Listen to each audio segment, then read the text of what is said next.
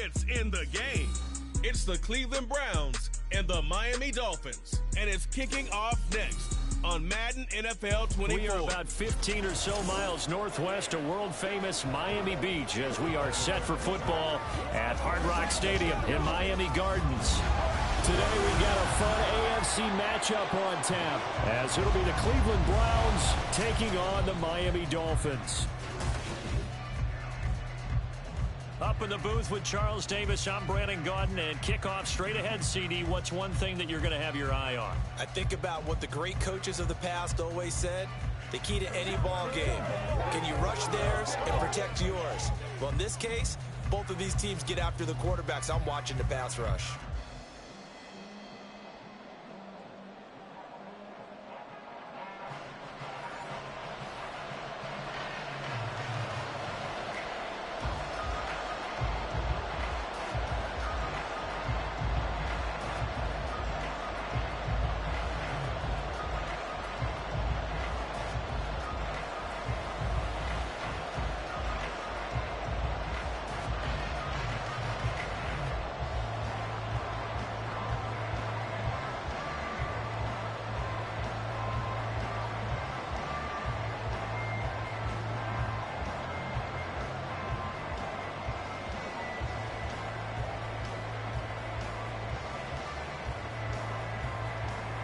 Ready for football now on a sunny Florida afternoon. And we are underway from Miami. Hill is going to take it out of the end zone. And that decision to bring it out ends up not being a good one. Cost him about 5 yards as he's tackled at the 20.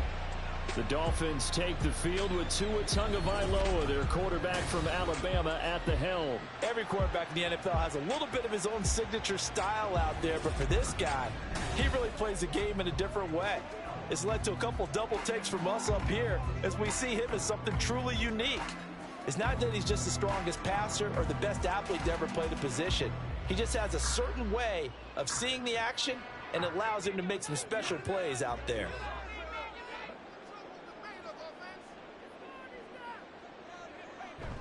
They fake the handoff. Now Tua. To the sideline and incomplete. You still hold your breath a little when Tua gets out of the pocket, but there he made the wise call. If there's nothing downfield, just throw it away.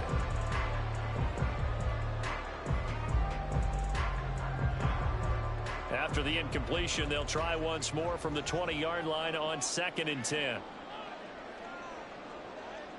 Here's Tagovailoa to throw. He's going to drop this underneath to Mostert. And able to break one tackle, but then quickly brought down. But a nice little gain. That'll leave them with a 3rd and 2 coming up. They got 8 yards there. I think the best offenses love to get the ball to their running backs in open space because they have the ability to make people miss, and they also have the ability to run over people. And if you do that throughout the game, after a while, they might just run through some of those tackles and go a long way. We saw him shed a nice tackle on that one. And he is going to have the Dolphins first down as they're able to get the 3rd down conversion. Well, I think when they look at their offense, they think to themselves, weapons everywhere, and they want to move the ball around. They want to spread it to different people. But you absolutely know they want to get this man involved as well, and that's what they just did on that play. Clock running under a minute to go in a scoreless first quarter.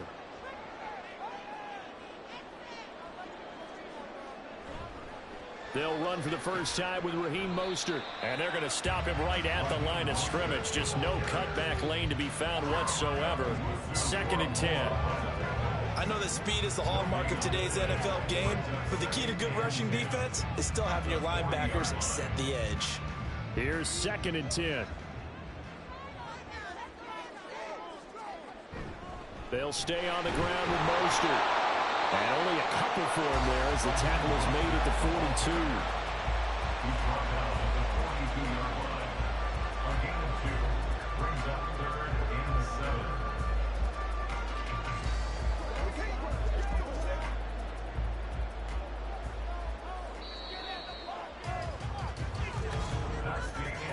We're scoreless after one.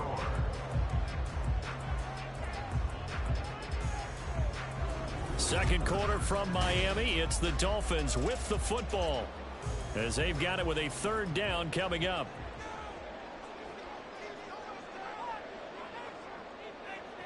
Tagovailoa working out of the gun, eluding the pressure right. And he's got the first down yardage there as he takes it just across midfield. That's good for 9 yards as they convert on the third down play. No surprise to see his sideline fired up by that big play. Heck, we're fired up and we're supposed to be neutral. That's a quarterback putting his body on the line to fight and just barely get the first down. When he does something like that, it gets everyone ready to lay it all out there and try to match his intensity. It'll be a gain of 5, and it's second down.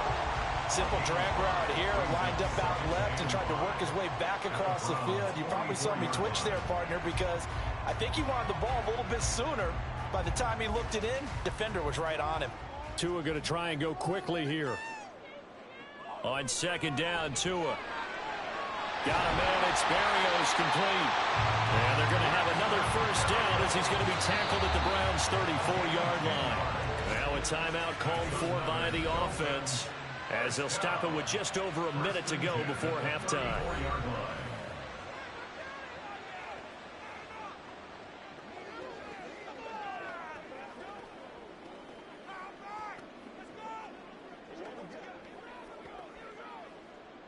From the 34 now, here's 1st and 10. Now Tua. That one caught by Tyreek Hill. And he is out of bounds inside the 30. That'll go for a gain of 7, and it'll be second down. And how about this first drive? They're being aggressive, slinging it around. Really confident, too, because they're not trying to fool them with running plays, throwing it, and they're being very successful right now. Again, they will throw it with Tagovailoa. On the out route, he's got Mostert. And down inside the 15, shy of the 10. The Dolphin passing game rolling here. They've got another first down. And the pocket's been protected pretty good here so far in the opening drive. We always talk about confidence in runners and catchers and quarterbacks. How about the protection detail? They're not allowing anyone near the guy throwing the football.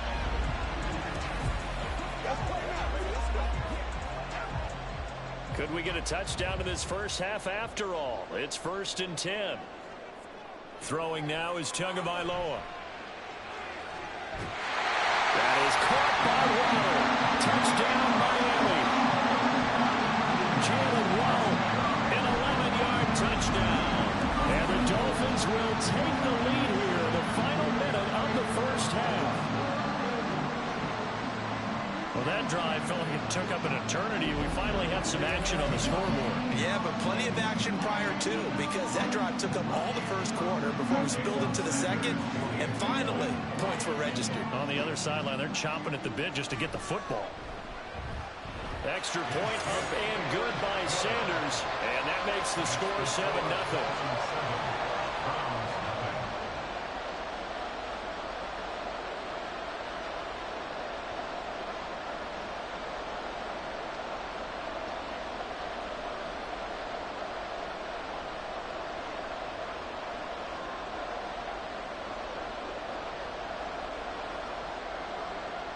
Now after the touchdown, ready to kick it away is Sanders.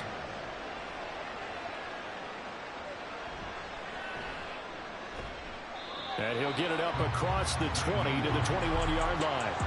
And here are the Browns for their opening drive.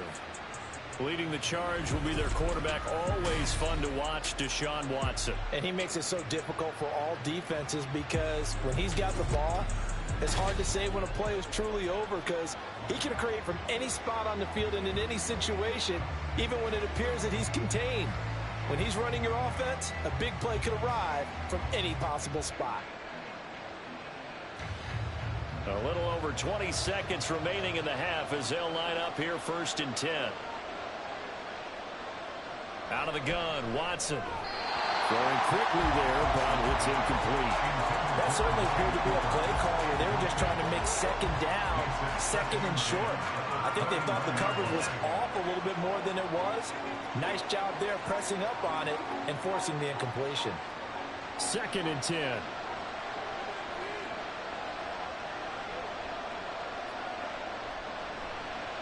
Not wanting to take a chance this time. They'll keep it on the ground. And he'll just keep 2 hands on the football as he'll be taken down after a short pickup. The Dolphins going to take their second timeout, as it'll come with 15 seconds to play in the first half.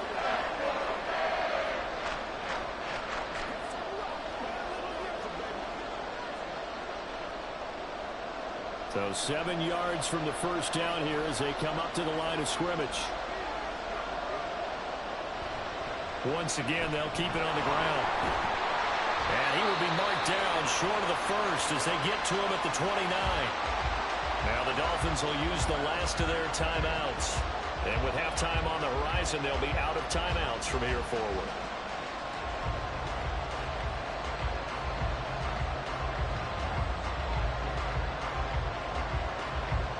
On fourth down, on is Corey Bojorquez to punt. Back deep is Tyreek Hill.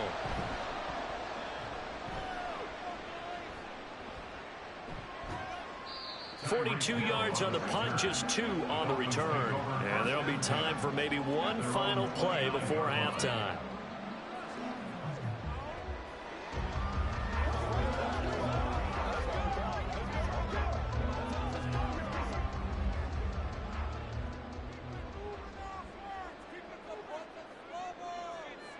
And with time running down, they go down to a knee.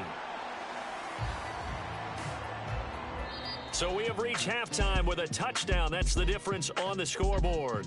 As we go up to Orlando now and hand it over to Jonathan Coachman with our EA Sports Halftime Report. Take it away, Coach. Okay, Brandon, thanks very much. Back to you guys in a bit. But first, we welcome everyone to our EA Sports Halftime Report. The Dolphins got some strong play out of their quarterback, number 1, Tua Tagovailoa. His touchdown pass is the only score of the game thus far, as his guys hold a 7-0 lead to this point. All right, Coach, thanks. Yeah, both teams likely to make some changes in what's been a closely fought battle to this point.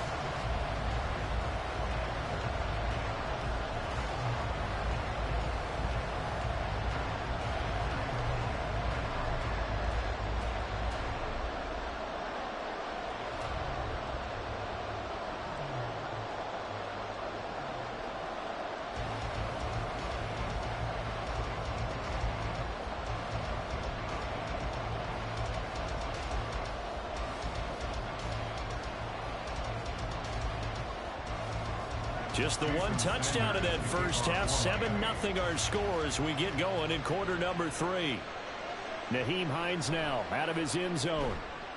And that decision to bring it out ends up not being a good one. Costs him about 5 yards as he's tackled at the 20. The Browns offense set to go to work to begin this third quarter. Charles, it'll be interesting to see what adjustments this offense made in the locker room. Haven't really been able to get anything going offensively. Virtually nothing in the ground attack either. So certainly something has to change here in quarter 3. And I'm pretty sure their friends from the defensive side of the ball told them exactly that, because those guys, the stop troops, they've been playing pretty well. They've kept them around in this game. Now they've got some time. The running game struggled in the first half. Opposition knows how to focus on defending the pass here. They've got to re-energize that ground game and maybe open things up for a comeback here in this half. Play action here on the first play from scrimmage. They want to see how the linebackers are going to react. Are they looking to stop the run? Or are they going to sit back in coverage? A really nice job there of going in attack mode early, and they pick up a quick first down. They couldn't ask for much more to this point in the second half. A gorgeous day, one-score game. 1st and 10 here. And he can't find a receiver, and he's brought down. They couldn't contain Deshaun Hand that time as he gets home for the sack. And, of course, that's not an easy man to sack. You know how elusive he can be trying to get outside of the pocket. That was a great play on the defensive side. And I wonder what was going through his mind, because he didn't seem as committed to using his legs to pick up yardage. He wanted to keep that play alive, so either take off and go. Trying to fit it into Moore, but it's intercepted. Picked off by Cam Smith.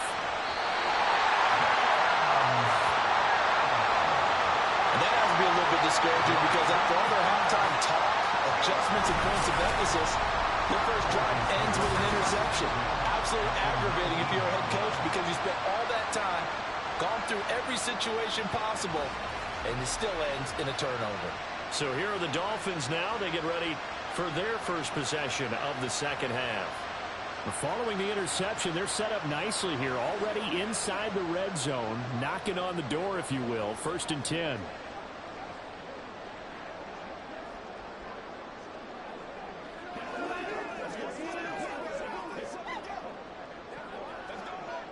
So here's a 1st and 10 now, down inside the 20. After the turnover, it's Tua. Looking end zone, but it's incomplete.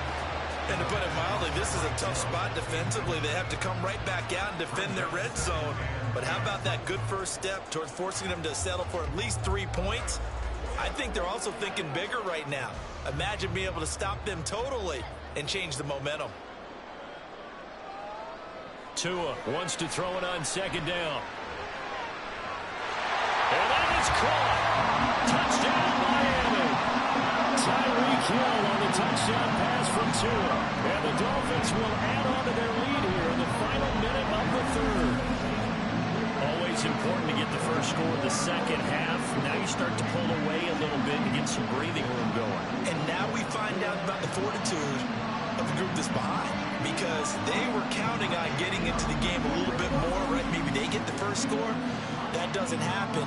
It looks almost insurmountable, but it's not. Let's see how hard they play the rest of the game. Extra point up and good by Sanders, and it's now 14-0.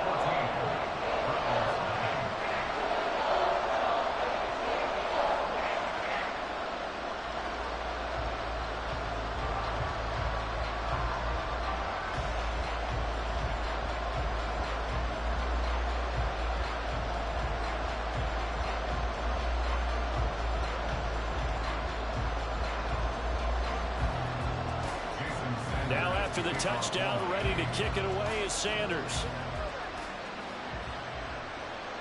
This fielded right at the goal line. And this return will net positive as he gets past the 25 and up to the 27-yard line. Ready to take over again on offense. Out comes Cleveland. And we'll see if they can bounce back from that last drive. In particular, if they can bounce back at the quarterback position, Charles, after throwing their first interception of the ball game. Yeah, and some guys, you know they're going to want to try and get a big play right away and take control back. Others, they're going to want to look to hit a couple shorter passes, get a little momentum back that way. But for the defense, that goal's not changing a bit. They want another pick. You're exactly right about that. In fact, you've got to watch them a little bit, because in coverage, they may cut down their gaps a little bit, maybe their splits a little bit, in order to try and get to the ball even faster. So the completion results there in 9 yards. And they'll have a 2nd and 1 forthcoming.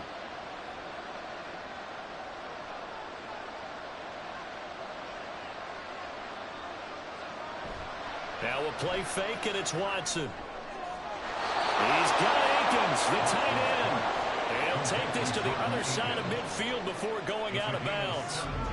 2nd and short, that's a rundown, so it's definitely a good time to go play action if you're feeling it. And they do so and pick up a 1st down.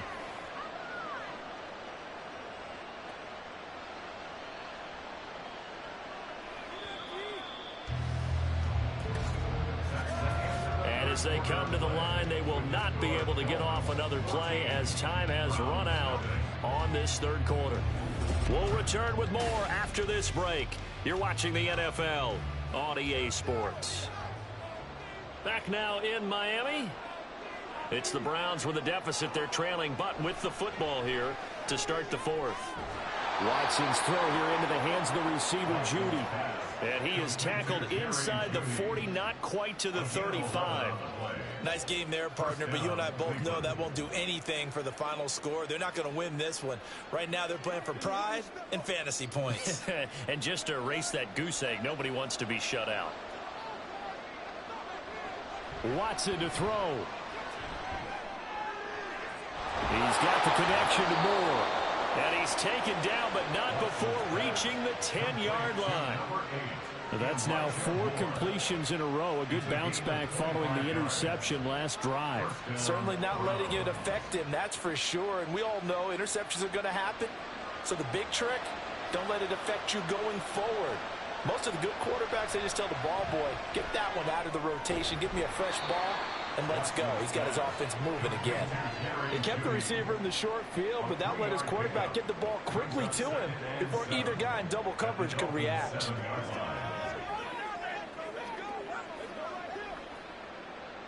Here's a 2nd and 7. Watson. Sideline throw, it's complete. And a nice job there of keeping the toes inbounds. If you're running out route, it's likely you're going to end up near the sideline. And what did we just see there? Toe tap. You got it. The benefits of practice. Toe tapping, foot dragging, picking it up, and making sure it was a catch. To throw, Watson. And they're into the end zone, but it's not verified yet. Hold on, there is a flag down.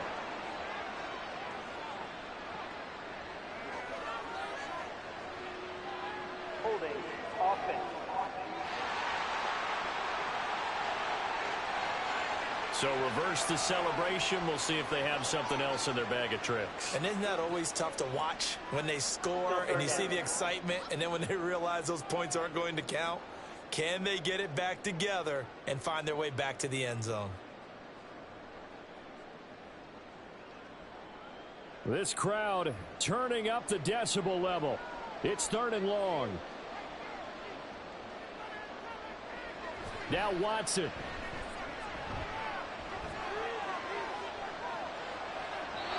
And this is going to be incomplete. That means it's just one last chance left, and this has to be a first down or a touchdown, or this game's over.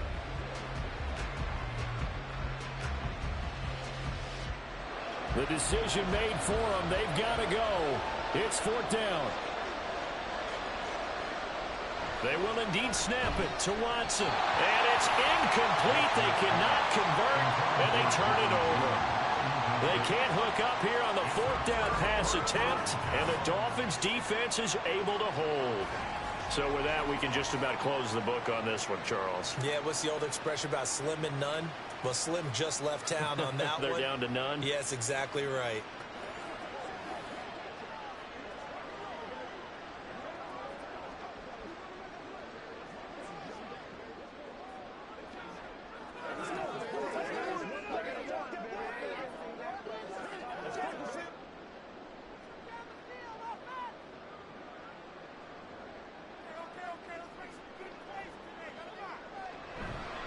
We've got to have two hands on the football here as they run on 1st down. And not much to speak of. Call it a 1-yard gain up to the 15.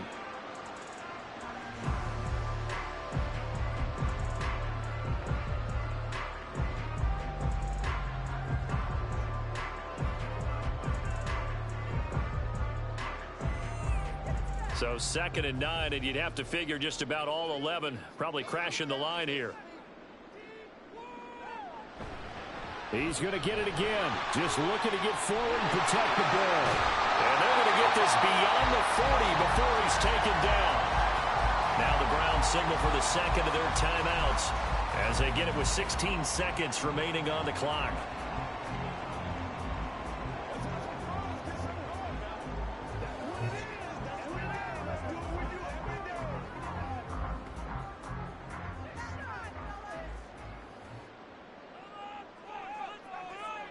The D can only stop it one more time as they take the knee. The Browns will quickly use their 3rd and final timeout. And as the two teams talk it over on their respective sidelines, we take a break.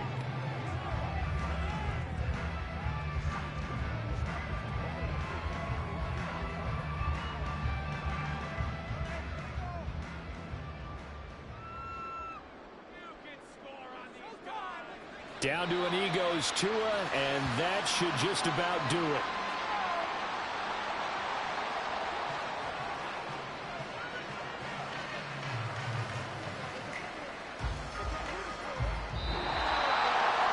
So a victory here for the Miami Dolphins, and they did it in shutout fashion. Impressive. Would it be too bland of a statement to say they didn't have the greatest day offensively? I mean, Did enough, though. Did enough, but yeah, you're right. Most games, it wouldn't have been enough. So they've got to go into the locker room and applaud their defensive mates and say, guys, you really carried us today. We'll try and get you back next time. But as for today, you guys are nails out there. That'll do it for us. For Charles Davis and all our hardworking crew, I'm Brandon Gaudin. You've been watching the NFL on EA Sports. For more, find us on Twitter at EA Madden NFL. From Miami, so long, everybody. Not headed to the airport for this one. One more day here will suit me just fine.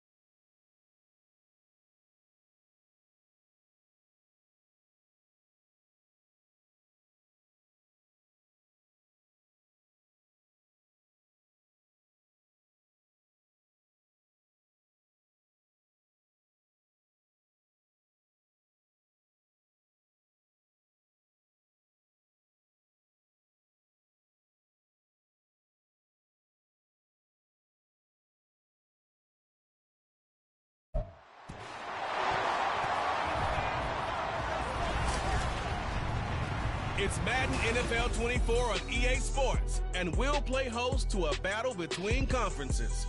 It's the Atlanta Falcons and the Pittsburgh Steelers. All that and more coming up next. EA Sports coverage of the NFL brings us to the world's steel capital in the city of bridges, Pittsburgh, Pennsylvania, and Acrisure Stadium. Straight ahead, we've got a pretty good one on tap.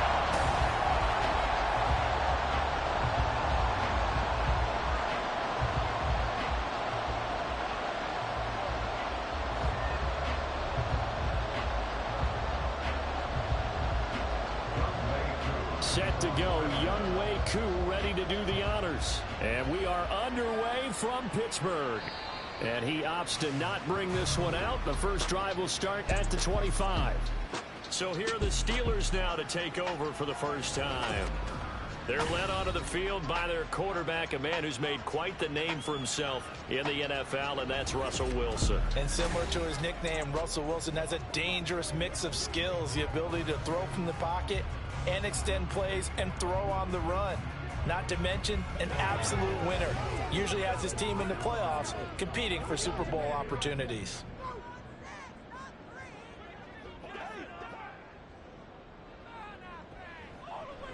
They turn to Harris to begin the drive. And he'll fight forward on the straight-ahead running for just a couple of yards. Second down. Well done to sniff that out defensively. He had it diagnosed pretty quickly. I love that description because diagnosed is perfect on that one. Read his keys, made the play, and he couldn't even get going moving the football. Now Wilson. That's swung out wide to Harris. It'll go as a gain of 4. And they're going to have a third down. I know it was a gain, but you have to sense probably a little bit of disappointment there because when it's out there in open space, I think they expect to get more out of a play, don't you? Especially when you're getting it to your guy out of the backfield. You're expecting him to be able to create something, be a little more shifty. Yeah, no doubt about it. Good open field tackling held it to an okay gain. Work in the middle of the field, and he's got a man complete. And they'll get this well past midfield before being stopped just before the 35. One heck of a third down conversion, 33 yards. We expected this defense to be tested by this passing game coming into this one, and there's an example on this first possession of the game.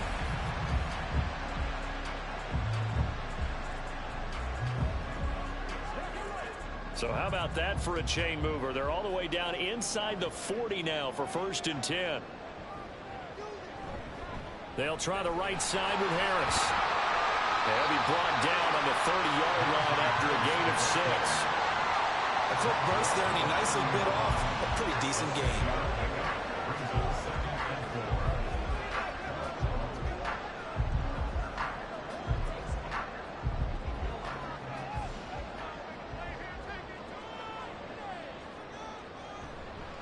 Opening carry of the game for Cordero Patterson.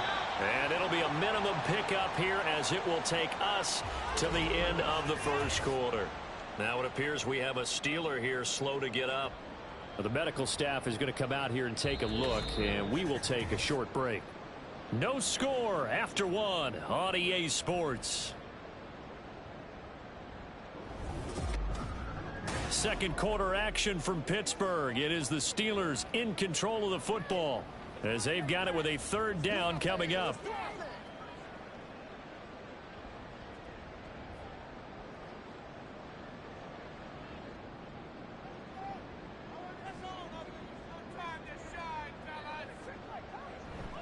Trying to pick it up on the ground with Harris. And taking it to the 15-yard line before he's brought down. That one good for 14 yards and a Steeler first. And that's the big fella's MO right there. Running through tackles, keeping the sticks moving forward. This defense, if you don't bring 11 guys to the ball to try and get him on the ground, he's going to keep making runs like that. I feel the press box shaking every time he touches the rock. This is complete to Watkins on the slant.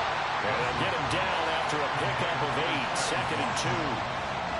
Nothing fancy on first down, but a very consistent type of a play. Hit that slant. A lot of people call it an extension of the running game, and it can be if that pass is completed, because you hit a guy on the run like that, he often can go for big yardage. Sets him up nicely for second down, staying ahead of schedule. And a big loss here as he's taken down. Now the Steelers use the first of their 3 timeouts, as it'll come with 36 ticks to go in half number 1.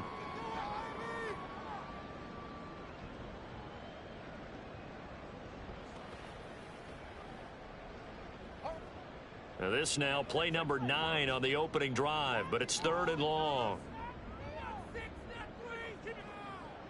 Wilson finds Pickens out right. Now the Falcons going to use one of their timeouts. It's just their first, so they'll have 2 remaining here before we get to halftime.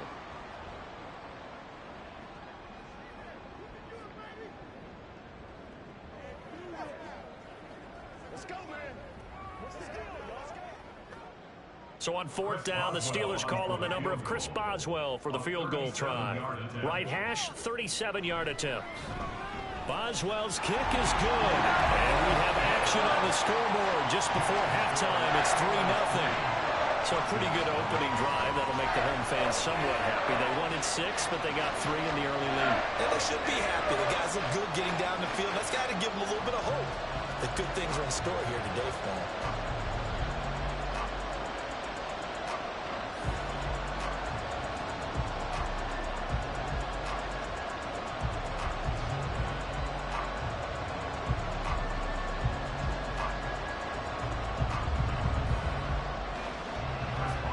Successful field goal try. Here's Boswell to send it away. And not wanting to risk anything here late in the half, he'll just take a knee and they'll bring the football out to the 25. So here are the Falcons now as they get set for their opening possession. Leading them out is their 6'2 quarterback who was a 4th-round pick back in 2012, Kirk Cousins. And one nice thing you can always say about Kirk Cousins is that he's consistent. Always puts up nice numbers each and every year. If there is a downside to his game, it's been the lack of playoff success. All in all, the formidable starting quarterback at a time in the league where it's tough to find your franchise guy. A little under 30 seconds to go. We'll see how they play it here on 1st and 10. Meanwhile, Cousins throw here into the hands of Moore. The Falcons going to use the 2nd of their timeouts as they'll stop it with 25 seconds to go here in half number 1.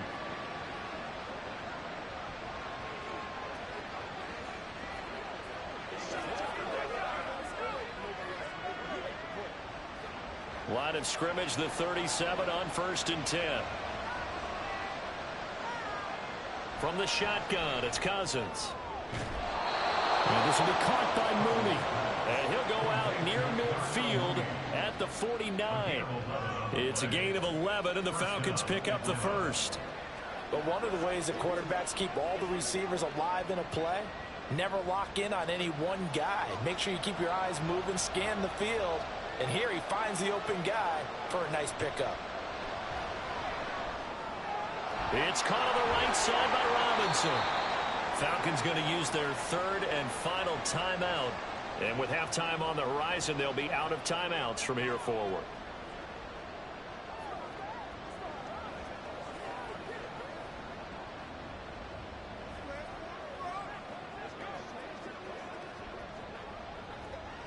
Second and 7.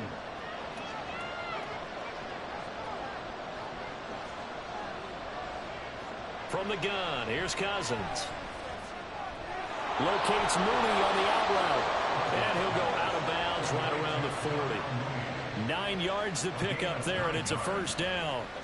And forget about the run to set up the pass. They're just coming out throwing. Forget trying to set anything up. They feel like they have the advantage. They feel like they have the matchups, and they're just attacking right now. Yep, going to the air on the opening drive.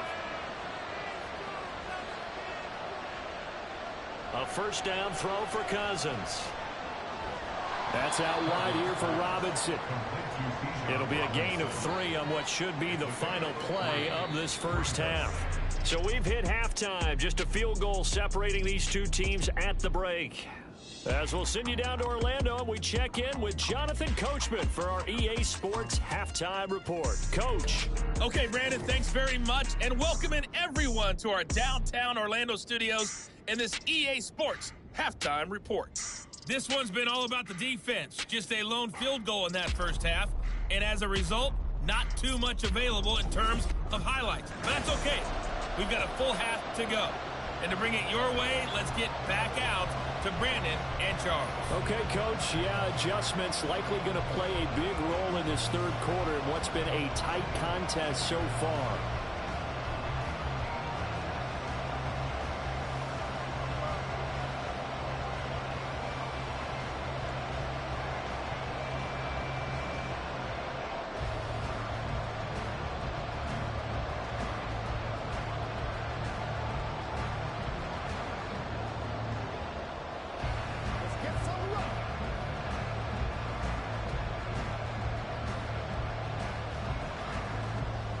Just one field goal in a tightly played first half as we resume action here in quarter number 3.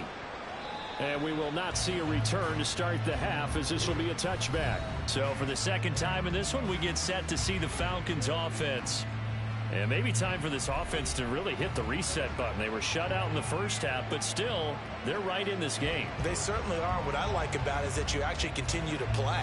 You know, you just find a way to make a few plays yourself, and you noted it. Right there on the border in this game, they're not that far off. Just got to find a play or two, and they could be very happy at that point. Cousins now to throw on first down. His throw incomplete. Well, there's an incompletion, partner, and the struggles through the air continue because so far their lack of passing production has led to a lack of points. A good action to this point in the third quarter. Just a 3-point game. 2nd and 10. Now Cousins. That's to the left sideline and incomplete. A couple of quick incompletions, and now they're just one more away from getting off the field. They've got options now. Could they dial up a blitz here or just drop everyone into coverage to crowd the throwing lanes? Well, terrible towels in full force now as the Steelers get set to defend this 3rd and long. On 3rd down, Cousins. Pressure comes, and the Steelers take him down. Finally hauled down for the first time this game. Multiple defenders in there to drop him. Okay, I'm not sure you could actually draw up a better pass rush than that one right there. Nowhere to go outside. He had to keep backing up and backing up and backing up. Eventually dropped for a huge loss.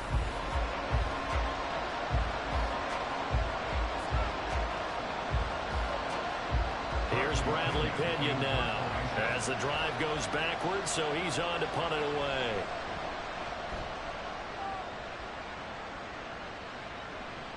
And he'll take it just outside the 40. Call that a 41-yard punt, 6 yards on the return. And the Steelers will go on offense here, 1st and 10.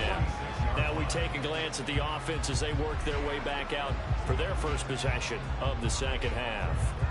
And both of these defenses have been stifling these last few drives offensively, just not able to get anything going. So what needs to change?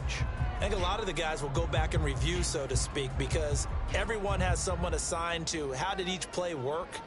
Okay, what did we use that kind of worked for us during this game? Try and get back to some of those plays, as well as the possibility of showing something you haven't shown already in this game and trying to change things up. We'll see if they take the advice of Mr. Davis. He was unable to shake free there, and they'll cover him for a loss of a yard. Well, Brandon, we could see that play developing, and they were hoping that he was going to be able to put a move on the first guy and turn it into a big play. But no such luck. The speed on defense continues to get better and better in the NFL. Pretty nice example there of those guys being able to run from their assignments and finish off that play. The second down play, not much better than the first, just a gain of 1 there. In the first half, he was held in check on the ground, but despite that lack of production, they still have the lead. And they've got to feel fortunate about that. If they can actually get production from their lead horse, that would help open up this offense and widen this margin too. On 3rd down, Wilson. He's got his target. That's complete. And they'll have it in the red zone before he crosses over out of bounds.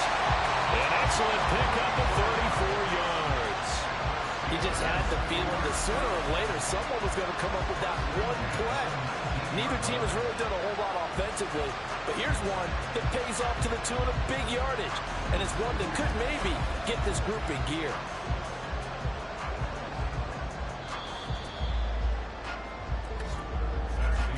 And they're not going to get to the line to run another play, so we will switch ends as the third quarter has come to a close. You're watching the NFL on EA Sports. Back now in Pittsburgh. It's been a very hotly contested game to this point. Just a field goal separating these two teams as we get set for the fourth quarter.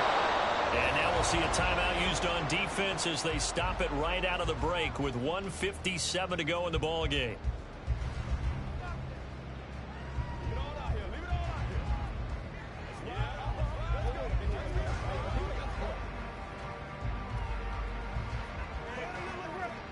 This, in all probability, another run here on 2nd and 8.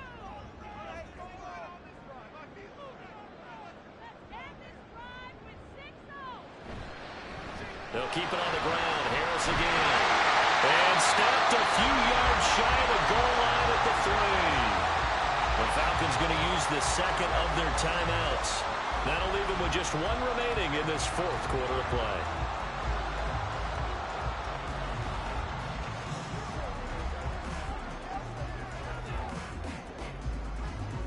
It's 1st and goal, and a late touchdown at this stage could officially salt this one away. Harris. Falcons going to use their third and final timeout as they'll talk things over prior to this upcoming second down play.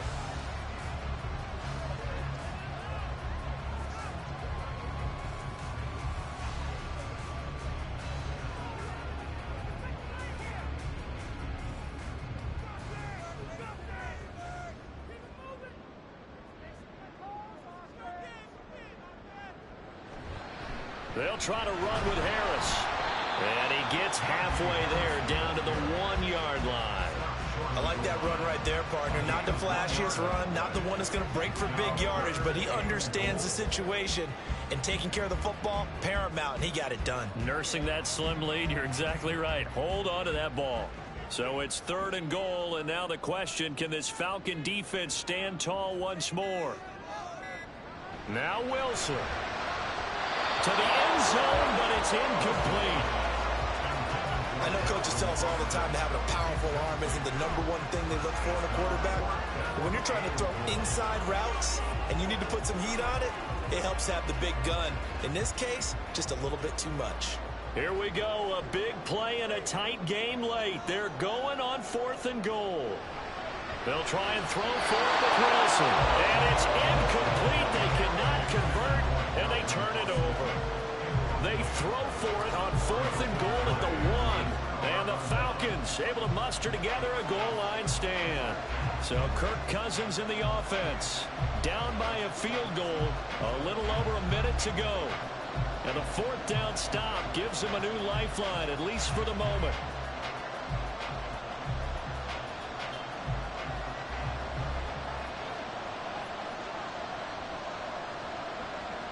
Now Cousins. This is Robinson. But the defense on him quickly at the 6-yard line. It's a gain of 5. Brings up 2nd and 5 at the 6-yard line.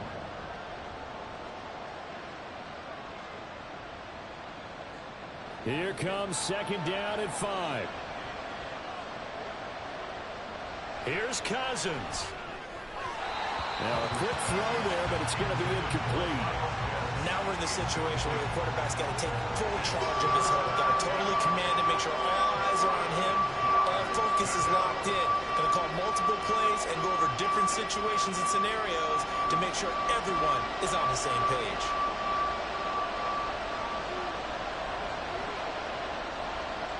Cousins to throw. The throw right side here going to be incomplete. They've got one chance left to keep this one going, and I think for you and me, Let's think along with the offensive coordinator now. Has to think back, cycle through every play of this contest, and remember what's worked and what hasn't. Because right here, he needs the best play of the game in order to keep this one alive. Pass complete to Robinson. And they will get the conversion on fourth down to stay alive, but time not an ally. They keep the game alive, at least for the moment, as it's a first down. They had to get it away from their end zone somewhat, but still a long way to go. Had to start somewhere. That's probably the best outcome possible. One last shot now for Cousins. Pressure gets to him, and down he goes. Back at the 4-yard line. So this one in the win column for the Pittsburgh Steelers. And not all W's are created equal, CD, and this one came in shutout fashion. Well, their offense certainly didn't need to do anything, right? They could take the day off, and they did. But the defense, they carried them in a big way. Yeah, look, the offense obviously stuff to work on, but they did enough, and the defense carried the load. But you know what they say, it's always fun to work on things. If it didn't go well in your game, with a victory in your pocket. And that's what they've got going forward. So that's a wrap for Charles Davis. I'm Brandon Gaudin, and this has been a presentation of the NFL on EA Sports. For more, check us out at easports.com. The Steelers earn the win at home as we say so long from Pittsburgh.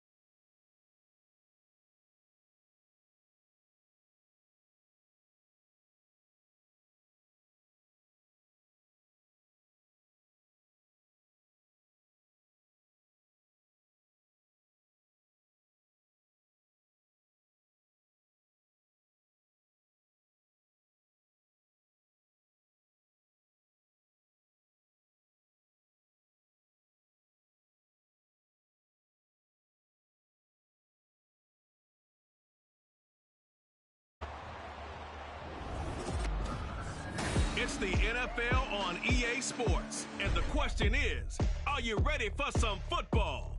It's the Los Angeles Chargers and the Jacksonville Jaguars. And it's coming up next on Madden Football.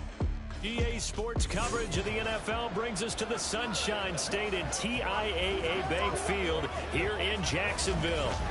But today, two AFC teams set to do battle. It should be a good one, as it'll be the LA Chargers taking on the Jacksonville Jaguars.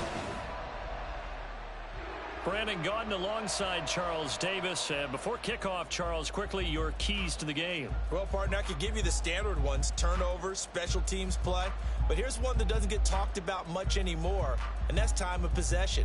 Whoever controls the football, gives their defense a break, and takes care of business, that's the team that's going to win this ball game.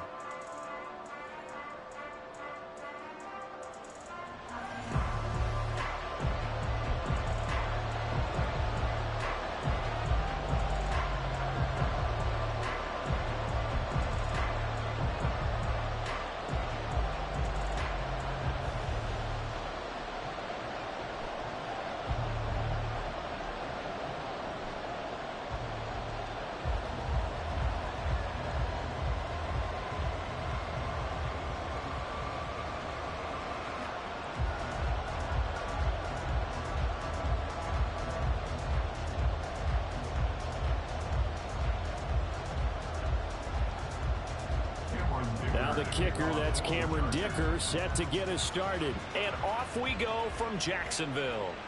This taken in right around the goal line. And he's up past the 20 to the 22-yard line. So here's the first drive now for the Jags.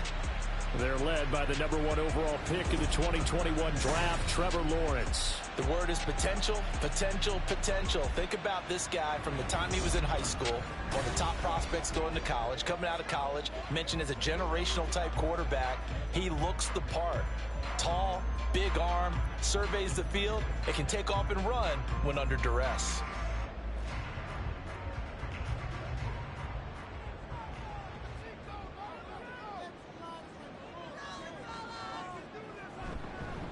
They'll start on the ground. Etienne. And he takes us beyond the 35 before going out of bounds.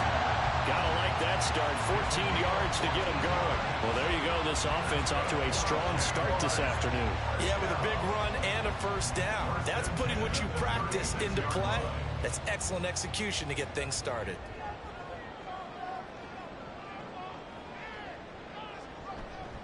On first down, right back to Etienne. And he is met in his tracks behind the line of scrimmage. Give all that credit defensively to Khalil Mack. A great stop in the backfield. Sometimes you just sit back and marvel at what he can do defensively. Speed, strength, quickness. He's the whole package. And that package just wrapped up the runner for a loss. On second down, Lawrence. That's to the sideline and incomplete. So many times we've seen him try to escape the pocket and do something with his legs, but in this case, the pressure was too intense and he made the wise choice to just get rid of the football and make sure no one was going to get it. An incomplete pass on that last play, and that means they'll need to come up with something here on third down. Now Lawrence to throw. They'll try and set up the screen to Etienne. And they'll get him down at about the 37, well short of the first. 5 yards, and that means they come up short as they're going to have to punt here on the opening drive. And that's a play that's not uncommon on third and long because the offense is just hoping that somehow they can get a guy in space and follow some blockers downfield. Does a pretty nice job there getting a few yards, but he ends up getting stopped before he can get the first down. A 47-yard punt, maybe a couple on the return. And the Chargers will be backed up deep to begin their drive as they take over first and 10. So out comes this offense to take over for the first time. And at quarterback from the University of Oregon, it's Justin Herbert. And he is just absolutely marvelous to watch throw a football. That's something I could do all day long, watch him throw routes versus air. But he's even more impressive when there are bodies on the field, and he's creating with big throws downfield. Herbert going to lead up the Chargers here, 1st and 10 at their own 15. They'll try and start this drive in the air. Complete to Johnston here. And he'll be just shy of the 20 at the 19 as he goes out of bounds. So 5 yards here, 5 on the play. And that'll bring up 2nd down.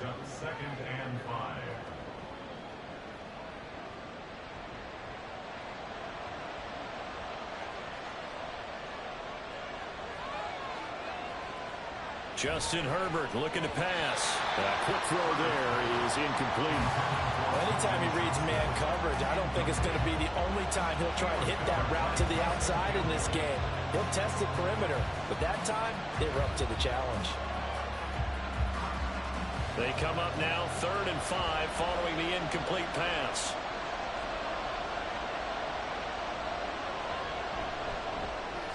To the right side and complete to Hurst. And this will not be enough. On 3rd and 5, he only gets 3. Call it a pickup of 3, and also now likely a punt on their opening drive. We're scoreless after 1.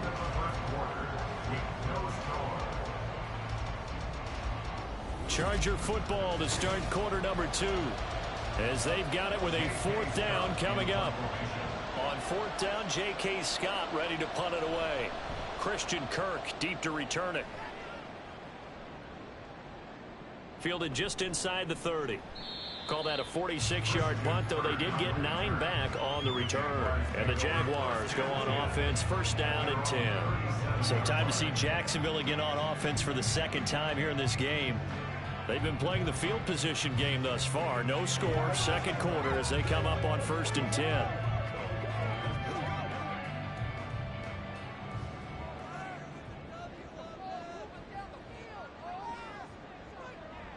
Lawrence will throw. Screenplay. Here's Etienne. And this winds up a pickup of 2, maybe 2.5 to about the 39. Nice job by the defense figuring that play out and holding it to a short game, but I don't think the offense is going to be daunted.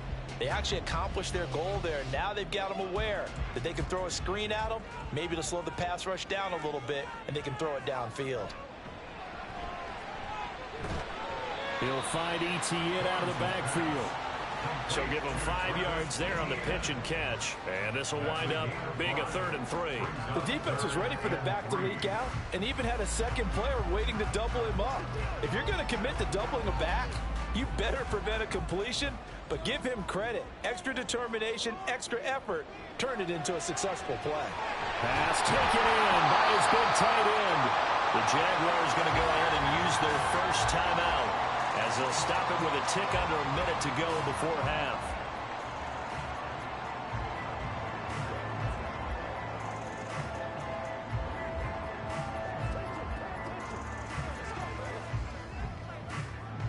Could we get a touchdown in this first half after all? It's 1st and 10.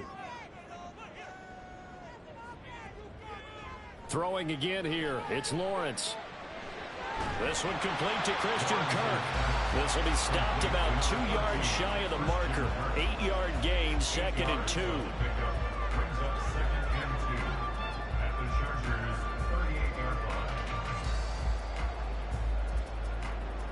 Now the Jags are moving quickly in the hurry up. Now Lawrence to throw on 2nd down. And that falls to the ground, incomplete. A nice job of bodying him up defensively, and now it brings up 3rd down. As soon as he leaked out and began his route, someone on the defensive side broke with him and arrived just in time to separate him from another reception. So 3rd and 2, this quite possibly 4-down territory, though, if they're stopped. Now Lawrence. Work in the middle of the field, and he's got a man complete. Now the Jags will use the 2nd of their timeouts as they'll stop the clock with 26 seconds to go until halftime.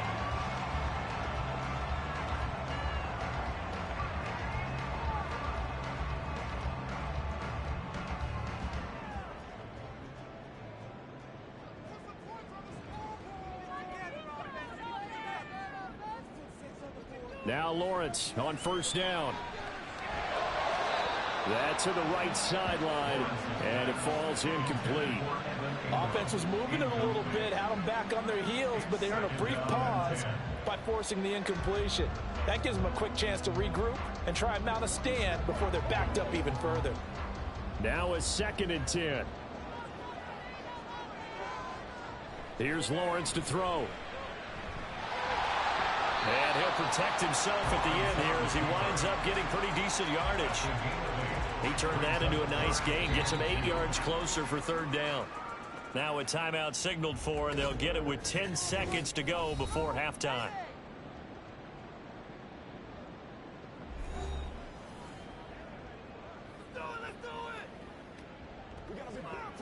Keep our voice.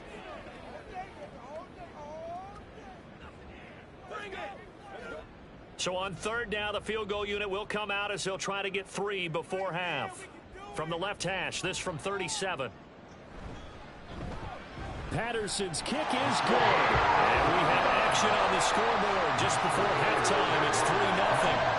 So they're able to end that drive with 3 points in this one-possession ball game. And ideally, you want to end every drive with points. Most quarterbacks, you tell you, let's end it with a kick, right?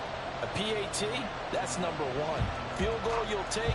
Punts, you really don't want to do that. In this case, they'll take the field goal and get prepared for the rest of the game.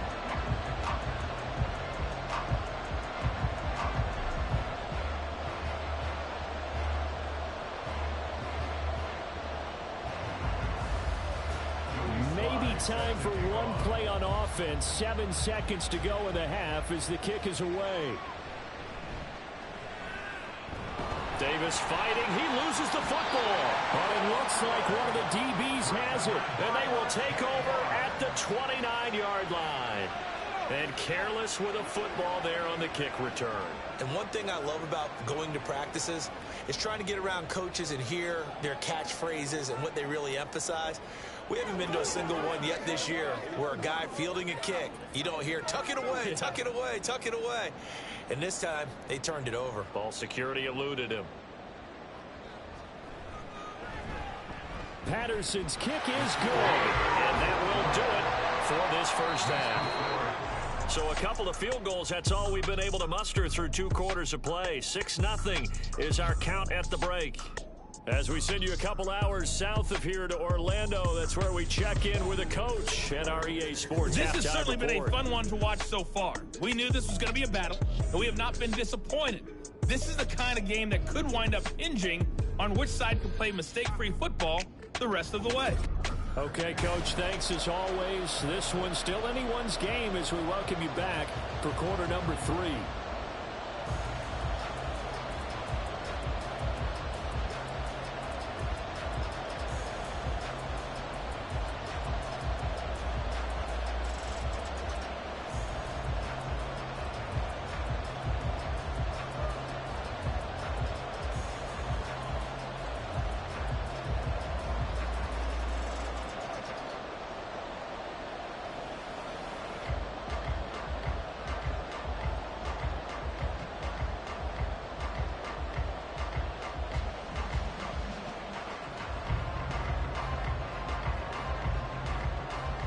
The Chargers going to get the football first here in this second half, and they trail as we get back underway.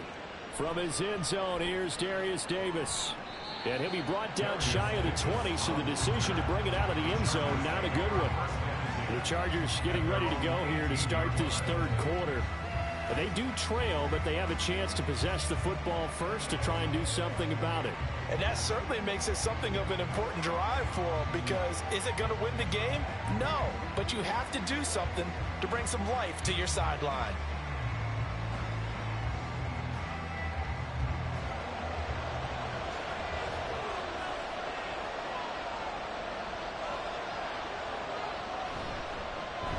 The drive starts with a carry by Edwards. And he'll take this up only to about his 18-yard line. Just a yard on the pickup there, and it'll bring up a 2nd and 9. I have to think a major focus of the halftime meetings had to be figuring out how to create space for the running game to get operating. Well, what you pointed out to me at half seems accurate. That line has struggled to sustain blocks. Yeah, I would agree with that totally. They've got to focus on staying on their double teams at the first level, make sure that block's secure before they slide off and try and chip someone at the second level. First down, Los Angeles there with a pickup of 14 yards. The more football I watch, the more I want to check and see if teams are going to panic when they're down on the scoreboard. And this team has shown no signs of doing that. A lot of the time, they come out after the half. Things haven't worked so well in the first go-around. They want to throw the football like crazy. But the way to open up throwing the ball is to run it. And they've run it well here to start the second half. And he'll have it past midfield almost to the 40 before being taken down. A good pickup there, 26 yards. But look what we have here, a sustained drive, and that was certainly AWOL in the first half. They really struggled to try and move the football. But right now, they certainly seem to have the formula working. Let's see if they can keep it up. Still in search of their first touchdown of the game, but they're on the move. 1st and 10. Up the middle, it's Edwards. And he is going to be stopped cold behind the line of scrimmage. Well, hang on here a second. Looks like a Jaguar in some obvious discomfort from that last play. The medical staff will attend to him, and we will step aside. On 2nd down, Spiller looking for space. And this one goes nowhere. Losing yardage on the play back at the 46. Just a loss of a yard there, but it's not going to help. Now they face a 3rd and 14.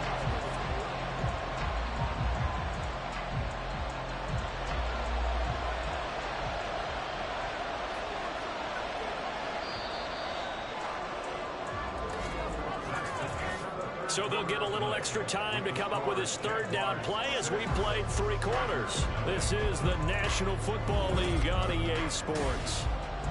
Back now in Jacksonville. It's Charger football, but they trail here as we get going in quarter number 4. Now on 3rd and long, they'll look to throw. Setting up the screen, here's Spiller. And he's going to get out of bounds with the 1st down, so that's going to double their pleasure for sure. They get the 1st and save a timeout. You want to see a defensive coordinator get upset and throw his headset? This is the kind of play that'll do it. You force 3rd and long. This is almost sort of a give-up play. You're just hoping to get something positive, and it winds up breaking big, and they convert on 3rd down. Herbert. Complete yet again to Spiller. Bottom line, 2-yard gain's just not going to cut it in this situation. You've got to move the ball downfield in order to have a chance. Defense will give them that the rest of the way.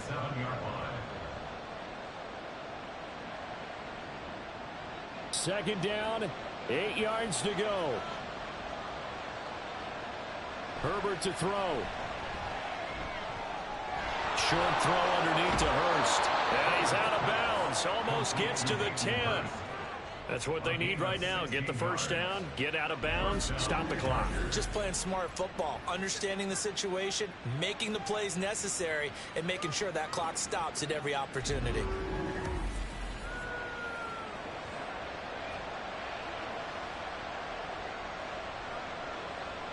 Plenty of time. All 3 timeouts still remain. Here's 1st and 10 now.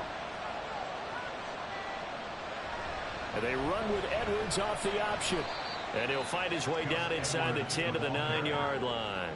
Well, that call makes sense because they've been throwing it well on this drive, and once again they show passing formation, showing the shotgun. Then they ran out of it. That's a nice play by them defensively, though, to hold it to a short gain. Here comes 2nd down. Herbert gonna throw. Drops it underneath to Spiller. And here he'll get it down to the 7. And it appears we have a Charger shaken up on that last play. Hopefully, obviously nothing serious here. Medical staff, though, going to take a peek, and we'll take a break.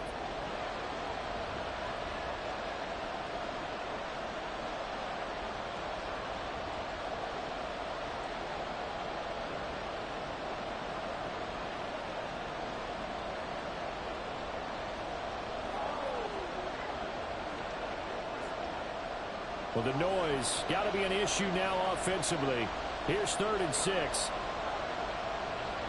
Herbert. He had a man open, but he missed him, and it's incomplete. With that incompletion, reality is staring them right in the face. This entire game is down to the next snap. No choice but to go. Here's 4th down now. Now Herbert. And it's incomplete. They cannot convert, and they turn it over. They had to go for it with such little time remaining, and this long drive is going to wind up yielding nothing. So they finally get their first trip to the red zone, and it ends with nothing. And that's what I'm going to focus on with you, because you teed it up really well. Finally get to the red zone. So there's got to be a little bit of frustration because they haven't moved the ball as well as they wanted to all game. Now they get there, but we got to go for it because we don't know if we can get back here again. We don't know how many opportunities because they've been sputtering a little bit. Absolutely. At this stage in the second half, to get there and not get it for the first time, tough. 5 points of contact necessary at this stage as they'll run on 1st down. And he can only manage to get a couple. 2nd and 8 coming up.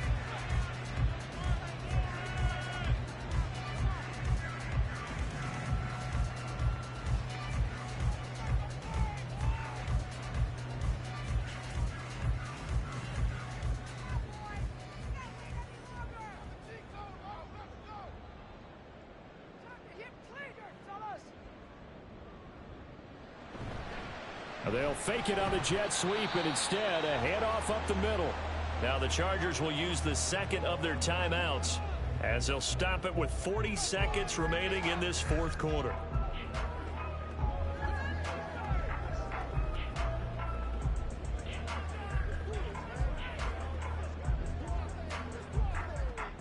A 3rd down now. Those last 2 plays indicative of how things have gone for them. Just nowhere to go on the ground and struggling to put up points. And they'll go again with Etienne.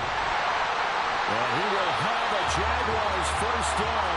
And that ought to be the one that seals the victory.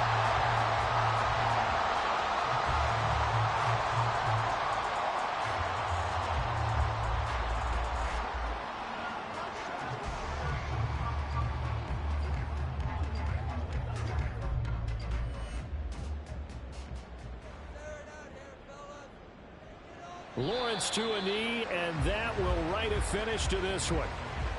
Brandon, I can just tell you from experience, there's nothing like pitching a shutout on defense, but even more so when it's a tight game. I mean, when every defensive play is crucial and you don't give up any points, boy, they're going to feel awfully good about themselves after this one. Yeah, exactly. The offense wasn't humming, but, hey, all they needed was...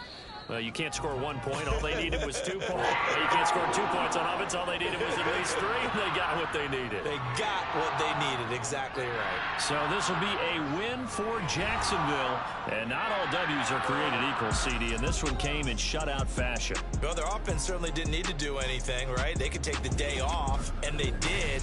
But the defense, they carried them in a big way. Yeah, look, the offense, obviously stuff to work on, but they did enough, and the defense carried the load. But you know what they say, it's always fun to work on things if it didn't go well in your game with a victory in your pocket, and that's what they've got going forward. So that'll do it for us. For my partner, Charles Davis, and all the hard-working men and women on our crew, I'm Brandon Gaudin. You've been watching the NFL right here on EA Sports. The Jaguars are winners here as we say so long from Jacksonville.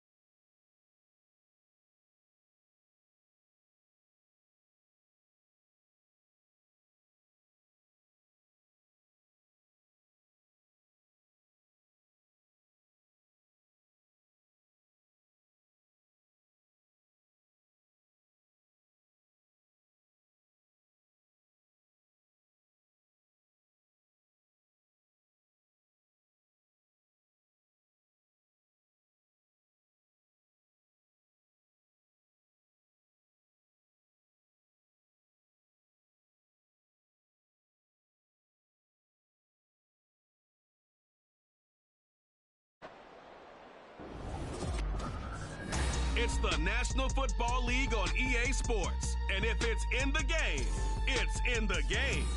It's the Bucs and the Rams. Coming up next. EA Sports coverage of the NFL brings us to the City of Angels, Los Angeles, California. Coming up, we got a good matchup on tap here, as it'll be the Tampa Bay Buccaneers taking on the Los Angeles Rams.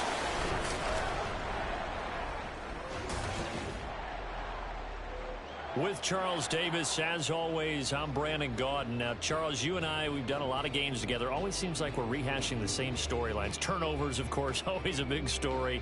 Quarterback play, running backs, yada, yada, yada. But getting ready for this one word kept coming to mind, and that's preparation. Well, it's critical to be prepared physically, mentally. When you think about getting ready for an NFL game, you have to wonder, what will they throw at us that maybe we haven't seen before? 2-minute drill, maybe different things like that. Got to be prepared. You're exactly right.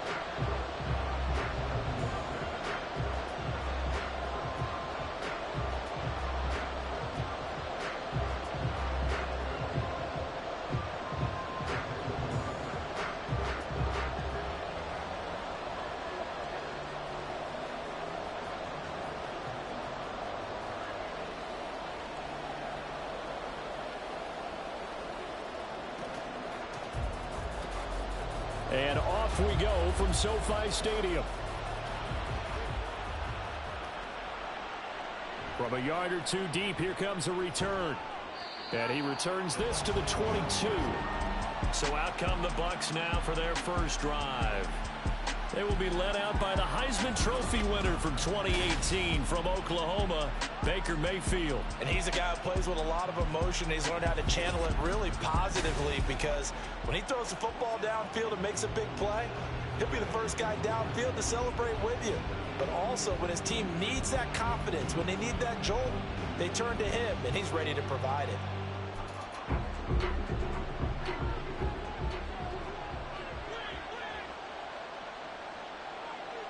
Baker going to throw this right away. And his first look is incomplete. We'll put a check mark in the box where the defense coordinator was saying, how well can we stay with these receivers if we're in man coverage? Because he just did it on that one, forced the incompletion. That allowed him to get bolder with his pass rush, won't it? Absolutely. Frees up your guys elsewhere. An incomplete pass on first down. That leads to a 2nd and 10. A first carry for Rashad White. And he'll go down right at the 30-yard line. That'll leave them with a 3rd and 2 coming up. They got 8 yards there. And that looked like some pretty easy yardage there right up the gut. And he's a guy that has some height to him. So when you don't have to drop a shoulder or create or get through contact or trash, makes it a lot easier to stay upright, see the field, and make a run as we just saw there. Well, they needed 2. They could only get 1. 4th down. Absolutely love the effort there. The ability to flow from his inside spot and stop that one at the line of scrimmage. Nice linebacker play.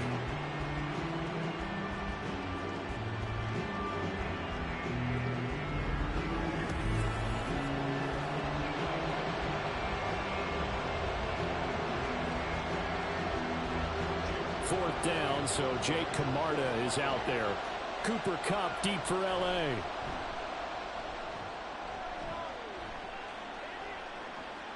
Pulled in at the 24. It'll go as a 42, make it a 43-yard punt. 6 on the return, and the Rams will go on offense here with a 1st and 10. So now we'll get a look at the other offensive unit as they come out for their first possession. Leading the charge at quarterback, the former Georgia Bulldog, Matthew Stafford. And Matthew Stafford was taken first overall in the 2009 draft, and he certainly played like a top pick. Throughout his career, he's been one of the most prolific passers in the league, and there's no reason to believe he's going to slow down his production anytime soon. Not only that, he's also one of the tougher quarterbacks in the league as well. They begin the drive with Williams. And he went nowhere. He'll lose yardage back to the 29. Officially, it's a 1-yard loss. That's going to bring up 2nd and 11. And that's exactly what you're looking for at the inside linebacker spot. Versatility. He can drop into coverage, or as he did on that last play, uses speed to get to the perimeter and knock the ball carrier for a loss. Here's Stafford now on second down. And that one's going to be off target and incomplete. Certainly appeared to take away his first read, and by the time he tried to look elsewhere and find an open target, the coverage was too good. That one falls incomplete. An incomplete pass on that last play, and that means they'll need to come up with something here on third down. From the gun, here's Stafford. Going up top. And unable to connect, incomplete. Now give them credit, they took their shot, but it's going to bring up fourth down. Not only did he have a chance to scan the field there, it felt like he had a chance to scan it twice. The protection was that good. Unfortunately for him, the coverage downfield, equally good. So they're forced to punt on fourth as this one's away. They'll look to set up his blockers.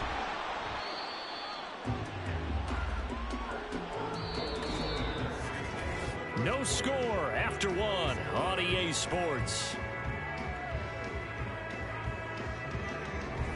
Second quarter now, and it's Buccaneer football as they get set to start their drive with a 1st and 10.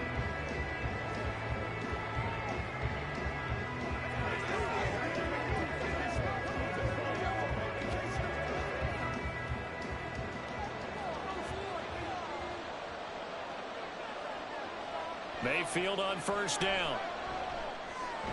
It's caught. This is White. Well, following the play now, they're going to stop the clock here as a man is shaken up. So as the medical staff takes a look, we'll step aside. 2nd and 7, operating from the 34. To throw, Mayfield.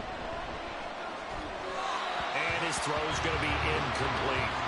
Well, congratulations to them. They come through defensively with another stop. And let's face it, this secondary, they've gone unchallenged so far in the first half.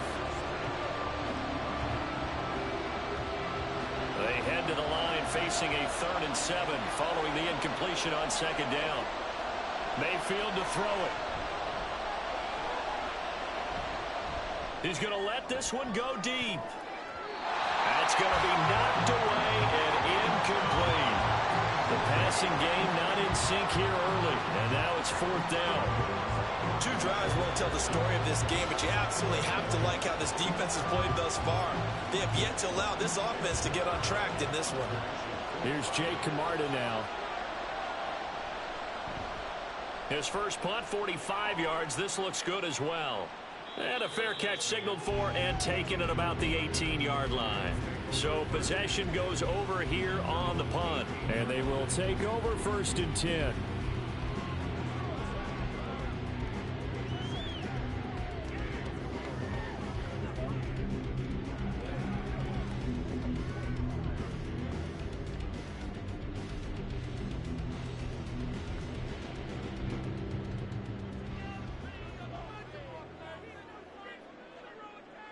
Stafford now to throw. And that is going to be incomplete as he led him a bit too much. He shook his head right when he released that throw. He knew it was going to be a little off target. Yeah, the excitement got him on that one. Wasn't able to control the fact the receiver was open, and it would have been an easy throw. After the incomplete pass, here now is 2nd and 10. Throwing is Stafford. And on the left sideline, he caught it, but out of bounds, according to the head linesman. Incomplete, so the ball a little late getting there, and it's 3rd down.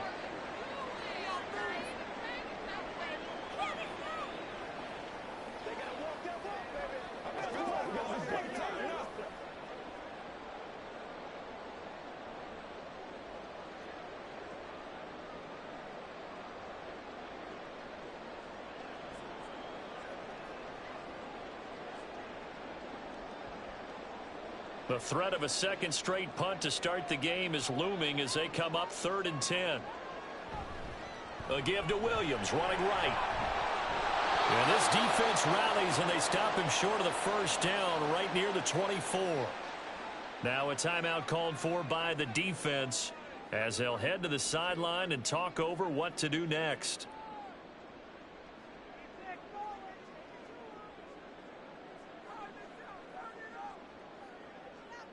Here's Ethan Evans now.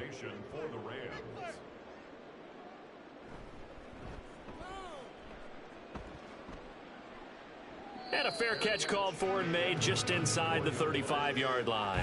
Yeah, call it 38 yards on the punt, no return. And the Bucs will get ready to go on offense.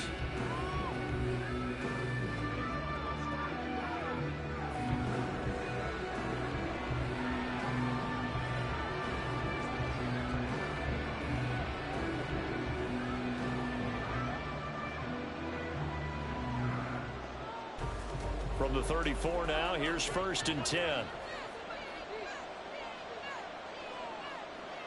Mayfield now. And this one incomplete. Threw it down at the feet of his receiver. They've been playing sound fundamental defense thus far and able to keep this offense from creating a major dent on the scoreboard. Able to force the incompletion, but still waiting for that game-changing play. You feel like it's coming, the first sack, the first turnover. In a sense, they're playing old-school defense right now. The new-school defense is what you said, taking the ball away. Another throw on 2nd down, and this one incomplete as well. Three completions on 1st and 2nd down. It certainly seems like a reflection of what we've seen so far in this game. The defense, quicker to the punch so far. Let's see if they can get something going here on 3rd down. Now they face a 3rd and 10 after back-to-back incompletions. Throwing, Mayfield. Looking for Godwin, but it's intercepted. Picked off by Darian Kendrick. He may go. And they will finally put it into the return, but not until he takes it back all the way inside the 10-yard line. If you're a lover of offense, this has not been the half for you thus far. Luckily for me, though, I'm sitting next to a lover of defense, and we have had plenty of that, including that interception. Yeah, and I mean, that still makes it a great game, doesn't it? Everybody talks about if the ball's not in the end zone and points going up on the board, it's not as much fun. I love these defensive battles. Something's got to give with these turnovers. Who can convert them into points?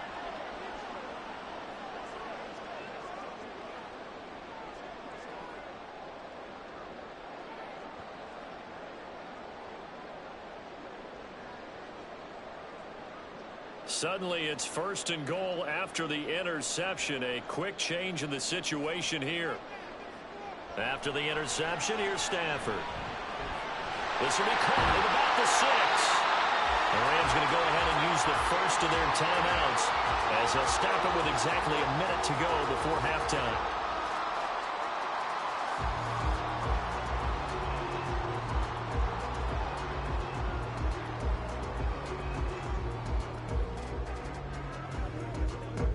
From the 2 now, 2nd and goal.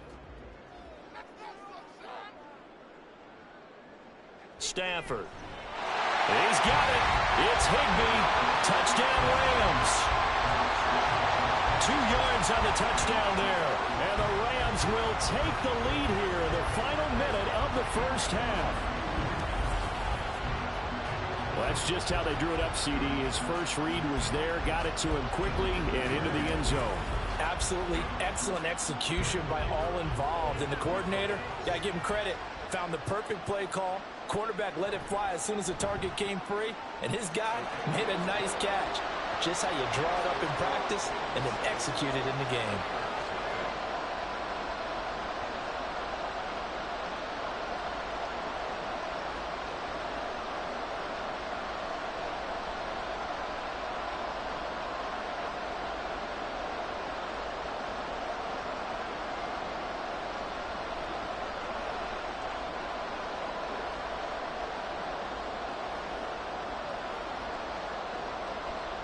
The Rams kickoff team on the field, and here we go with the ball in the air.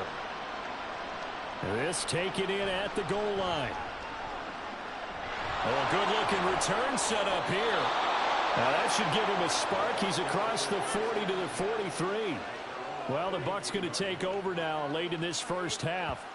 And with great starting field position and a couple of timeouts at their disposal, they'll certainly have the green light here.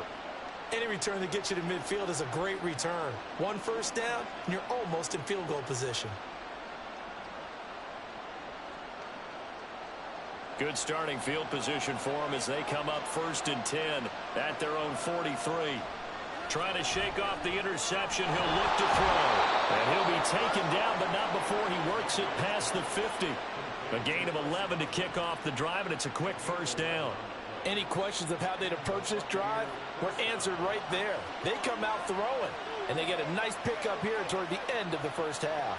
1st down now, but that clock rolling. Mayfield. This ball complete to Trey Palmer. The Bucs going to go ahead and use the 2nd of their timeouts as it comes with 22 seconds to go here in half number 1.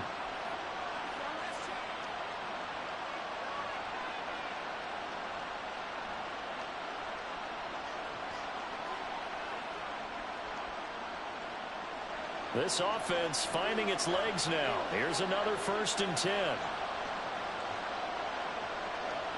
Here's Mayfield. That's complete to his receiver, Godwin. And down inside the 15, shy of the 10. 14 yards that time for number 14.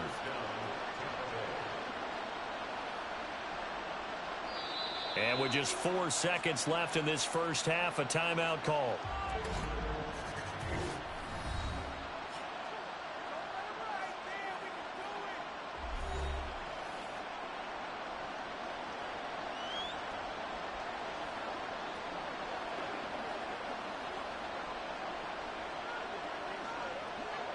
So with 4 seconds to go in the half, here's the field goal unit onto the field. From the left hash, should be a fairly easy one here. And his kick is right there. It's good, and they are on the board, but still trailing. It's 7-3. Now, maybe a moral victory of sorts. They're on the board here late in the 1st half, but this offense just hasn't looked that sharp. Yeah, but at least they got the 3 points, right? At least have something to, quote-unquote, hang their hats on and maybe feel a little bit better about themselves as they head to the half.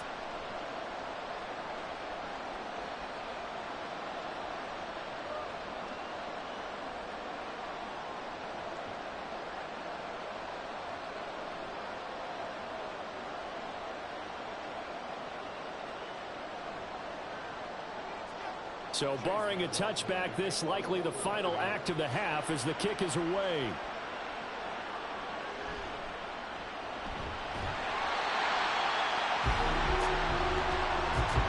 So we reach intermission here in a low-scoring game. 7-3 is our score. As we send you cross-country to Orlando, Jonathan Coachman is there and has our EA Sports Halftime Report. All right, Brandon, back to you, too, in just a bit. But first, welcome everyone to downtown Orlando and our EA Sports Halftime Report.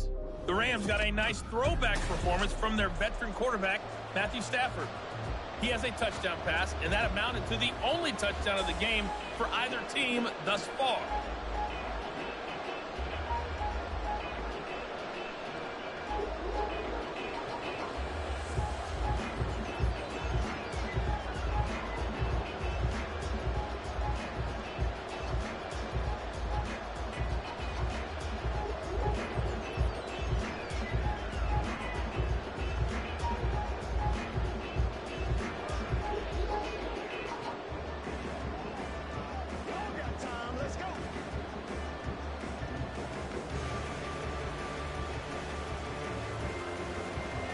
Going to get the football first here, and they look to build on their lead as the 2nd half gets started.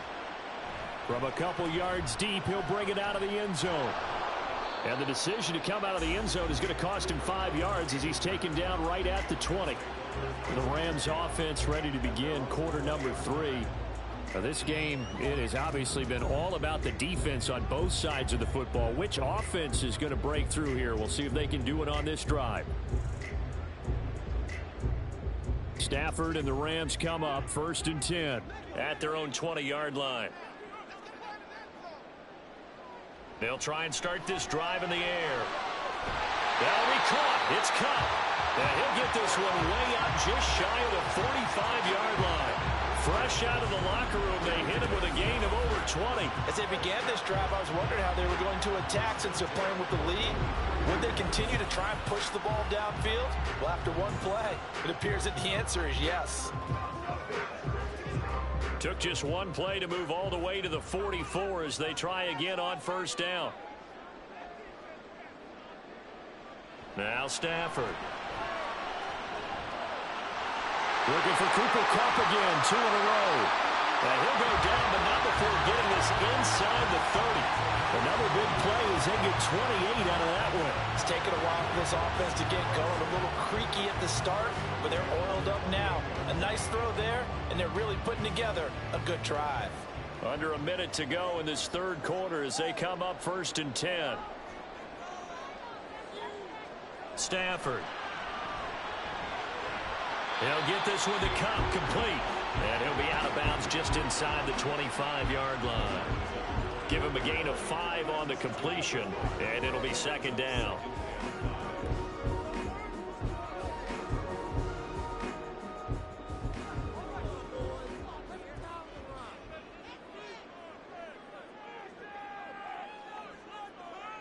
Now a toss left side. It's Williams.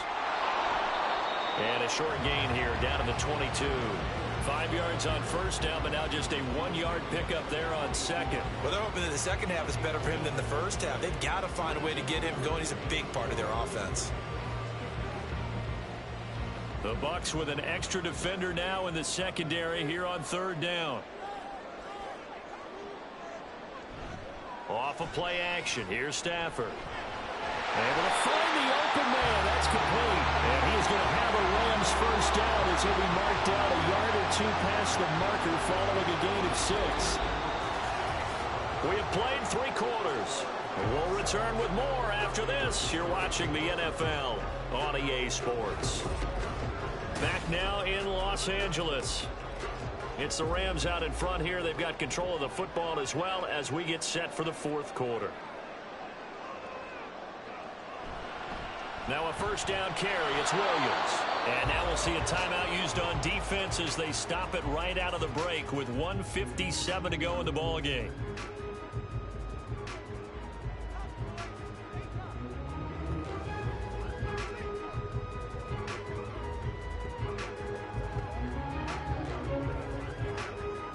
You'd have to think likely another running play coming here. 2nd and 11. He's going to get it again. Just looking to get forward and protect the ball. The Bucs going to go ahead and use the 2nd of their timeouts.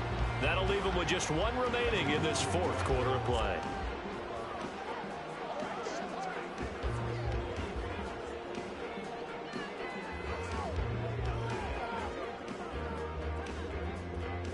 Eighth play of the drive forthcoming, and they need 8 yards on 3rd down.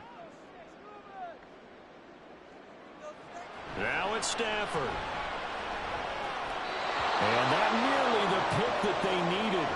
He couldn't pull it in, though, and it's 4th down. So decision time now, because a field goal keeps it a 1-score game. What are you thinking? Well, I'm looking at the down and distance, and that's where the issue comes in. It's not short enough that it's a no-brainer and you go for it. You have to analyze this one. To me, you take the field goal, take the points. I don't think you want to risk coming away with nothing. And his kick is indeed good. And they push the lead up to a touchdown now at 10-3. From a defensive perspective, though, I think maybe they're saying, hey, we did what we needed to do, kept this a 1-score game. Yeah, without a doubt, because they were able to bleed some time off the clock, right? Put themselves in a good position, but it's not out of reach yet, okay? Being able to hold them to a field goal means that they do have a chance to come back and win this game.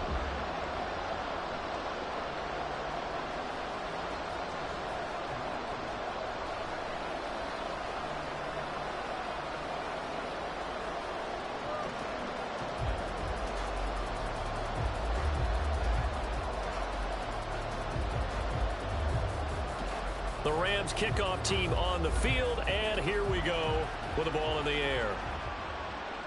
Taking it about the 1. And he won't get this to the 20-yard line as he's down at the 19. So Mayfield and the Bucs trailing 10-3. A minute 44 to go. Needing to go pretty much the length of the football field as they have it 1st and 10.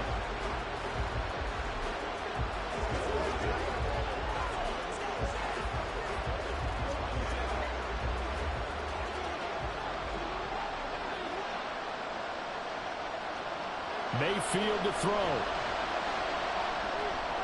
Evans has it left side. And he'll get this up to the 30-yard line. All right, let's just put it on the table real quick here. This is 2-minute drill. You got to know they're looking for their number 1 receiver. Yeah, you think they'd be ready for that? That time they weren't. Just the one timeout remaining as they try to navigate this 2-minute drill. 1st and 10. Mayfield's throw taken in by Palmer. And brought down, but not before reaching the 45-yard line. Nice, well coached, a team that understands what's going on. They still have time to work the middle of the field as they just did there. Here's 1st and 10. Now Mayfield. Finds White.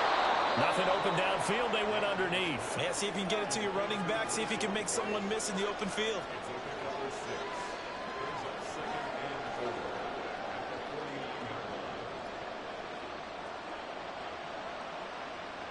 Here's 2nd down. Mayfield. Another catch by White. Back-to-back plays. The Bucs forced to use their 3rd and final timeout as the clock will stop with an even 20 seconds left to go. One thing I think that's safe to say defensively, the tackling's been really good. And because of that, it's been very, very hard for them to move the ball because you're not getting the benefits of run after catch. They tackle them almost on the spot. That means you have to run extra plays, harder to move it. Mayfield. And that is incomplete. 16 seconds now on the clock. How about the call to come with the blitz there in this situation? And some of those calls happen just because of what they do on offense. So when they send out a number of people in the pattern, sometimes they just make a change on defense. Say, okay, we'll come after you instead. And that's exactly what they did. Desperation time. Mayfield on 4th down. And it's incomplete. They cannot convert, and they turn it over.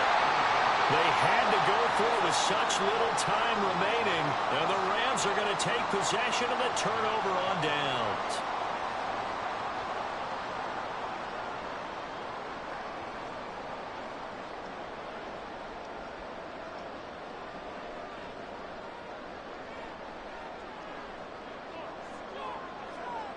Stafford down to a knee, and with it, he's going to ensure his guys a victory.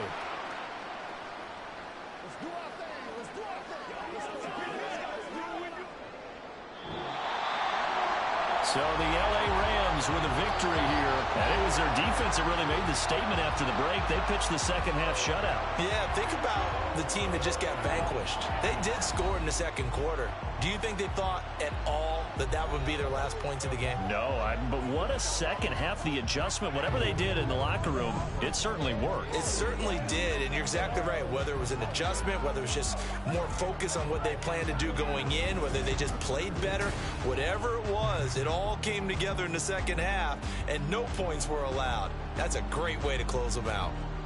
So that'll just about do it for Charles Davis. I'm Brandon Gaudin. You've been watching the NFL on EA Sports. For more, log on to easports.com.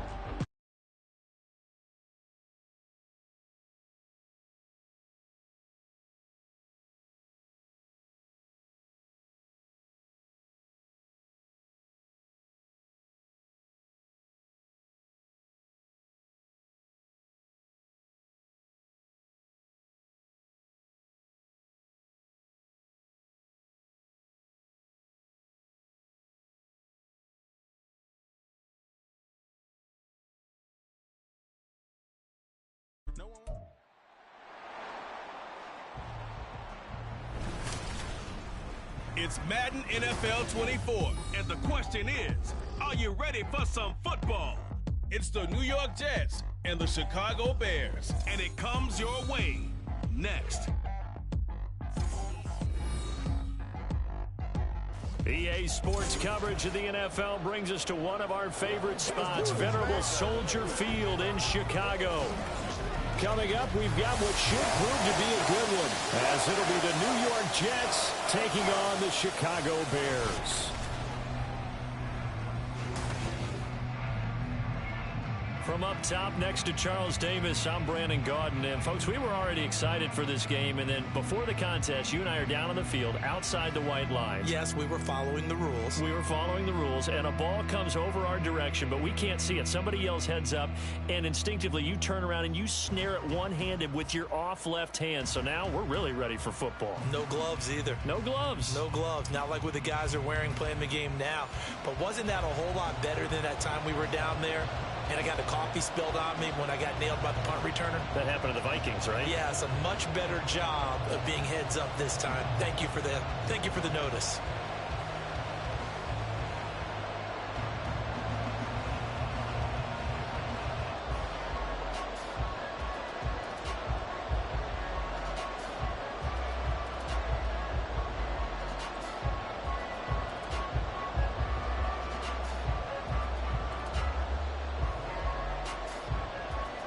Greg Zuerlein now. He'll handle the honors to get us started. And off we go from Soldier Field. Taken at the goal line. And no alley to be found. The coverage was solid, and he's dropped at the 18. So here are the Bears now for their opening drive. And a glance here at their quarterback, standing 6'3". For every rookie prospect, there are always nerves involved in this moment. Running your team out to start a game. But there's a reason they brought him in. We're willing to make him their starter today. They believe he can overcome those nerves and lead his team to a victory. We saw him do it at the collegiate level and really make himself into a leader and someone you can envision doing the exact same thing here in the NFL.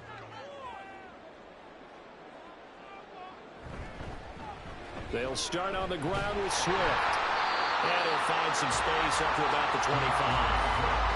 A solid run on first down. Gain of 7 leaves him with a 2nd and 3. Now, you often say that sort of opens the playbook now, 2nd and short. What do you think, early shot here? I like where you're going. Obviously, we've been together for a while because you know me. I want to take that shot early and loosen things up. Right back to Swift again on 2nd down. Now the ball comes loose. And this will be a Bears first down as he's able to get this up to the 37-yard line. Wow, that ball gets knocked free, but a teammate comes along and scoops it up. It's almost like baseball. Guys at bat, people are on base in scoring position. One guy doesn't get him home. The next guy comes through and picks him up. And avoids the turnover. On 1st and 10, it's Swift. Fighting him off. And getting this just shy of midfield. They spotted at the 49. It's a pickup of 12. Second play in a row with a 12-yard gain. So back-to-back big runs, picking apart this defense on the opening drive. I thought this was a passing league. I thought this was the era we were in where the ball was always in the air, right? They didn't get the memo. They didn't get the memo, and I know this to be true. Offensive linemen still, to this day, they want to... There he goes, right side. And he'll go down, but not before getting this inside the 30. 42 yards rushing for him as he's got the afternoon off to a great start. A couple of nice carries back-to-back here, establishing the ground game a bit. Yeah, these aren't bare-bones runs now. I mean, they're getting substantial yardage, the kind of yards you're looking for, right? Let's go ahead and use a cliche. Stay ahead of the change, right? 5 or more yards each time. That's what you're looking for in setting a tone and getting your offensive line going. Good sign on the opening drive. On 1st and 10, it's Bagent. And his throw here's incomplete. They had their backs up against the wall a little bit, and they come through by forcing an incompletion. Now they've got to continue to ratchet up the intensity a couple of more times and get off the field before giving up any more yardage. So now they'll come up on 2nd and 10, once again from the 28. Here's Bagent. Over the middle, and it's incomplete. What will look like a march to the end zone has hit a momentary roadblock with that incompletion. No need to panic. They just got to come up with a high percentage play call and see if they can get their offense back on track. This offense was on the move. Now 2 straight incompletions have them looking at 3rd and 10. Now Bagent to throw. And that will be incomplete. And the Jets defense making things difficult there. 4th down. And we're going to see this offense try and spread the field a little bit and utilize the outside third of the field, especially against man coverage. But that time, the defense was up to the task, forcing the incompletion. A 45-yard attempt. Santos' kick is up and through, and it's 3-0. The Bears hit the scoreboard first. Well, they started the drive backed up pretty deep, but a nice effort to overcome the field position, get into field goal range on the game's opening possession. And Brandon, I think from where they started, the initial thought was, can we get 1 or 2 first downs and help out our defense after we pump the ball away with field position? But as that drive went on, I think their sights got set a little bit higher. They were thinking touchdown, ended up settling in between and coming away with a field goal.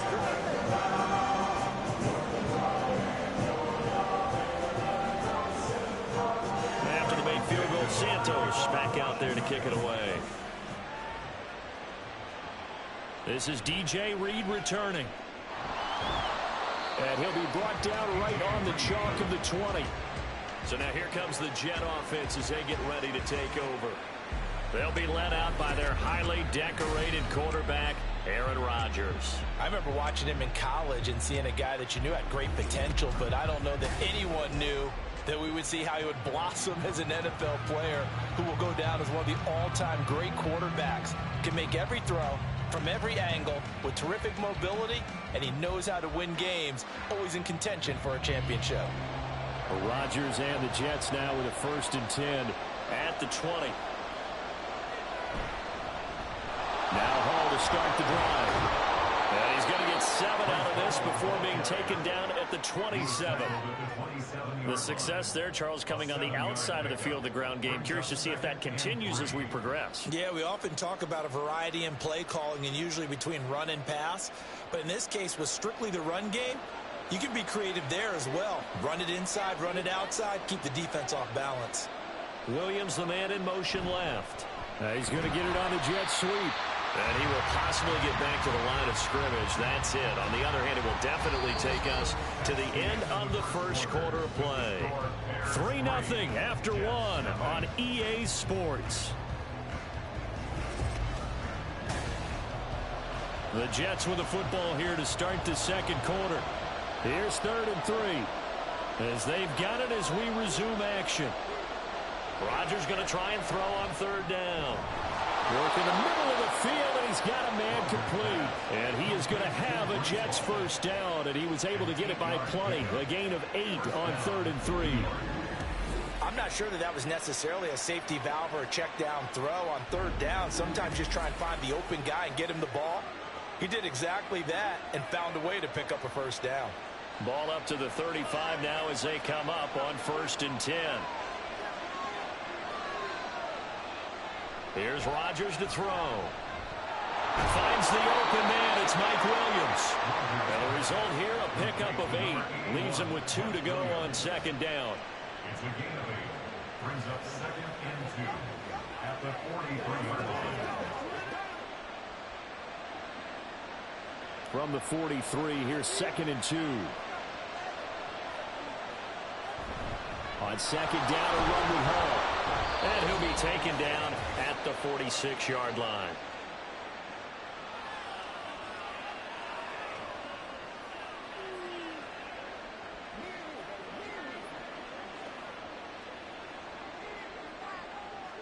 Couple of 1st downs to kick off the drive. Here's 1st and 10 up at the 46. To throw is Rodgers. He's airing it out for Williams. And he's got it inside the 10. And he'll be brought down this time at the 5-yard line. Big yardage that time for the Jets. 49 yards. This offense has been slow to get started, but that play will certainly give them a little bit of life. Maybe the late wake-up call that they had been seeking.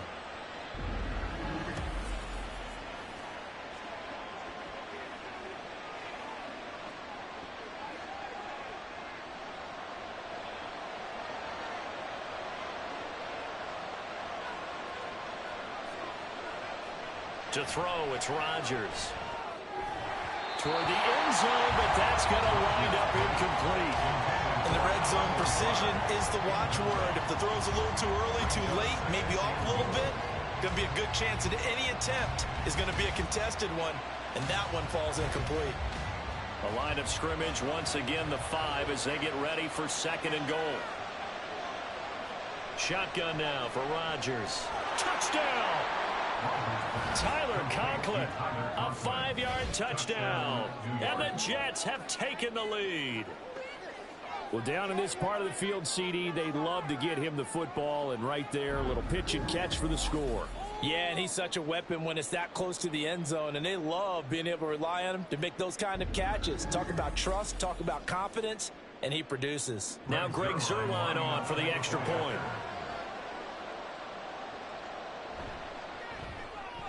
And this is up and good to make it 7-3. So an 8-play drive covering 80 yards. And it's finished off by a New York Jets touchdown.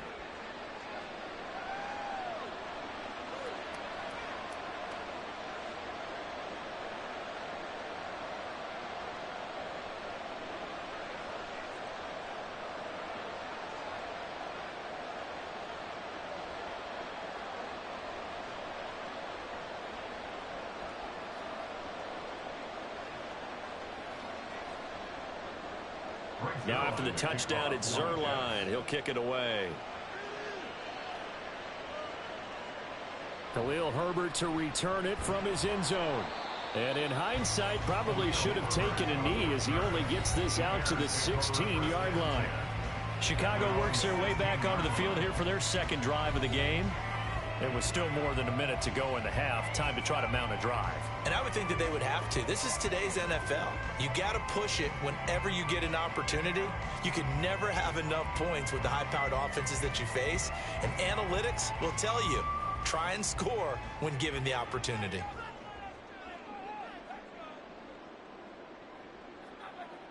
On 1st down, Bagent. And that's out to the flat for Swift. And he's tackled a yard short of the marker. Good gain of 9 on 1st down. Now a timeout called for by the offense as the stoppage will come with a little under a minute to go in this 1st half.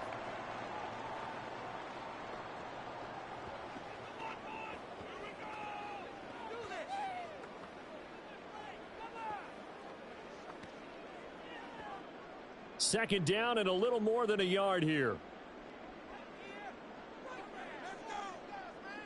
Throwing now, Bagent. And that's complete to the right side. It's Allen. He's got his first catch here before halftime, and it goes for a 1st down. It's a game of matchups, and that's why you take your receivers and move them around a bunch, especially your best guys. And when they work out of the slot, you often hear the coaches talk about how great it is because it gives you a two-way go. You can break out or you can break in. That makes it hard to defend. He'll find Swift out of the backfield. Now the Bears going to use the 2nd of their timeouts as they stop it with 28 seconds to go in the 1st half of play.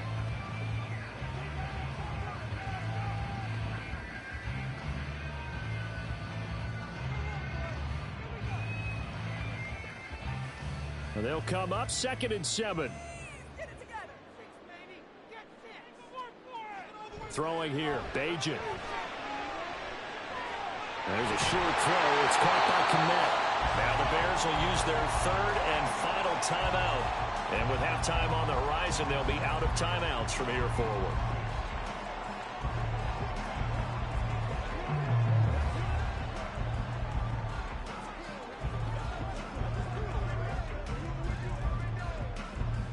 A couple of 1st downs has the football positioned at the 43 as they come up 1st and 10. To throw is Bagent. Throwing quickly there, but it's incomplete. And not a common sight, at least on this drive. A momentary setback, though, for this passing game that has been moving well this series. Good thing for them, though. Still 2 more downs to connect and try and pick up another 1st down.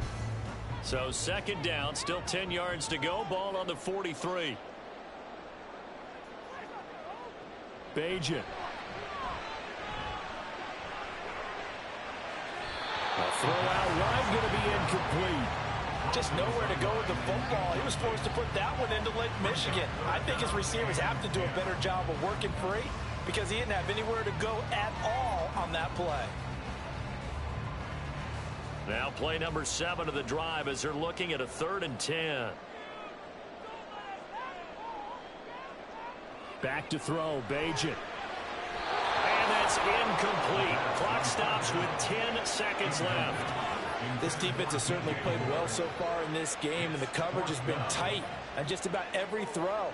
Forced a few here so far in this game, and now it brings up 4th down. On 4th down, Chicago brings out Trenton Gill.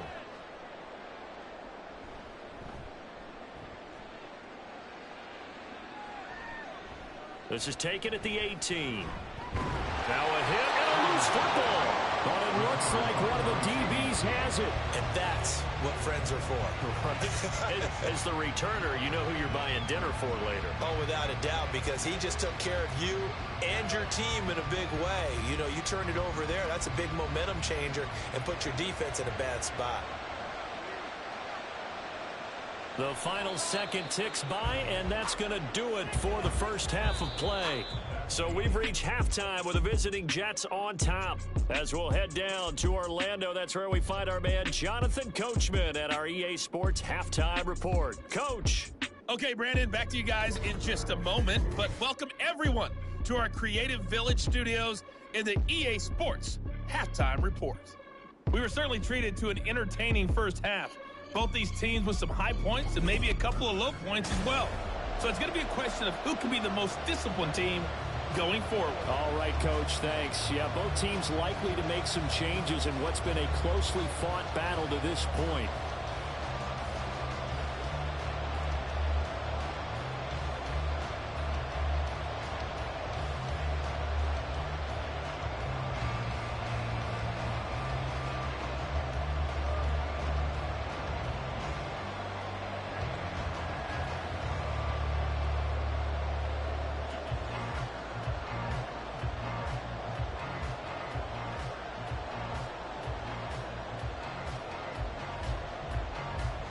The Jets set to receive this third quarter kickoff, and they have the lead as well as we are underway in the second half.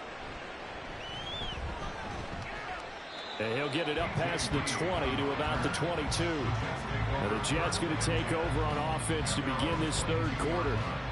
We have not seen much on offense here from either side these last few drives. We've hit a wall, so to speak. And have hit it hard, haven't we? Because the defenses right now, they seem to be a step ahead, don't they? Beating them to the point of attack, beating them to the punch. These offensive guys, they're tinkering like crazy. What's it going to take to get back on track? Yeah, both sides searching for adjustments. Oh, that's into a sea of bodies, and it's intercepted. Tyreek Stevenson picks it off. And he's going to get this one to the 23-yard line.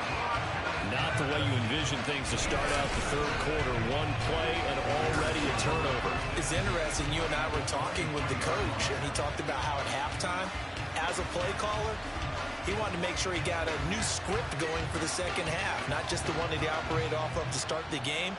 Nowhere on that script did it have that result.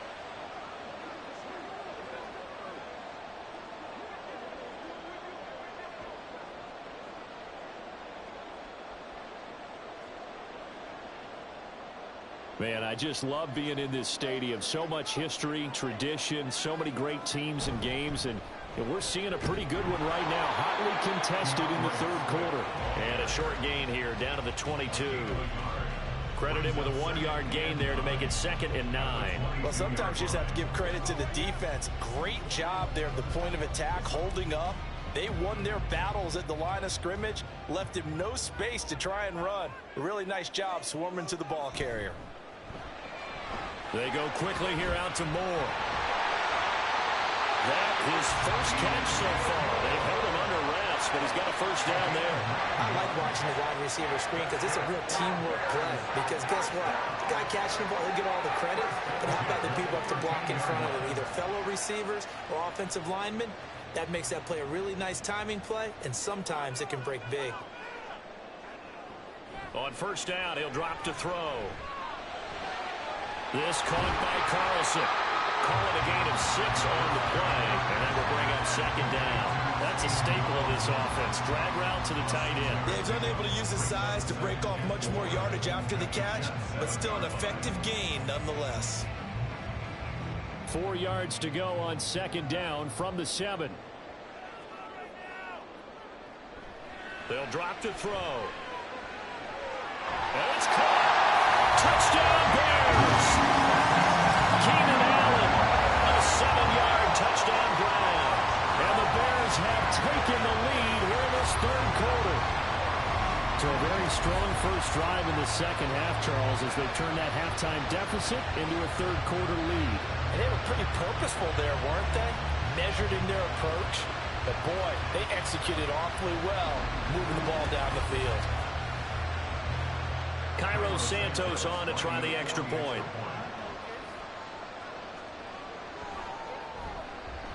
And it's through, and that makes the lead 10-7.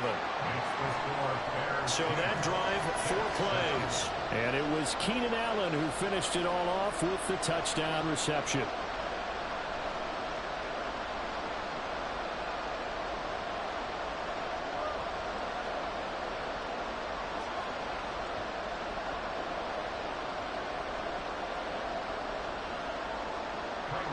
Now, after the touchdown, here's Santos to kick this one away.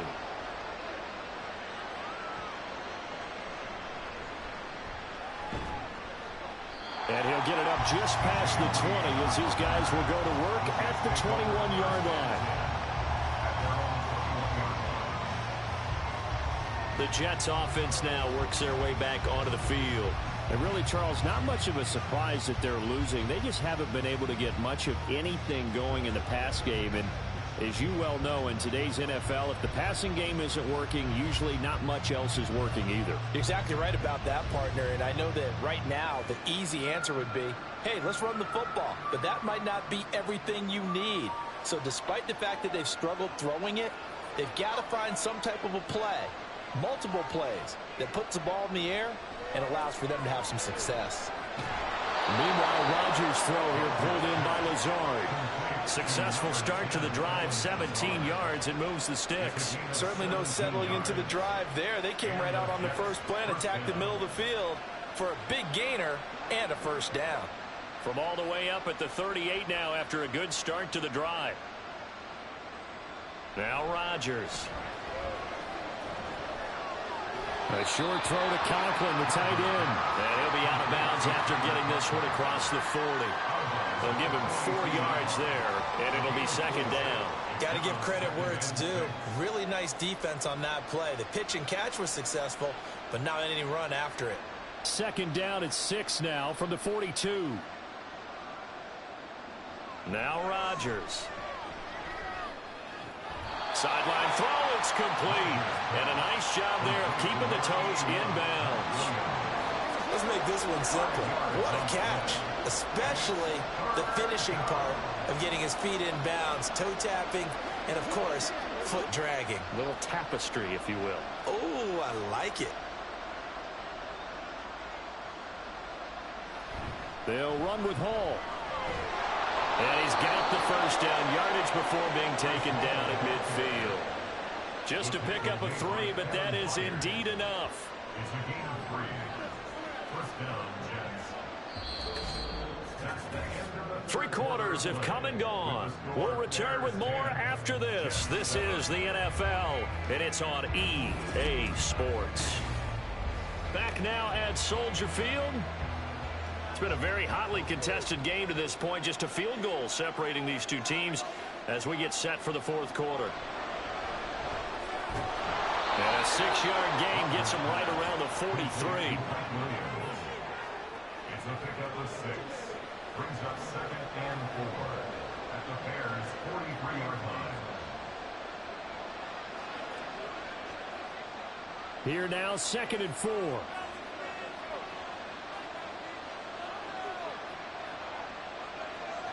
Rodgers now to throw. And his throw is incomplete. As a corner, you have to be able to run with guys step for step downfield in man coverage and make up ground quickly in zone. You have to put yourself in position to make plays, just like that one we saw there. A big play here. Crowd on their feet. 3rd and 4. Here's Rodgers. He had him. He was open, but he couldn't get it to him. It's incomplete. So maybe his 3rd or his 4th read on his progression. Just trying to find his outlet man that time. Ends up leading him just a bit too much. This one, an absolute must. It's 4th and 4. Now Rodgers, gotta have this one. He's gonna get that to his running back out of the backfield. And he is out of bounds, but not before he's inside the 30. 4th down, trailing in the 4th quarter. They felt compelled to go for it, and they got it. Well, I'd look down at my play sheet, and what I would find, plays have been successful throughout the game that have worked in the distance you need, and that's exactly what they got done. All 3 timeouts plus the 2-minute warning. Here's 1st and 10. Now it's Rodgers. Open man here is Conklin. And he's going to get a solid gain of 9 before being brought down. 2nd and right at a yard. Nice rhythm throw there on 1st down. He located his tight end, made it a nice easy pitch and catch. Hoping he can break a tackle or two. Wasn't able to do that there, but still good yardage. 3 points separating these two sides with 2 minutes left to go in the 4th. So it's Jets football as we get you reset here. Here's 2nd and a yard. Hall on a give up the middle. And they'll bring him down at the 18-yard line. 2nd and 1 is often an invitation to take the big shot downfield. I'll bet the offensive lineman said, are you kidding? We just get on our backs and let's go get the 1st down. They love being physical. Here's 1st down.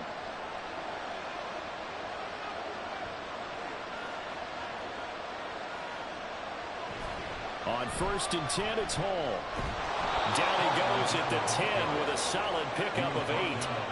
Well, partner, I know this type of running back. I mean, this size, this intensity usually gets better as the game goes on. I can just tell you from experience, the first few quarters, oh, you're eager. You come running up there, I'm going to tackle this guy. By the 4th quarter, you're coming up and thinking about it. And D-line wearing down 4th quarter. Yeah, that's not... Touchdown, Jets! Aaron Rodgers hitting Allen Lazard. And the Jets answer back with a touchdown of their own to take a 4th quarter lead.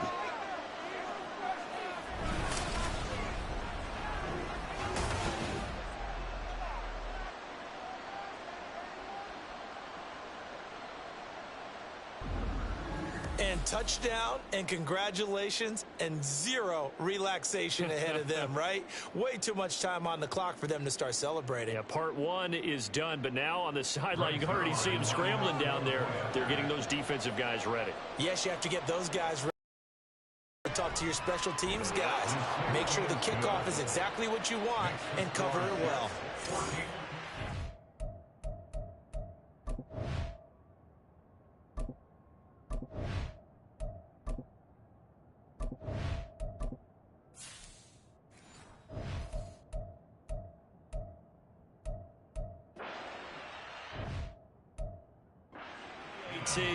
And the lead is now 14-10.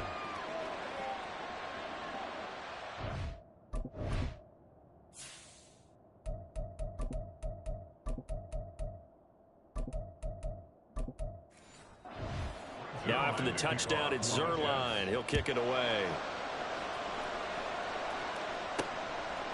From the end zone, here comes Herbert.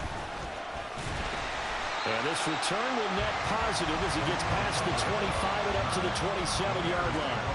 So now the Bears down by 4. 1:04 on the clock. How will this thing pan out? We'll watch as they come up on 1st down. A throw there, but that's going to wind up incomplete. He was unable to complete it there, and just not the game that you would expect from him. He's been off the mark really start to finish. Yeah, it makes you wonder what exactly is going on. Is he a little bit dinged up here, or is he just off just by a bit? And got his man complete. Down the left.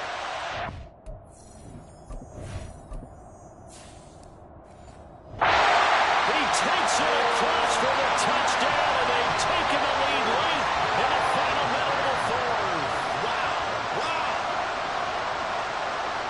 what a throw that was, Charles. You think about the situation, close game, fourth quarter, rookie quarterback. He doesn't seem phased one bit. So much for bright lights, big city, and will he wilt? Not at all. The stage not too big, the moment not too big at all. They needed points on that series, and not only did he produce a touchdown drive, but how about finishing it off with a big play that only adds to the momentum that they've already established.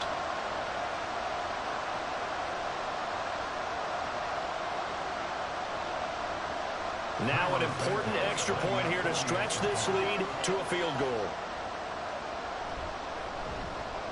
He's got it, and this is indeed up to a 3-point lead. The long touchdown pass gets him 6 on a very, very tidy 2-play drive that time.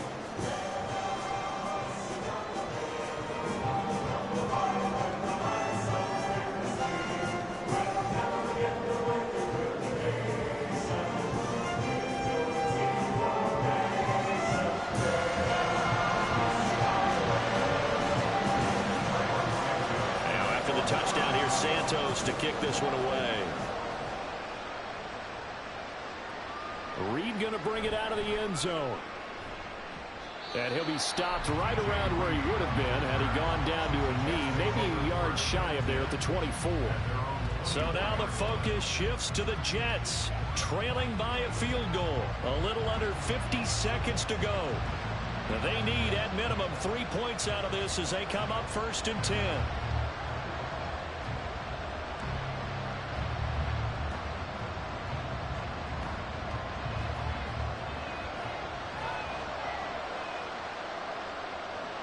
To throw is Rodgers.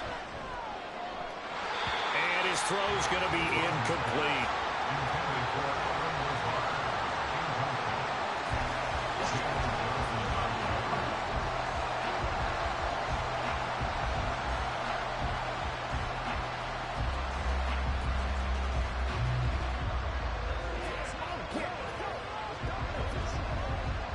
A little more than 40 seconds to play. Now 2nd and 10.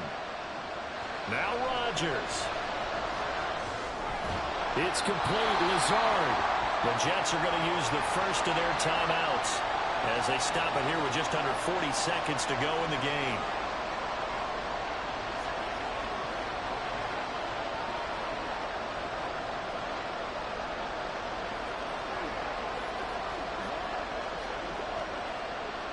This definitely 4-down territory at this point, but a critical 3rd down here.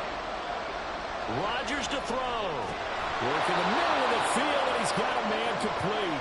Now the Jets going to use the 2nd of their 3 timeouts, as it'll come with 36 seconds to go in half number 2.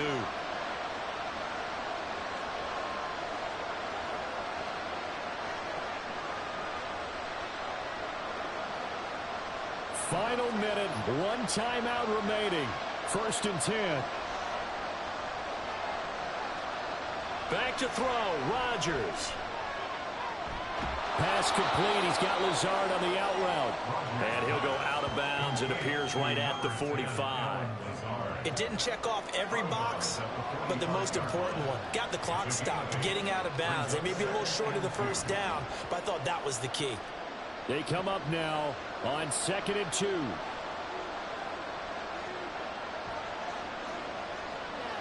Back to throw. And a quick throw here, that's complete. They're making steady progress, but I see your face. You're worried about that clock. I'm worried about the clock, and at some point, you have to have a splash play in there as well.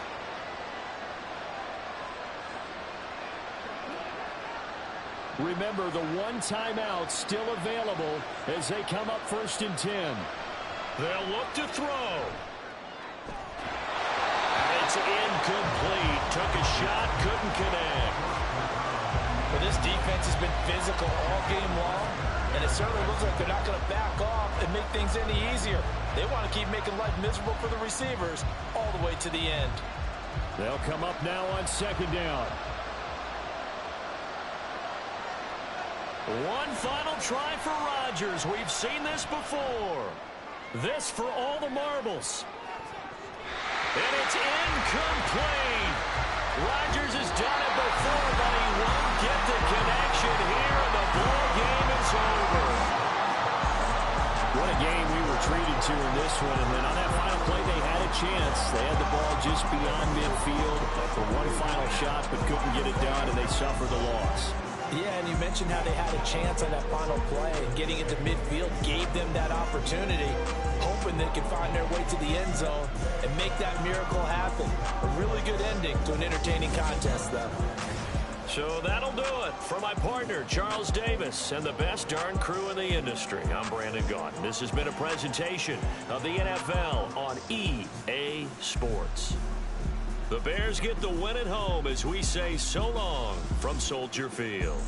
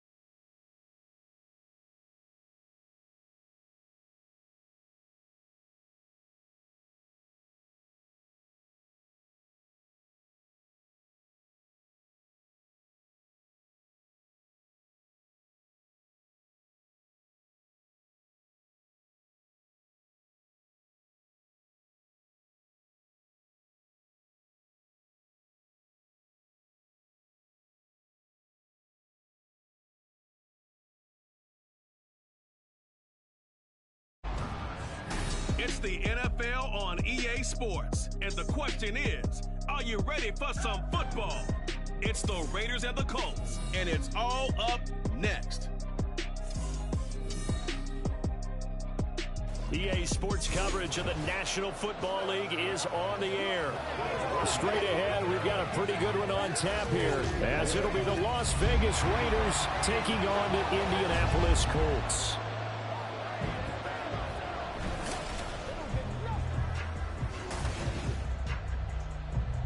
Brandon Gaudin and Charles Davis, thrilled to be with you from the broadcast booth. And partner, before we get this thing started, what are you going to be watching? Who gets off to a fast start? In horse racing terms, they talk about catching a flyer out of the gate. Who's Who sets the pace and makes the other team chase?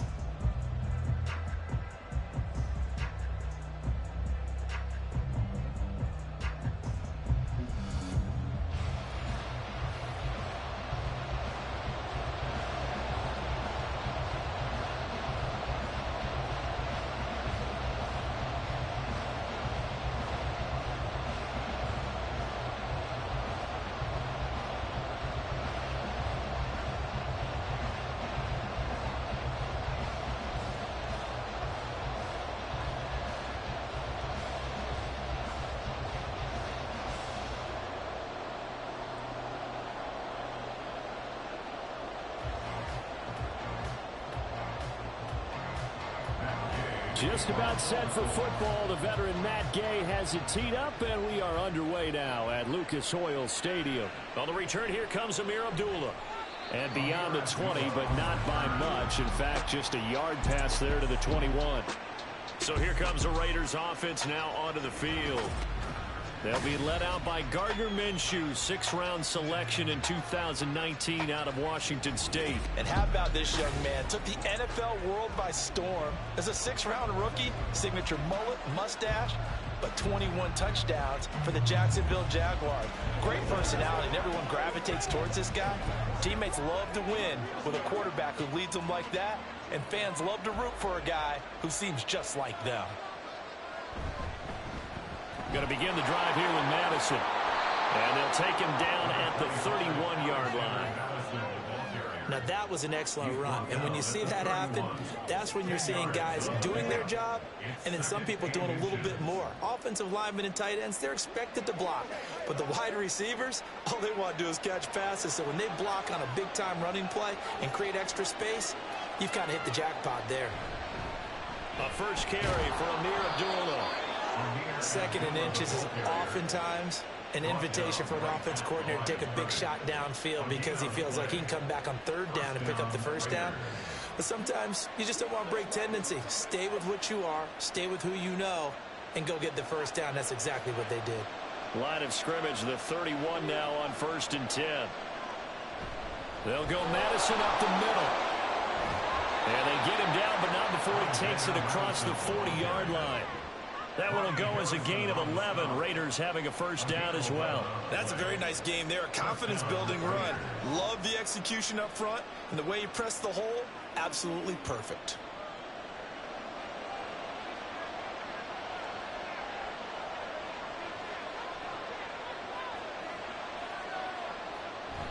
They'll go play action here with Minshew. Flush to his right. It won't be a sack, but it's no gain, and it brings up 2nd down. But one of the things we talked about coming into this was we were never going to question the fight that he's going to have for all 4 quarters of a game. But ideally, you want him fighting for big plays and 1st downs early, not fighting just to get back to the line of scrimmage, as we saw right there. We're scoreless after 1.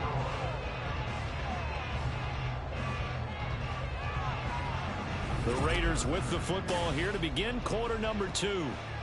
As they've got it with a 2nd and 10.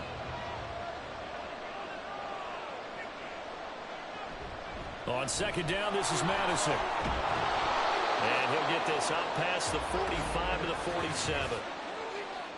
Holding offense. So that time they got the left guard with a hold. And let's face it, in today's ball, you might have that 330-pound guy you're supposed to clear out of there. You might need a little bit of extra help by grabbing the jersey and trying to ride him out. On 2nd down, Minshew. That's going to be caught. It's Jacoby Myers. And he is out of bounds inside the 35. A gain there of 30 big ones. Execution was one of their watchwords leading up to this one. And on that play, able to execute brilliantly here on this opening drive.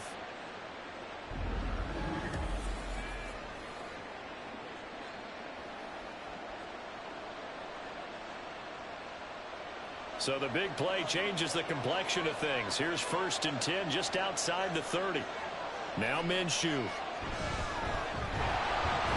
Under pressure, and he will go down. Sacked back at the 38. multiple players combined for their team's first sack of the game. I know there'll be a little bit of criticism there because they went right back to the air after the huge pickup and ended up getting sacked. That's often a play that you make. You feel like you've got momentum on your side. Unfortunately, the O-line failed to hold up to try to keep that momentum going. A second down pass play there, but it's incomplete. What a sequence there defensively. You get the sack to move to third and long. Then here, just nothing available. And he's got to throw it away.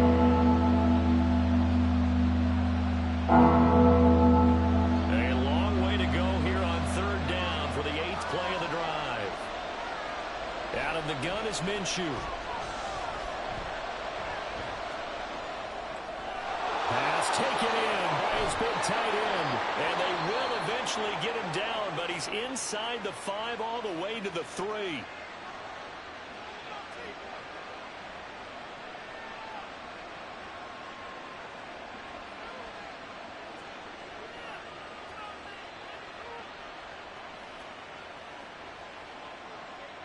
First and goal, a chance for an early statement here on the road.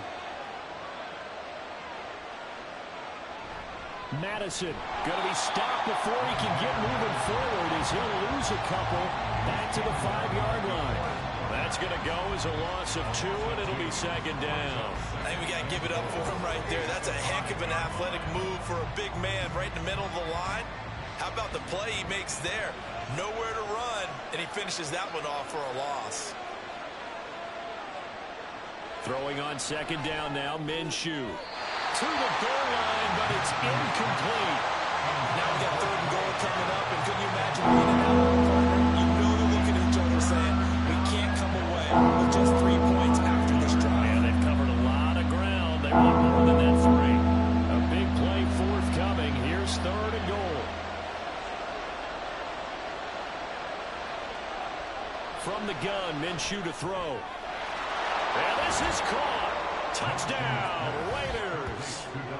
Davante Adams, a 5-yard touchdown. And the Raiders post the first points of the ball game as they take the lead here in this second quarter. And that touchdown gives them a touchdown lead before they attempt the extra point. What a great way to end the half. Yeah, great job to put themselves in front. And now, see on the sideline, special teams defense scrambling, saying we want to preserve this for the final moments of this second quarter.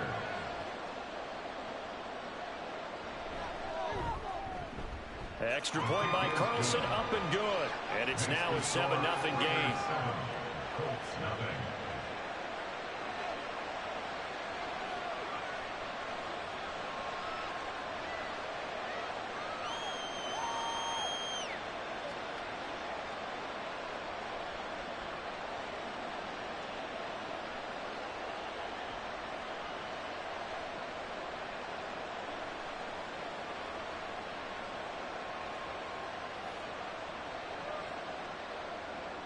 On as the Raider kickoff unit now as they will send this one away. And Dallas Flowers going to bring this out of the end zone. And not much happening on the return as he'll get this to about the 23. So the Colts now coming out for their opening drive. And here's a look at their leader, standing 6'4". I tell you what, when he is on schedule for that week, secondaries take notice because you've got to stay alert back there on every snap. A truly powerful arm, one that's capable of challenging any level of the defense on any given play. That's why so many scouts preach arm talent when preparing for the NFL draft. A quarterback with arm strength to make every throw in the book, he's an asset to have in any offense. A little under 30 seconds to go. We'll see how they play it here on 1st and 10. Throwing there, but this pass is going to wind up incomplete.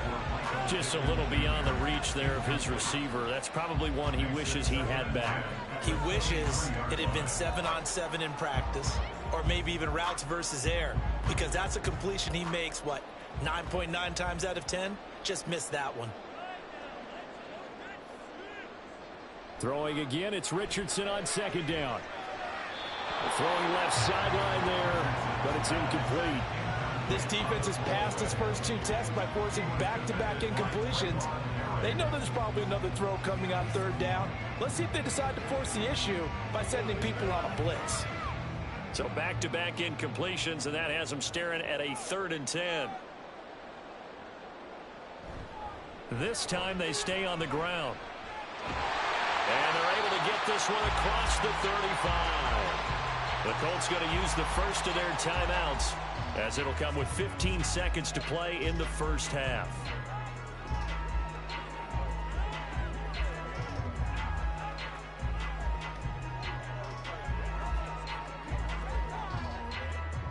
Line of scrimmage, the 37 on 1st and 10.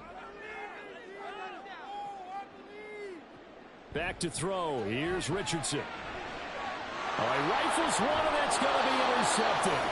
Jacorian Bennett has it, and the Raiders are going to take possession here at their own 47-yard line. That time defensively looked like they showed quite a bit of pressure, but backed off, and it proved fruitful. They get the pick. He went through all of his rules about getting rid of the ball quickly because he read blitz. He saw all those people stacked at the line of scrimmage, and then they fooled him by dropping into coverage. Now he's ready to get rid of the ball fast, but guess what? Too many defenders out there. Exactly as you described, an interception. The offense for Las Vegas about set to begin the drive. And with great starting field position up near the 50, they might be one completion away from stealing a late field goal here.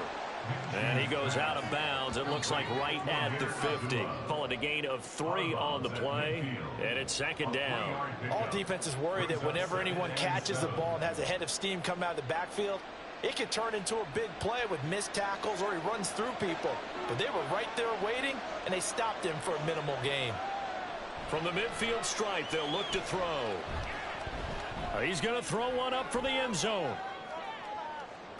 And it'll be intercepted. And nothing comes of this last-ditch attempt at points as time will run out on this first half. So we have reached halftime with a touchdown. That's the difference on the scoreboard. As we send you down to Orlando, where Jonathan Coachman has our EA Sports This has been a hard-fought battle thus far. Just the one touchdown to this point is still anybody's game at 7-0, as both of these defenses have been out there trying to one-up one another. Okay, Coach. Yeah, adjustments likely going to play a big role in this third quarter in what's been a tight contest so far.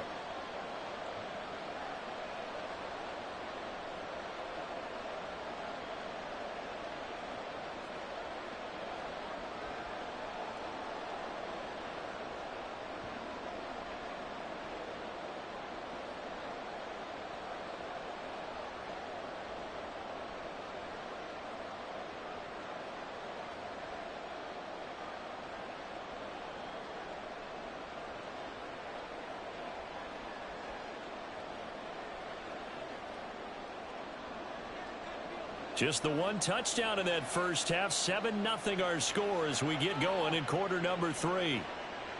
And this will not be returned, so the second half begins with a touchback. The Colts going to take over on offense to begin this third quarter. But, Charles, we saw a pretty entertaining first half, close ball game. Remember there toward the end of the second quarter, the opposition scored to take the lead. Now we'll see if these guys can get a score of their own to regain that lead. Yeah, they want to have that type of a response, don't they? Because they want to find a way to take control of this ball game one more time. Gauntlet's been thrown down. They want to see if they're ready to answer it. 1st and 10, Richardson looks to throw it. This will be taken in by Michael Pittman.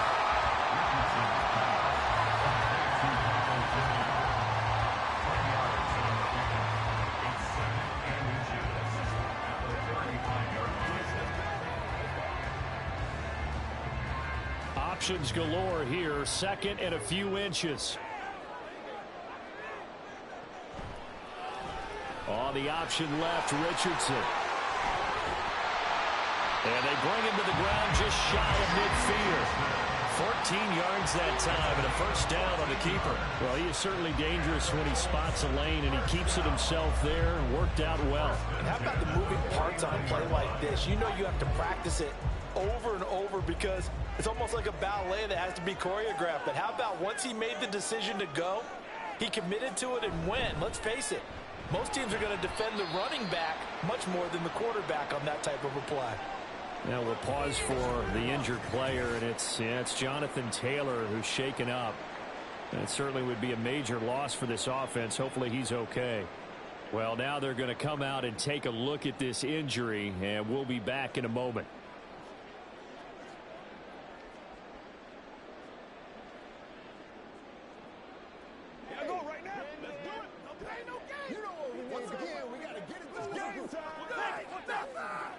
From the 48-yard line, here's second down and 7.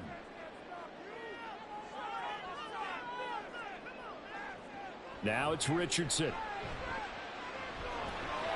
A short throw. This is caught by Cox. And he'll go out of bounds right around the 30. First target, first catch, and a first down. I got a kick out of that one, partner. You and I talk often about trying to hide receivers in certain situations, but a guy of his size can't really hide him. But the tight end drag route, definitely an effective way to sneak him across the formation for an easy completion and a first down. And they'll get him down after a pickup of 8, second and 2. Well, that's what he can do when he keeps the football. It's not a huge gain, but it shows how hard it can be to stop him. Yeah, and I thought the defense had that one pretty well contained, and in fact, they probably came up and felt pretty good about what they did. Then they looked up and realized he still got good yardage out of it. He's a tough guy to stop. They give the Sermon out of the gun, and he'll only get a yard to bring up 3rd and 1. So they'll get a little extra time to come up with his 3rd down play as we've played 3 quarters. You are watching the NFL on EA Sports. Back now in Indianapolis. It's the Colts, so they've got the football, but they've got work to do, trailing here as we begin the 4th quarter. And they'll try and run for the first with Sermon. And he'll be a little shy of the 25 here at the 26-yard line. I don't know about you, but that almost felt like old-time football there. 3rd and 2 is not necessarily just a running down anymore. A lot of times they want to throw the ball. They went back to the roots and powered forward and got the first down. Plenty of time. All 3 timeouts still remain. Here's 1st and 10 now. Richardson to throw it. And he can't get a throw away. He's taken down. Divine Diablo dropping him behind the line of scrimmage. And you hate to say it with a rookie quarterback. He's done some good things, but overall looked a little bit overwhelmed back there, hasn't he? He certainly has. But in his defense, he hadn't had a lot of time to throw the football. You like the way I said that? In his defense. In his defense. I got it. You see what I did there? Yeah, he needs better protection, that's for sure. That's a good bounce back play right there after taking a sack on 1st down. Didn't quite get it to the marker, but now they're in a much better spot for a 3rd and short yardage call. If you're the offensive coordinator, you like looking at that section a heck of a lot better than trying to figure out 3rd and long. A big play here, 3rd and 2. Here's Richardson. Able to find the open man. That's complete. The Colts going to use the first of their timeouts as the clock will stop with 37 seconds to play.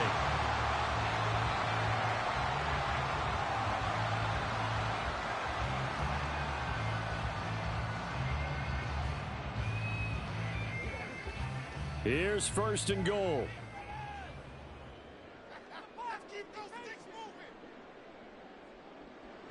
Now Richardson.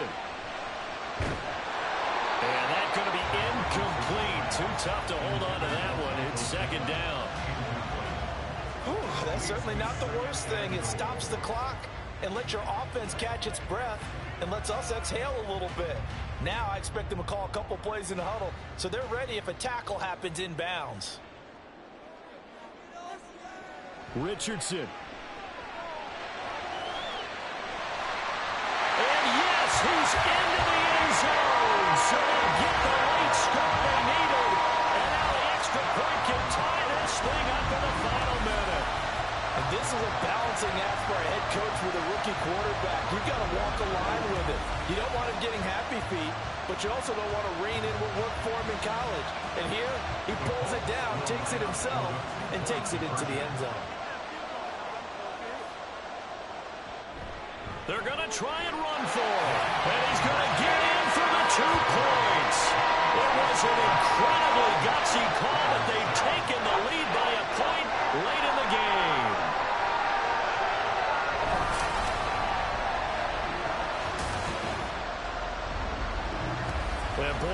to talk about guts. Guts is going for 2 when you're down 1 in that spot right there. Do they not trust their kicker? Did they not feel that it was time to go ahead and do that? Or did they just say, we've got a play on that we're so confident in, we're going to go ahead and do it? I'm going to say they're going to say that in the press conference.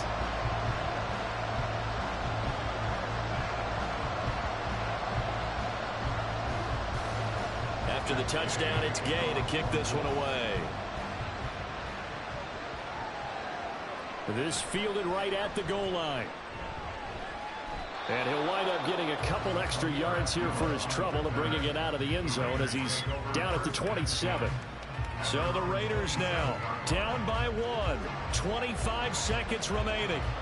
And they need about 35 yards to get in range for a winner as they come up on first down.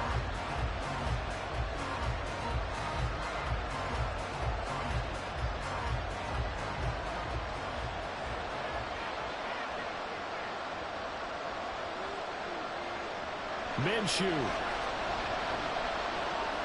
He has Mayer complete. The Raiders going to use one of their timeouts. And he'll manage maybe 10 yards, but they'll surrender that defensively, no problem.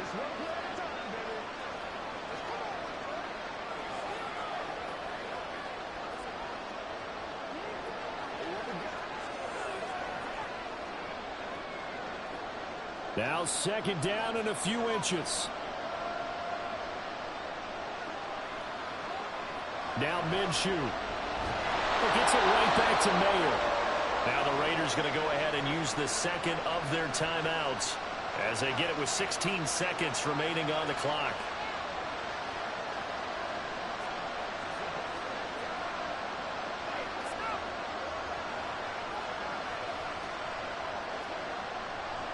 Well, this offense still has the one timeout here, remember. 1st and 10. Here's Minshew.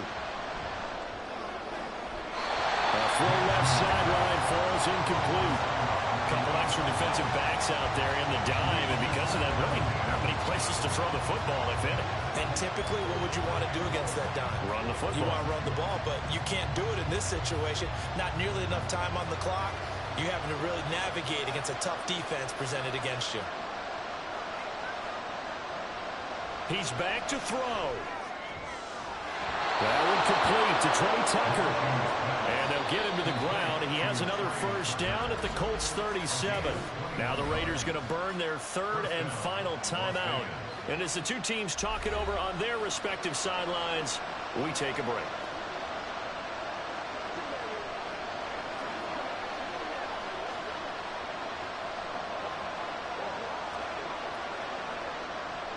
What pressure as this thing all rests on the foot of Daniel Carlson. And the clock will now stop as a timeout is called with 5 seconds left.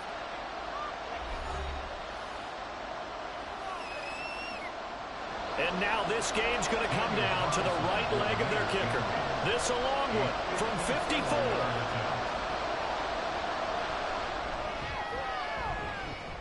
And he's going to miss this one. That is no good.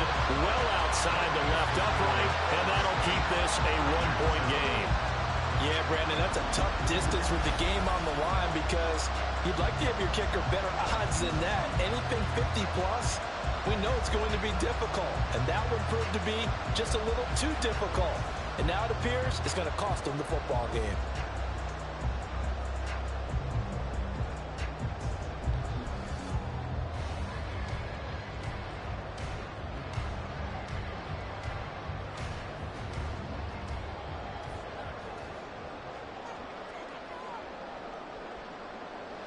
Down to a knee goes Richardson, and that should finish off this victory.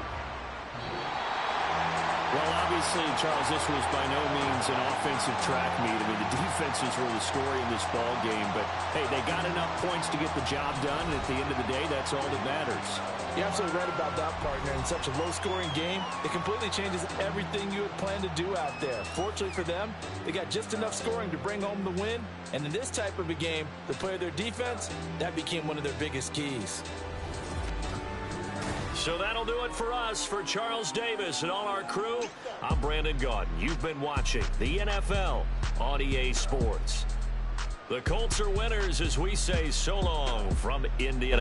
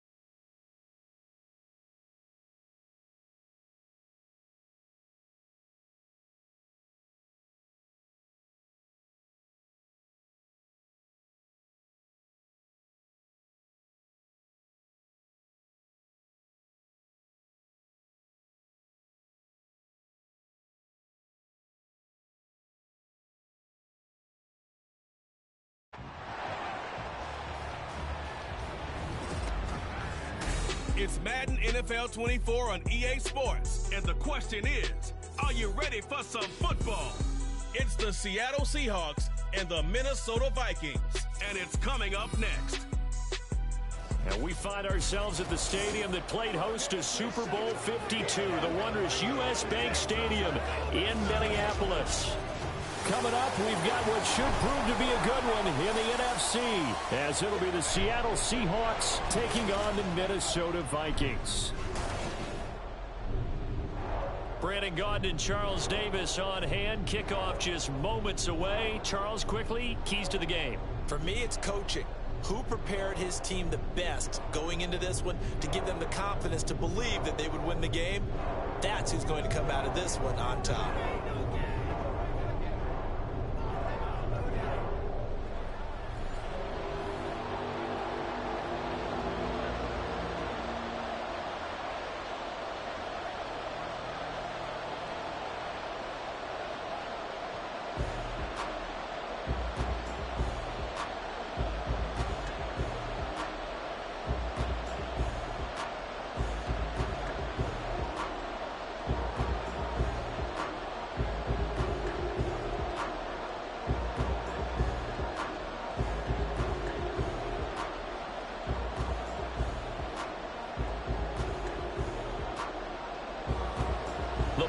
Team, we're set for football, and we are underway from downtown Minneapolis.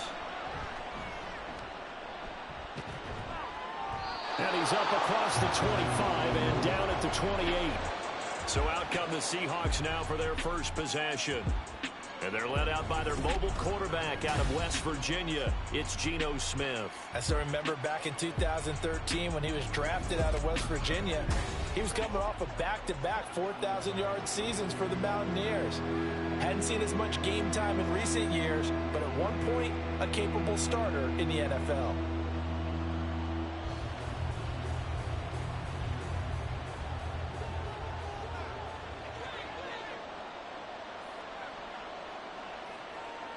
Smith going to look to throw right away.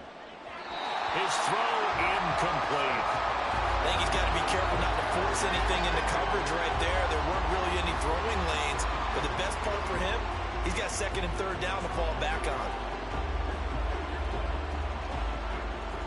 Smith, an incomplete pass on first down. Now it's 2nd and 10. They'll run. It's Kenneth Walker. And they'll get it up just short of the 45 at the 44. First down, Seattle, 16 yards the gain there. Well, there's plenty of real estate for him to maneuver on that run, and let's face it, it shouldn't be a surprise. He's one of the better backs in the league. Had to come into this game with the idea, slow him down, otherwise it's going to be a long afternoon. Back to Walker on first down. And forget about finding a lane. He barely had time to look up before he was planted in the backfield. That's going to wind up a loss of a full 3 yards on first down. That was well played there defensively. 2 tight ends in the formation, which essentially gave them 7 blockers up front. Hard to imagine with all that size and beef that they could let a tackler through, but that's exactly what happened. A loss resulted.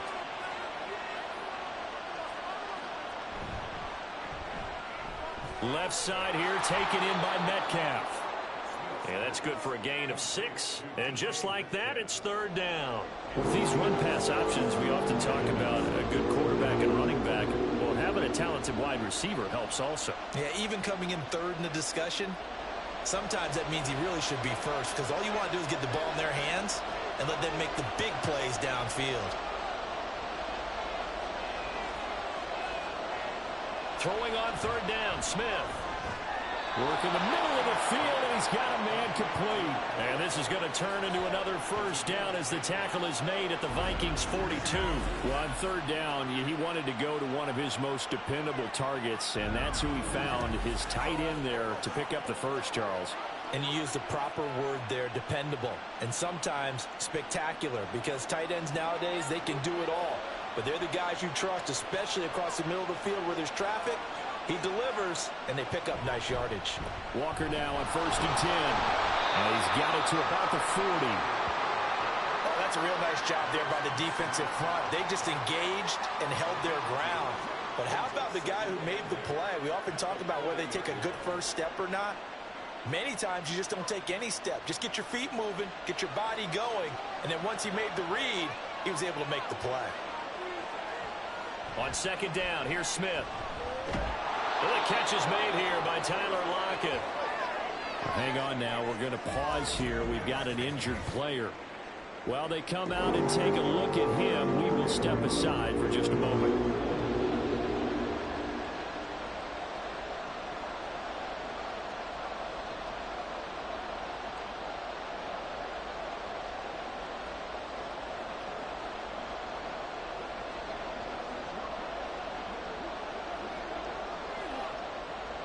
And this will be play number 8 of the opening drive. It's 3rd and short. They'll try for the first with Walker. And he gets it down to the 32.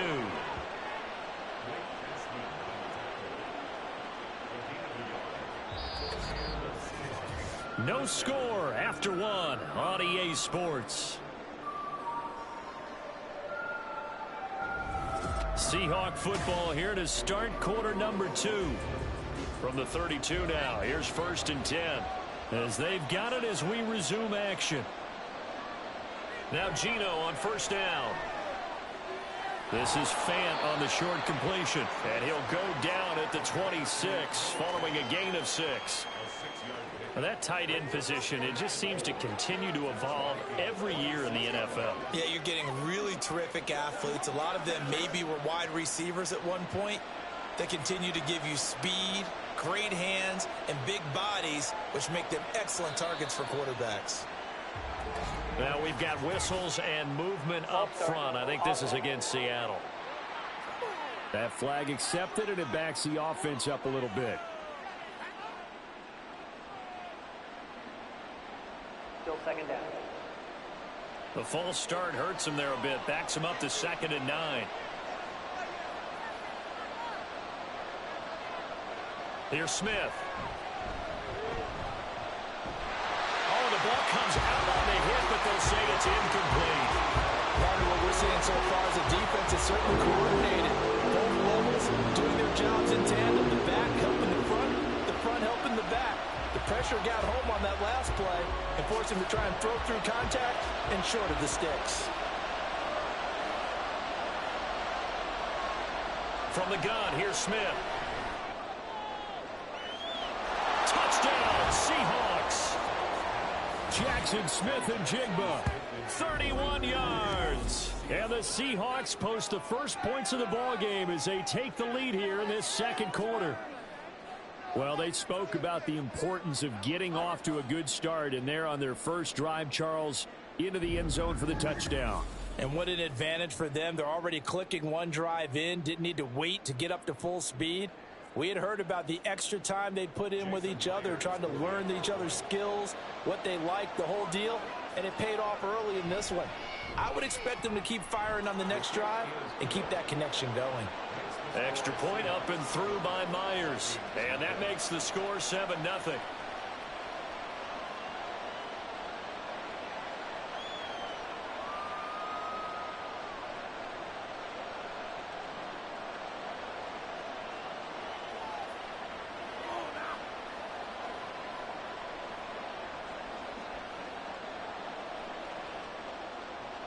The kickoff unit is out on the field, and they will send this one away.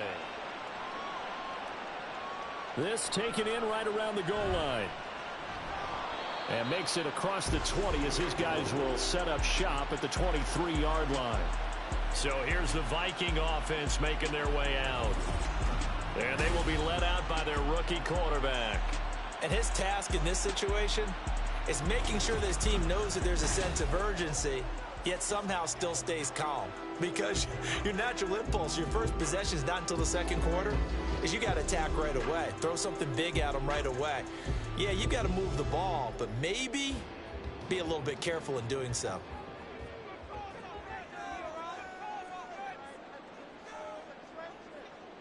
They'll come out throwing here to start the drive. Finds his man. There's Jordan Addison. And they get him down, but not before he takes it across the 40-yard line. First play of the drive, a success, 19 yards.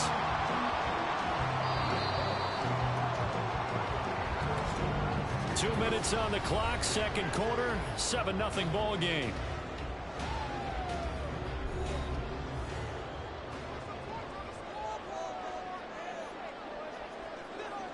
They'll look to throw here on first down. He's going to launch this thing way downfield. And this is caught at the 20. And he's brought down after a very nice gain. A big pickup of 38. And that might be exactly what they needed to wake up this home crowd. They haven't given them much to cheer for so far. And never underestimate the effect the home crowd with you can have on a game.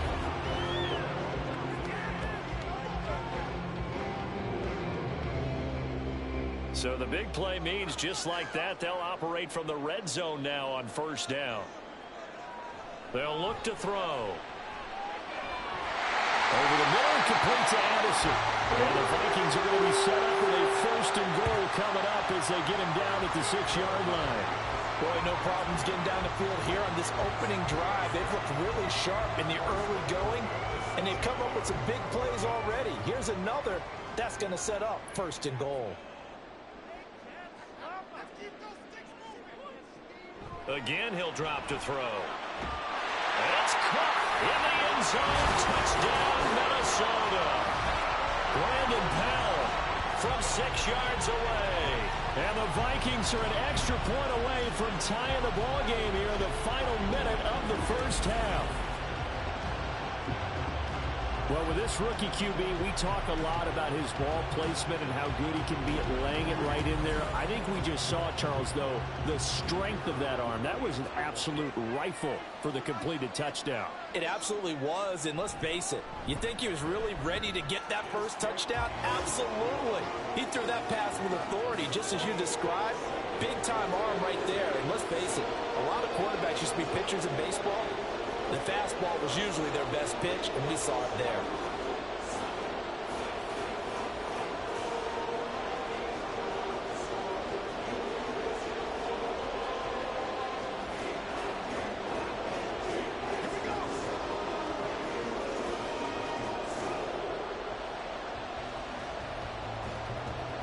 Each team's had it. Each team has scored. 7-7 here as the kick's away. This taken in at the goal line. And he will be brought down here inside the 20. Good coverage as he's dropped at the 17. The Seahawks going to take over now late in this first half, as they will take over here with a little more than 30 seconds remaining.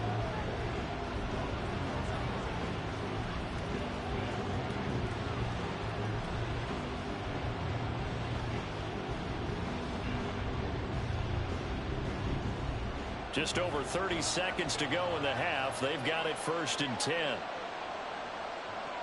Now Smith. Over the middle, finding Smith-Njigba. Now the Seahawks going to use the first of their timeouts as they stop it with 28 seconds to go in the first half of play.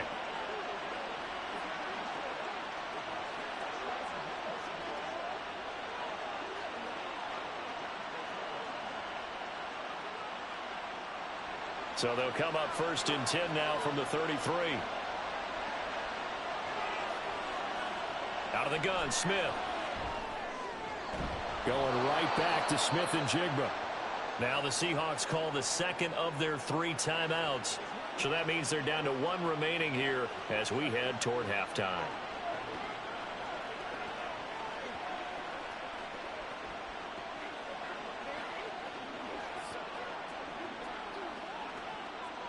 Back-to-back good plays have them on the move on 1st down. Throwing now is Geno. Left side here, that's the tight end Fant. Now the Seahawks forced to use their 3rd and final timeout as the clock will stop with 18 seconds to go in the first half.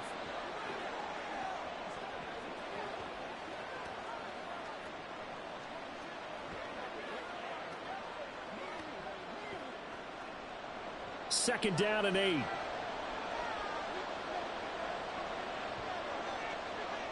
Throwing again is Smith.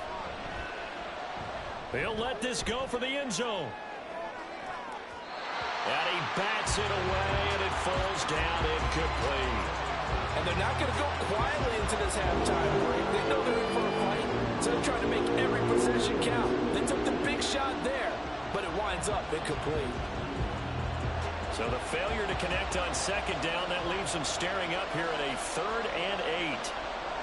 Geno down to throw. And that'll be incomplete with just 6 seconds left on the clock. Yeah, that's a nice job there defensively to blanket those receivers on 3rd down. And as a quarterback, all you can do is just loft one toward the bench. Not too close, mind you, and live to punt the football. So here we go. The offense is going to stay out there. They're going for it on 4th and 8. The final shot here before break. Smith. Pass taken in by his big tight end. And he'll go down inside the 45 before going out of bounds. Well, they picked up the 1st down, but I'm just going to say it. I didn't like it before the ball was snapped, and I don't like it now that they picked it up. Think about field position on their own side of the 50. They don't get it. They put their defense in a bad spot, and it's just not a decision that pays off very often. Well, it wasn't 4th and a yard. There was some meat on that bone. There really was. Fortunate to get it in that situation, but not a call I would make very often. Now a throw to the end zone on 1st down, but it winds up incomplete. So a touchdown apiece. That's what we have to show at halftime as they head to the locker room. 7-7 our score. As we'll send you down to Orlando, we check in with Jonathan Coachman. We thought this one would be a close battle coming in, and we have not been disappointed. Coach. They're all even to this point. This has the feeling of a game that could go right down to the wire. One mistake or one big play could turn out to be the difference. Okay, Coach, thanks as always. This one's still anyone's game as we welcome you back for quarter number 3.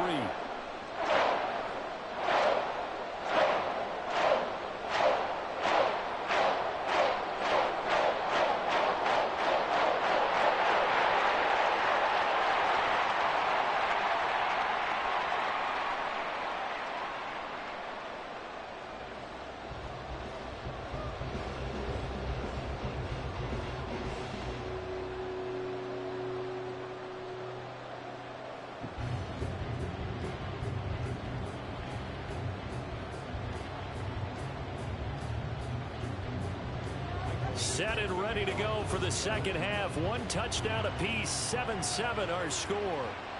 Taken at the goal line. And some good special teams coverage as they bring him down just outside of the 15. And the Vikings taking the field here for their second drive of the game. It's a tie football game here. What do you think, Charles, the message was at halftime? Well, I think that they probably just looked at things and said, we're fortunate that this is a tie game. No need to panic. No need to change a whole lot.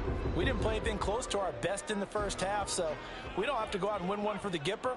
Let's just go out and play our best football and win one for us.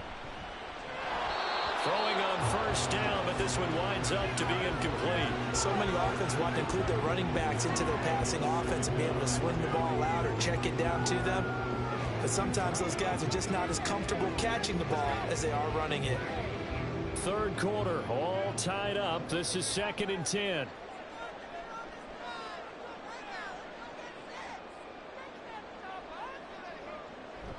Looking to throw. Oh, he's hit. He lost the football. Put it on the carpet. And the Seahawks have picked it up. So they've got the football, and they'll start right on the edge of the red zone at the 20-yard line. So this game tied at the half, and if you wondered who would come up with the first big play of this third quarter, we have our answer. Well, in basketball, you know how they tell you to have active hands defensively? I think the same thing applies here. Nice job there prying the ball free. And now their guys have a chance to take the lead if they can put something together. The beauty of doing it. And now before the ball changes hands, they're going to take a look at this just to make sure that they have it right. Previous play is under review. Now the question, was the knee in fact down before this ball comes loose? And is the video convincing enough to overturn it? A lot of factors here. Remember, you also need clear possession of football afterwards. This is a tough one to overturn. After review of the play, ruling on the field is reversed. So that one overturned. They say the knee was down, and that will not be ruled a fumble. So possession still theirs, but now they face a third down. They'll set up a throw. Setting up the screen here, Aaron Jones. And he'll have this past the 30 prior to going out of bounds. It's a gain of 11 as the Vikings pick up the first.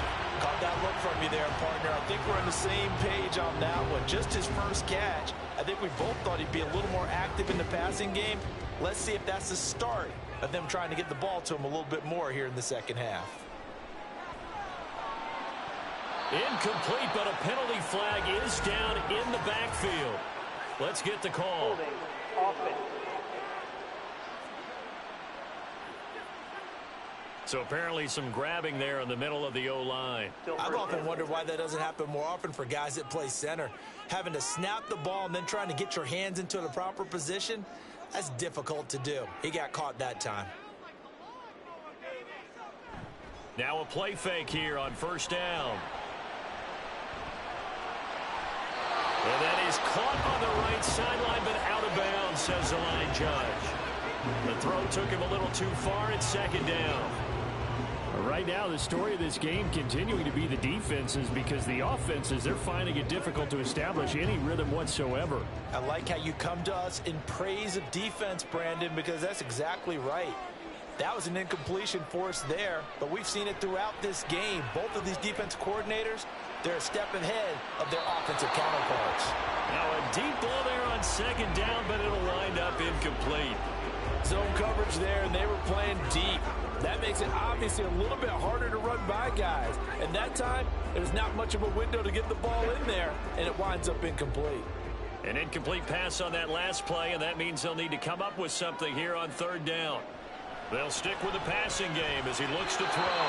And the throw there going to be incomplete. And so many times we look at the opening drive of the third quarter as a tone setter, and many coaches do emphasize it. And that's a strong performance there defensively to force the incompletion and, more importantly, force a quick punting situation. And here's Ryan Wright now. And surprisingly, this is the first punt of the game for either team. That'll be a 41-yard punt, 4 yards there on the return. And it'll be Seahawk football, 1st and 10. Now we take a glance at the offense as they work their way back out for their first possession of the second half. Their defense has done the job. Now it's the offense's turn as they've got it 1st and 10.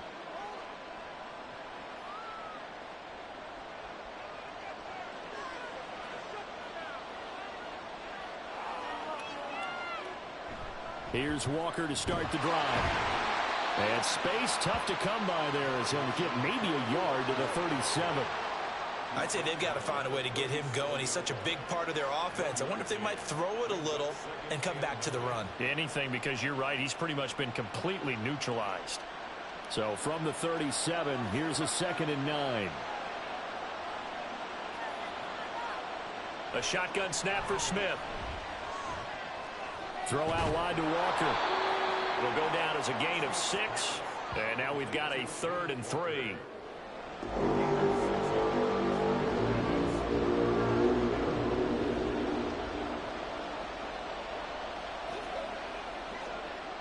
Coming up here looking for 3 yards to pick up the first. Smith on 3rd down. He's going to get that to his running back out of the backfield. And he's out of bounds just before the midfield stripe at the 49. They get 5 out of that one, and it moves the chains. Another catch for him there on this drive, Brandon, and it looks like they're going to utilize him out of the backfield any way they can. And that time they pick up a 1st down. So now on defense, you assign a man to him and try and cover him before he gets going. And he stopped immediately there. The tackle goes to Harrison Smith. Defense able to get there, swarm to the football. Zilch, 0 nada there for the offense, Charles. Yeah, it really was an example of good team defense, wasn't it? Everyone handled their responsibilities, and they held them to no gain.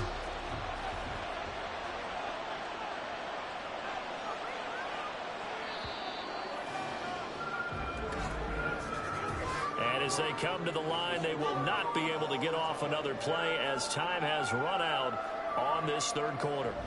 We'll return with more after this break. You're watching the NFL on EA Sports. Here's 2nd and 10. And we return, welcoming you back to Minneapolis. 7-7 is our score. Pretty even matchup so far as we start quarter number 4. 11 yards there and a 1st down for Seattle. Give every member of that unit a ton of credit for ripping off such a big gain there, because you don't get free for that many yards on a counter or misdirection without everybody selling the heck out of it.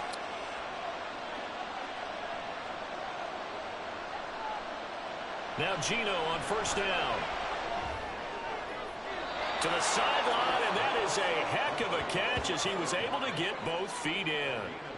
And partner, in a tie game in the 4th quarter, you and I both know in the NFL, that's when you lean on your stars, and he came through with a nice catch right there.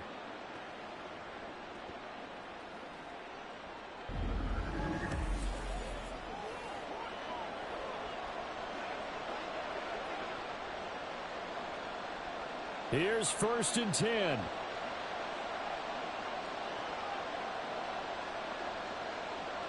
From the red zone now, Smith.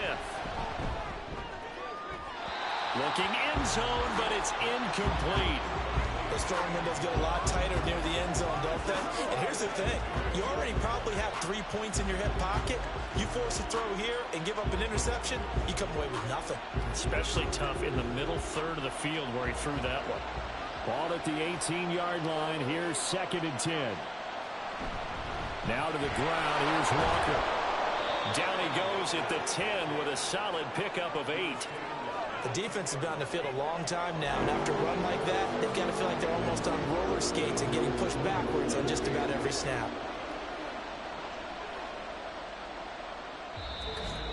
Getting down to the good stuff. All tied with 2 minutes remaining on EA Sports.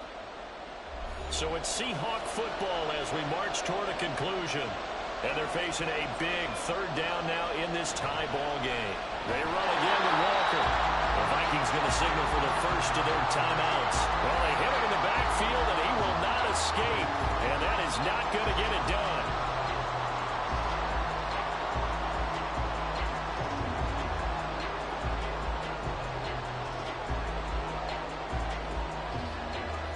So the field goal unit is on the field as this is a big spot right here. This for the lead in the final stages. Myers' kick is good. And they have taken the lead here in the final 2 minutes. So he waited on the sideline for his first chance in the ball game, and it didn't come until the 4th quarter, but he connects there. A big one to give him the lead. Boy, you talk about coming in cold. I don't care how many times you kick it into a net. You're not really ready when you go out there and all that beef is coming at you trying to block the kick. Big spot, and he delivers.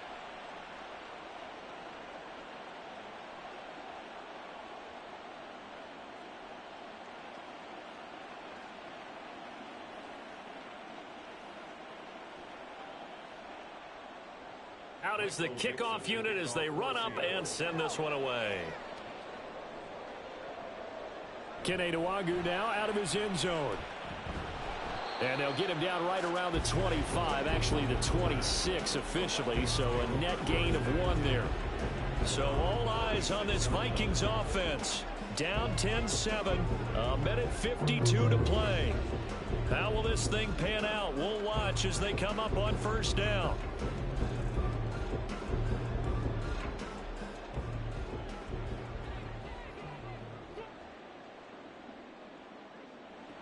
Back to throw. That's caught by Addison. He'll be dropped after a gain of about 6 across the 30 to the 31. Not in a position where they absolutely have to rush right now, but they definitely have to pick up the tempo a bit. Now 2nd and 4.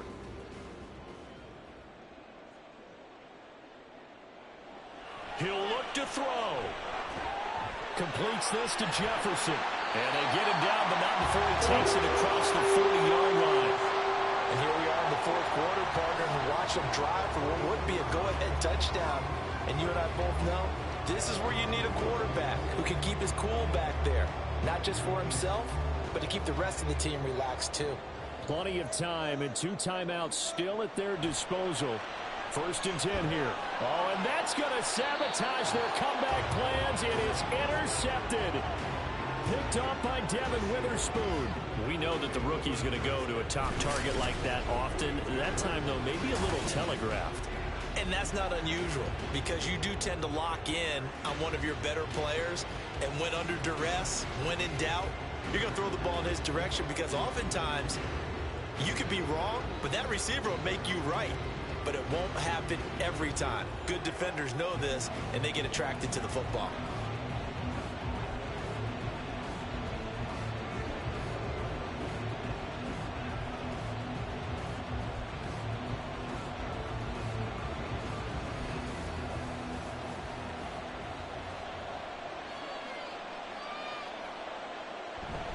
We've got to have 2 hands on the football here as they run on 1st down. Now the Vikings will use the 2nd of their timeouts as they get the stoppage with a little over 50 seconds left to go in the game.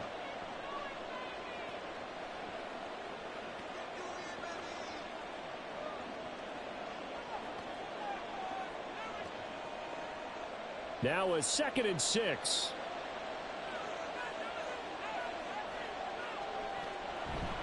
He's going to get it again. Just looking to get forward and protect the ball.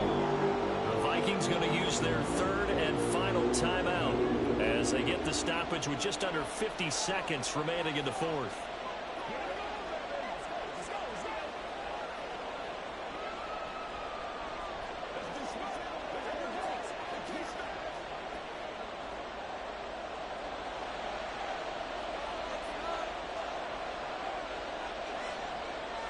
The Seahawks in victory formation as they go ahead and take the knee.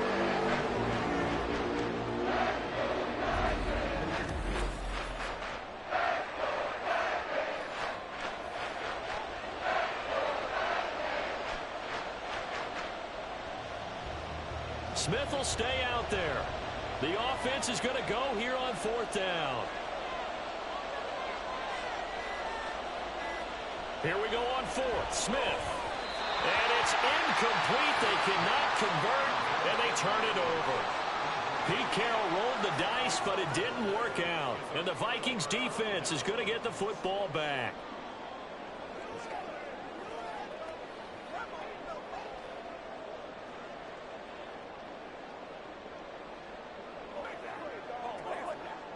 This is 1st and 10.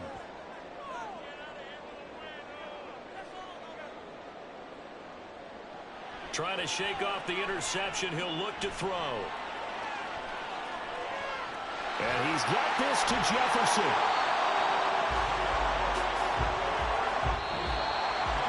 And this is one of those games where if you win it, it feels extra special. But to lose a close one like this, Charles, remember where they didn't score any points in the second half. That has to sting a bit more. Absolutely, and I really think that they're going to spend so much time pouring over this game film, trying to figure out where their calls went wrong, how they didn't execute on certain plays. They were so close. Yeah, this one's going to linger for a little while as they try and diagnose this loss. That'll do it for us. For Charles Davis and all our hardworking crew,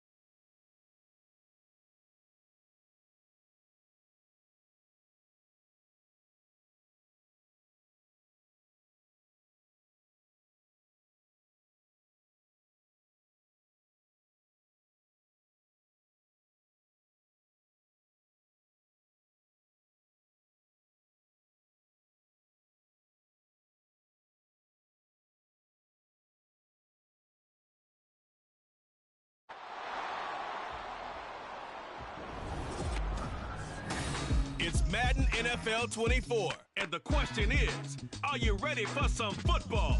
It's the Cardinals and the Saints. All that and more. Coming up next. The first opened back in 1975. There's a look inside the iconic Caesars Superdome in downtown New Orleans. Today we got an NFC matchup on tap, as it'll be the Arizona Cardinals taking on the New Orleans Saints.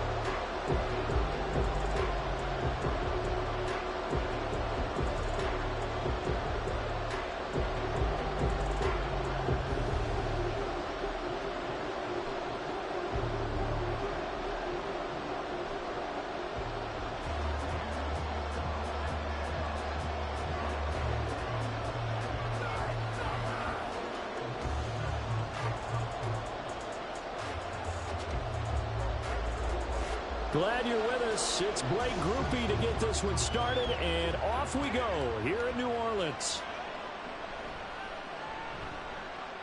And he's up past the 20 to the 22-yard line. The Cardinals making their way out, and it's the #1 overall pick in 2019, Kyler Murray at the helm. And when you have a guy like Kyler Murray under center, it not only opens up your playbook, it allows you to draw up even more plays because he's among the best dual-threat quarterbacks in the league and a true playmaker. If flushed out of the pocket, he might even be more dangerous. The next step for him, being able to throw on rhythm and deliver from the pocket.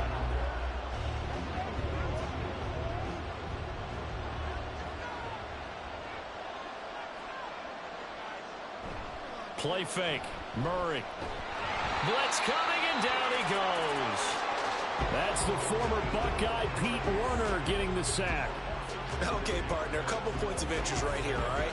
Offensively, we see that they came out throwing the football, but maybe more importantly, the blitz that came defensively, they got right after it. And you were telling me pregame before we came on air, you think this is something we could see a lot. Yeah, there's no doubt about it because this is a unit that wants to play the game on their terms. It's a pickup of 12, and that'll set up a third down.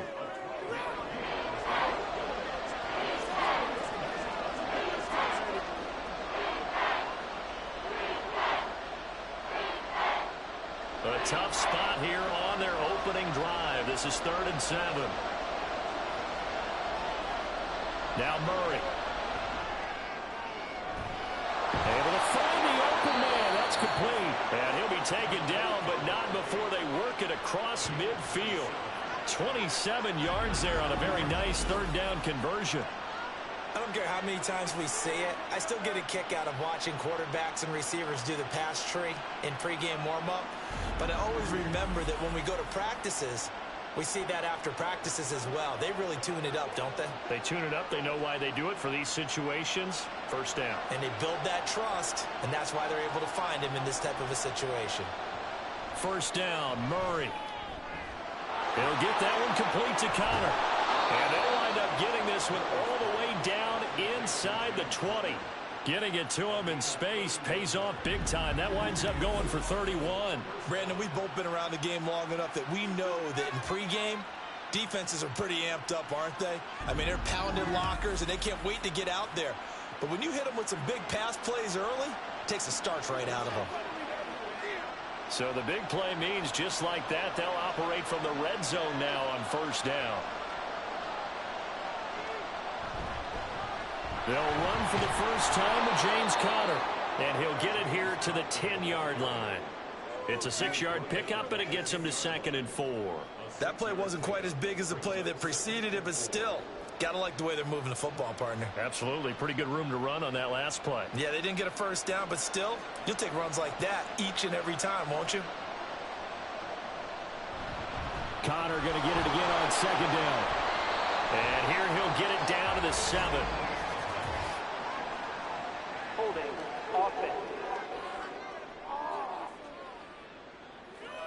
So not a lineman, but the tight end instead this time, drawing the holding call. And more what you're getting with tight ends are guys who are much more receiver than blocker. They may be willing, but that might not be their thing. Oftentimes, they'll be the ones getting the penalties. Now a second down throw for the end zone, but it's incomplete. It's been a good opening drive offensively thus far, but you know they don't want to waste it and settle for a field goal attempt after that incompletion. So this is a big play coming up here on third down. The seventh play now, this opening drive. This is third and long, though. Throwing now is Murray. Dancing to his left. And he can't get rid of it. He's taken down. Wreaking havoc was Nathan Shepard, the D tackle. We're scoreless after one.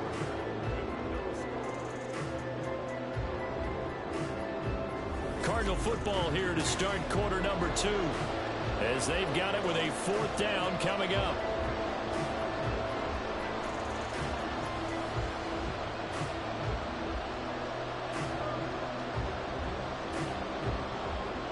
And the first play will be a field goal try. This is a 40-yard attempt from the left hash. Prater's kick is good, and the Cardinals have the first points. It's 3-0. Well, of course, you want to find the end zone, but, you know, you go on the road, you get 3 points. I think you take it. Yeah, pretty good start to the day for them, don't you think? Right? You go out there, get the 3 points. Now, look, it's not going to silence this crowd, but it might take a little bit of steam out of them right off the top.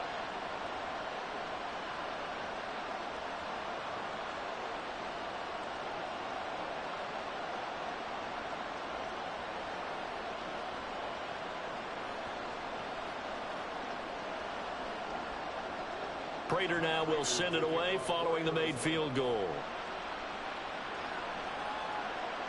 This fielded right at the goal line.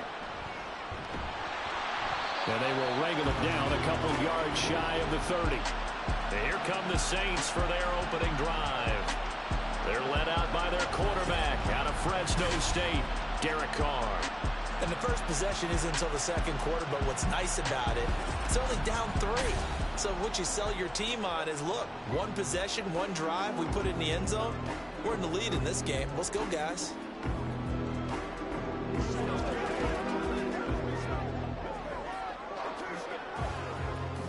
Carr going to lead the Saints up here first and 10 at their own 28-yard line. They begin on the ground with Kamara. 2 yards on the pickup there. It'll be 2nd and 8. Well, sometimes as a running back, you've got to be able to improvise when the hole's not where you expect it to be. But in this case, there wasn't any improvisation that he could do that was going to work. Kind of like if you're trying to be a comedian on open mic night at the Improv and you run into a tough crowd. Second down, and it's Kamara again. And they get him down, but not before he takes it across the 40-yard line. It'll be a Saints first down on a pickup of 13. On any explosive run, you can almost feel the ground shaking, and that's from the offensive linemen creating space for their runners. I had an old coach tell me before, they always told his runners, run around the offensive line in pregame. Get used to the ground shaking so you don't trip and fall when it happens in a game.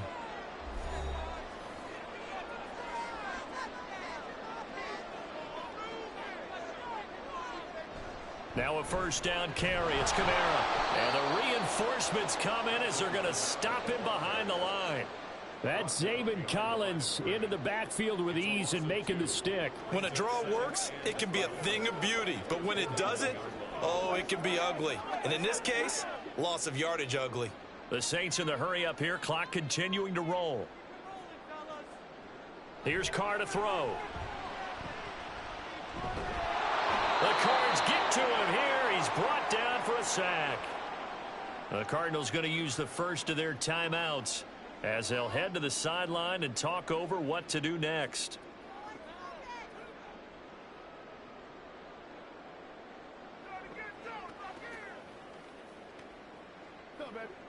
Need something from deep in the bag of tricks here after first and second down went backwards. It's third and very long.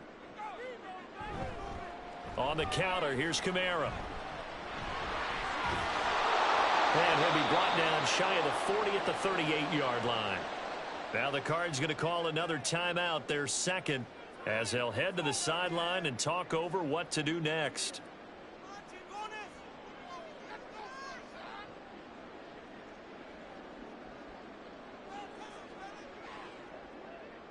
So on 4th down, on is Lou Hedley to punt for New Orleans.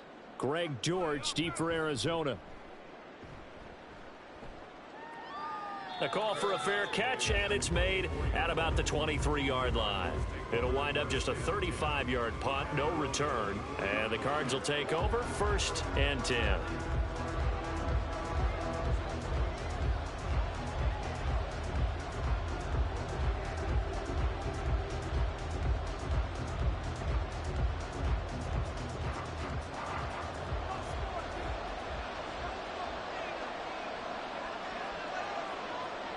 Throwing on 1st down is Murray.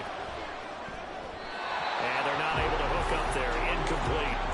Not sure what happened out there, but it looked like the timing was a little off on that throw. Well, you know I'm a defender, so what am I going to say? Great defense. Darn right. They did something to disrupt that timing. 2nd and 10.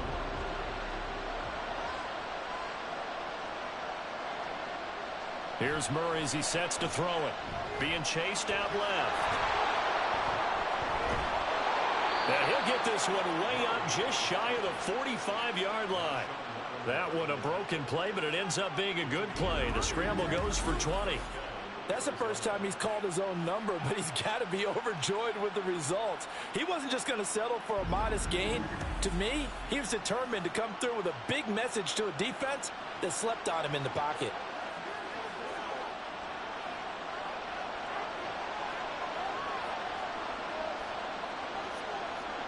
Murray now on 1st down.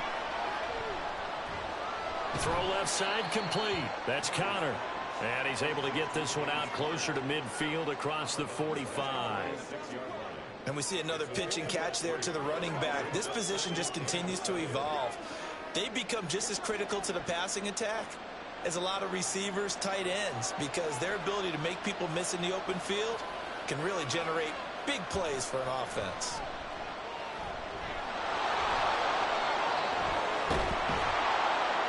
And he takes this one down almost all the way to the 30. 23 yards on the tuck and run. They asked him to take charge and get them to a spot where they could at least attempt a kick before the half, and he does just that. Didn't trust what he saw downfield, so he took it upon himself to get them into field goal range using his legs. That's coming through with a play they needed in a big spot.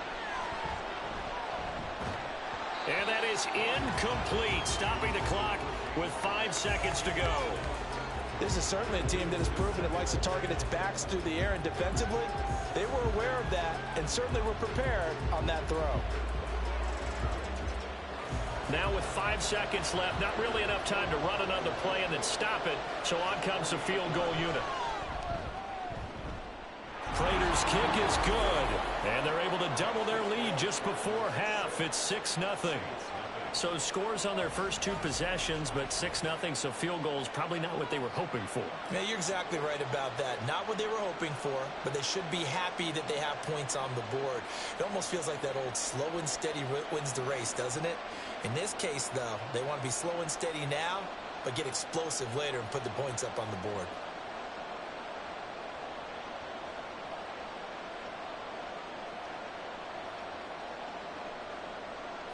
So barring a touchback, this likely the final act of the half as the kick is away.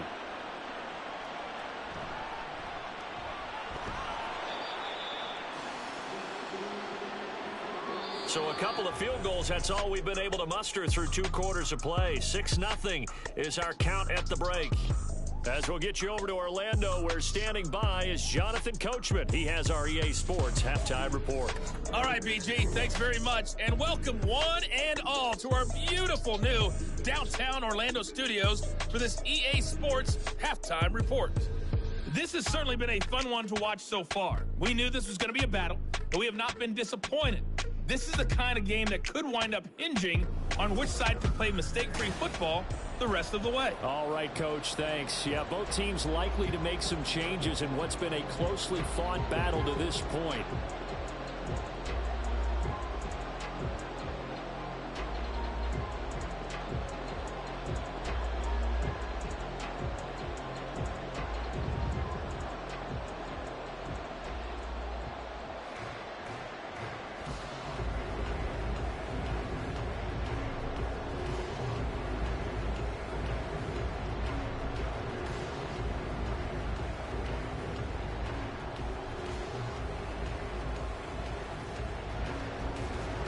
Saints going to go on offense first, and they trail here as we begin quarter number 3.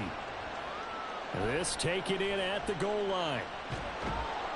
And he returns this to the 22. The Saints going to take over on offense to begin this third quarter. It's been a tight game to this point. What do they need to do, Charles, to break through in the second half and take the lead? Well, I think the first thing they need to do is thank their defense for keeping them in this game. And, you know, I think the defense is saying back to them, why don't you guys focus on getting some first downs, putting some drives together, give us a little bit of a break here. If we can get some rest, we'll play even better for you. And, oh, by the way, pay off a few of those drives with some points, too. Yeah, this will leave them a yard short. Nice pickup of 9 yards on first down. Getting had a ton of success here so far, but you get the feeling that he might be on the verge of popping one. Yeah, even on that one, there was a little bit of a hole, but it closed there quickly at the end. From the 31, here comes 2nd and a yard. On play action, it's Carr. And this one is going to be off the mark, too far out in front. We've seen these defenses make enough opportunistic plays to keep this one low scoring. Flying around, making plays on the ball, and we see yet another errant throw as a result. They tried to throw on 2nd down, unsuccessful. Now it's 3rd and 1. From the gun, it's Carr. Work in the middle of the field, and he's got a man complete. And he is going to have a Saints first down as they're able to convert by plenty there on 3rd and 1. Got to say, I was a little surprised to see him, Charles, come out in the shotgun on 3rd and less than a yard. Yeah, but the way the NFL is nowadays, we hardly ever see anyone really run for it on short yardage. So they're going to throw the football more times than not. That was a nice, easy rhythm throw right there, and they pick up the first down. They'll set up the screen down to Kamara. And a 5-yard gain gets him to the 42. Boy, that was certainly well-read defensively. And the key to any screenplay is space to work. And there was none to be found there. And they tackle it for just a short gain. Now 2nd and 5.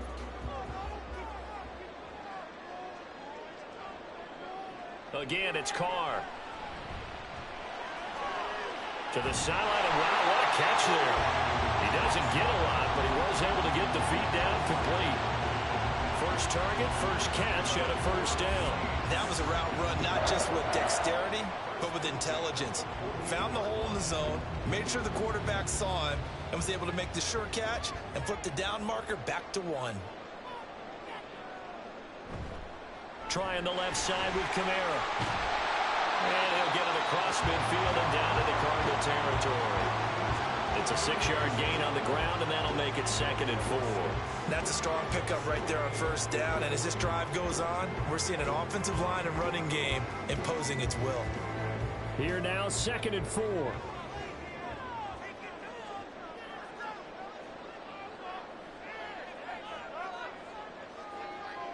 Carr. He'll get this one underneath to Kamara. And the stop here will come at the 38-yard line. That one a first down pickup of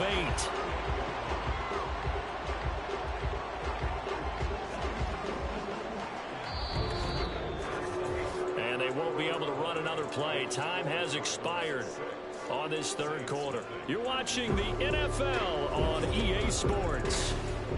Back now here live in New Orleans. So here's a 1st and 10 at the 38. It's the Saints who hold the football, but they're trailing as we begin the fourth quarter of play. Carr completes it, and he's going to get this down near the 20-yard line. The Saints passing game in sync and moving the football. It's a first down. I love the drive they're working on here because they know they can take the lead with a touchdown. And so far on this drive, so good. They moved the ball down the field with very little resistance defensively. But they better be prepared for some adjustments to come their way now.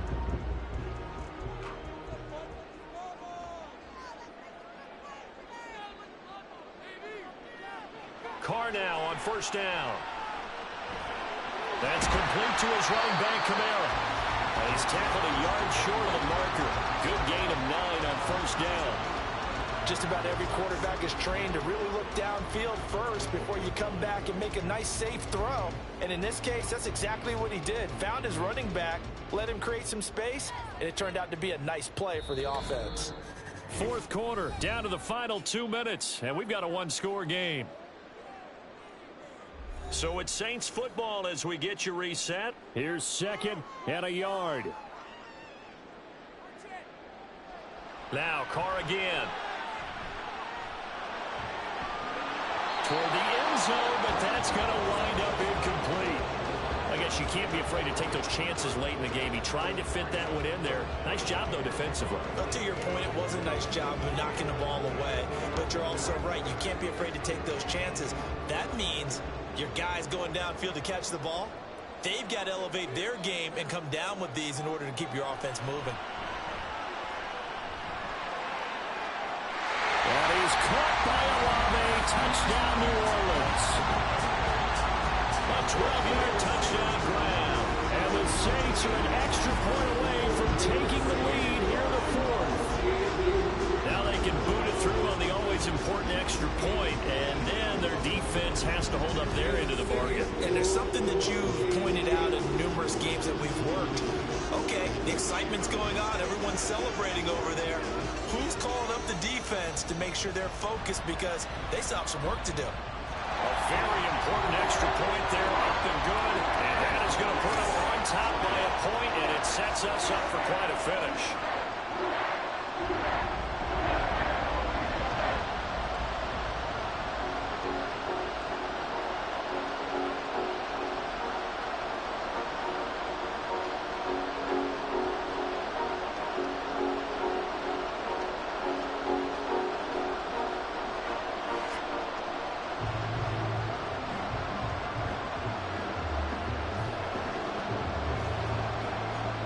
After the touchdown, here's Grupe to kick this one away.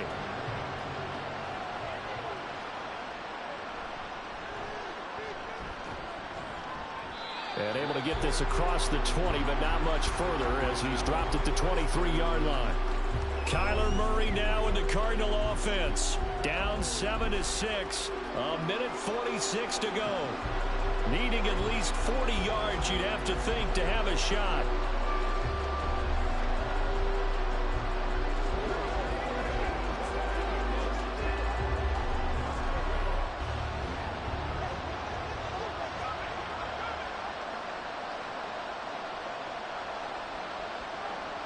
Back to throw. Murray. And that one nearly intercepted.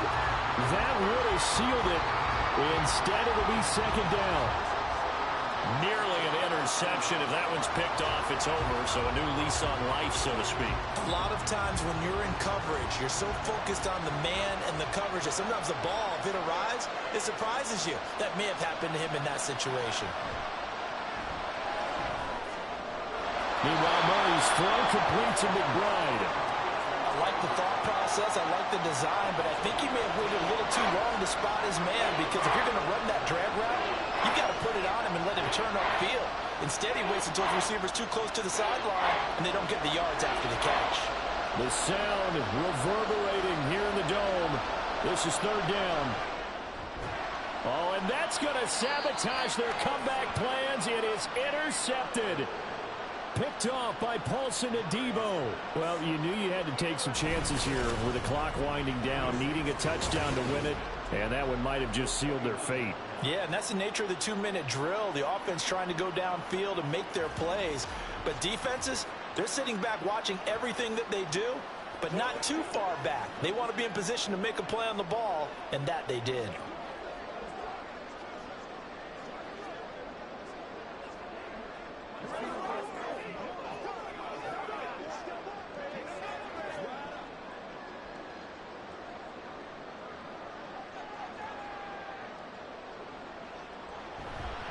Five points of contact necessary at this stage as they'll run on 1st down. Now a timeout called for by the defense as they'll get it with just over 90 seconds to go in the ball game.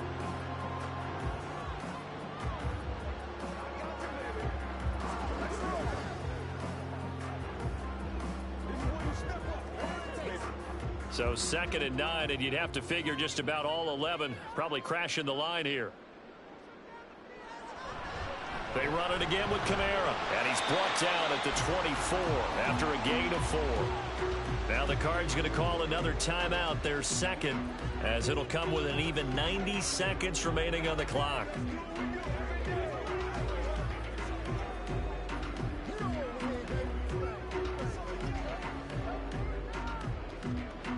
The Cards going nickel, an extra defensive back out there now on 3rd down. To throw is Carr. He's got his target. That's complete. The Cardinals forced to burn their 3rd and final timeout. And they'll be disappointed to have to burn one there after giving up the 1st down.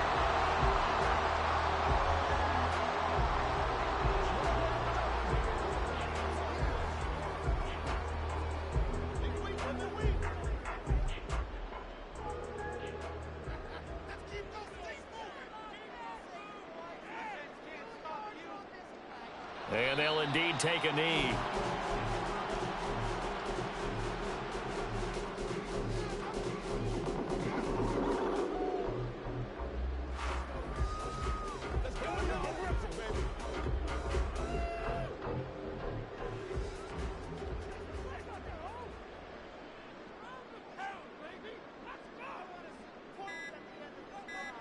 Victory all but assured now as they take a knee here, and they're going to escape with a 1-point victory. And how about this finish? Able to take a knee, run out the clock, and close this game out by 1 point. You talk about how many coaches we talked to? They all said the same. All I want to do is win by 1 point. That got tested in this one. Yep, and that cliche rings true. A single penny separates this one. Carr down to a knee, and that ought to just about do it.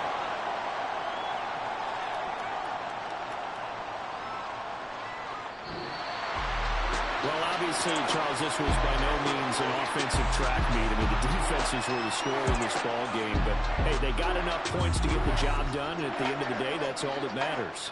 You're absolutely right about that, partner. In such a low-scoring game, it completely changes everything you had planned to do out there. Fortunately for them, they got just enough scoring to bring home the win. And in this type of a game, the play of their defense, that became one of their biggest keys. So that's a wrap for Charles Davis. I'm Brandon Gunn. And this has been a presentation of the NFL on EA Sports. For more, check us out at easports.com. The Saints are winners here as we say so long from New Orleans.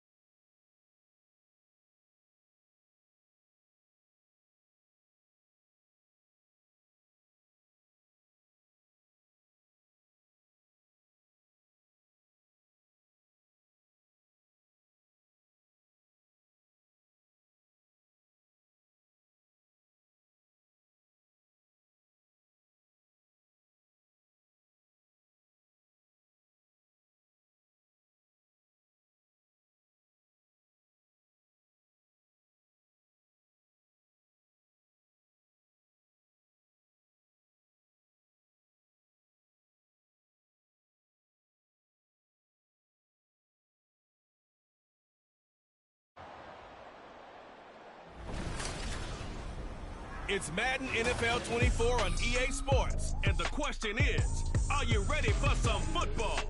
It's the Denver Broncos and the New York Giants. Coming up next.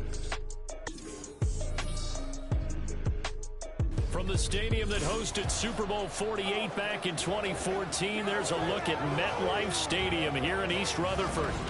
Coming up, we got a good matchup on tap here, as it'll be the Denver Broncos taking on the New York Giants.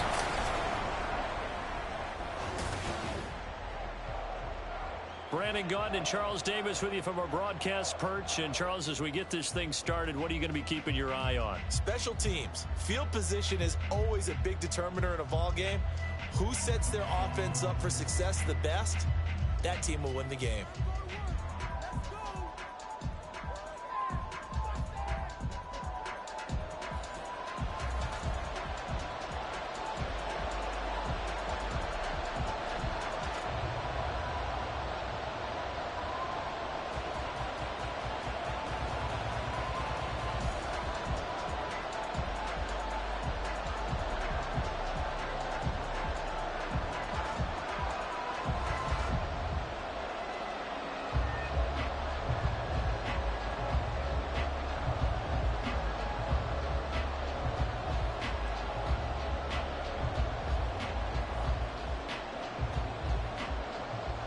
The longtime Panther Graham Gano has us set for a start as we are underway from MetLife Stadium. Taken at the goal line. Oh, a good return up past the 30. Now that should give him a spark. He's across the 40 to the 43. So here are the Broncos now for their opening drive. They'll be led out by their quarterback at 6'2" out of Auburn. It's Jarrett Stidham. For a brief time, he was thought to be a possible successor to Tom Brady while he was still in New England, but that didn't materialize. But opportunity may still knock for him to start in the NFL today. Definitely has the arm and mobility to make plays against NFL defenses. All he needs now is consistency.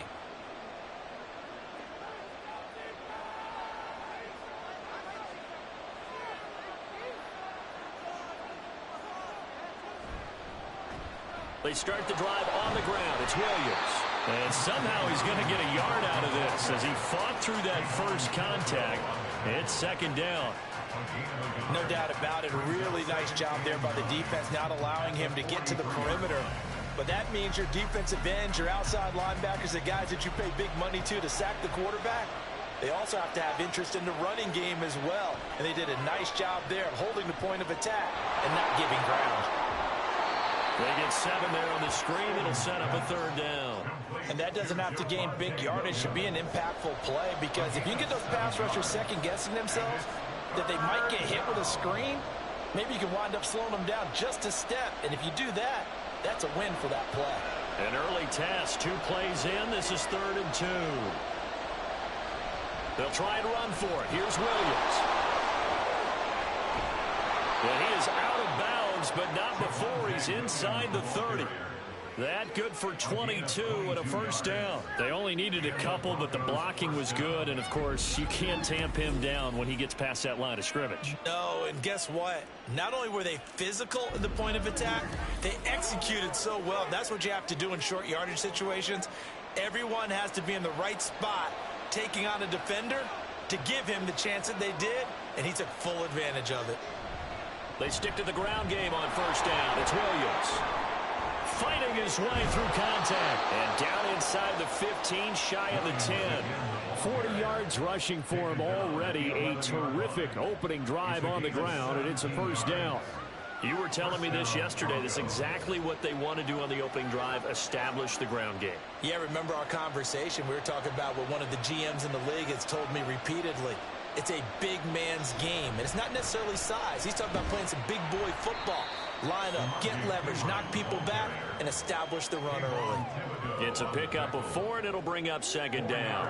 Not a run that you're going to write home about, but still a good first down run. That's what an offense calls staying on schedule. 3 to 4 yards on first down, you're set up very well for the rest of the drive.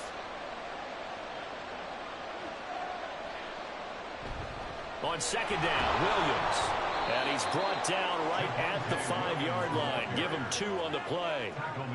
Just not a whole lot of room to operate there on that carry.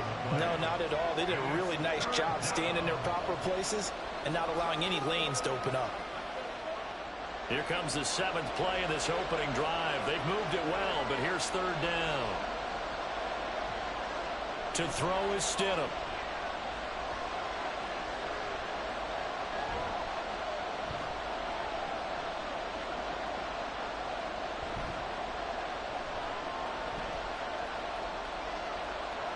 And that'll be incomplete with a penalty flag here on the field. And I'm not sure he was still behind the line when he let that thing go. So since that last play got nothing, they'll go ahead and decline the penalty, and that forces a 4th down situation. No score after 1 on EA Sports. Broncos football as we begin quarter number 2, as they've got it with a 4th down coming up.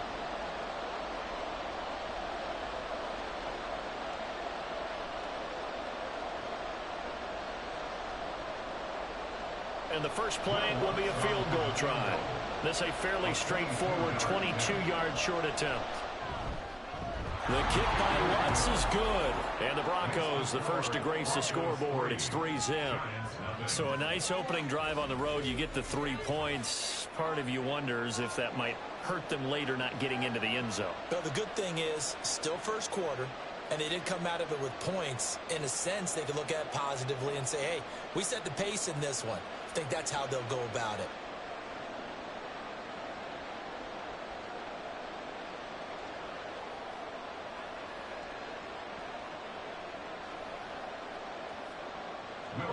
Following the made field goal, Lutz to kick it away.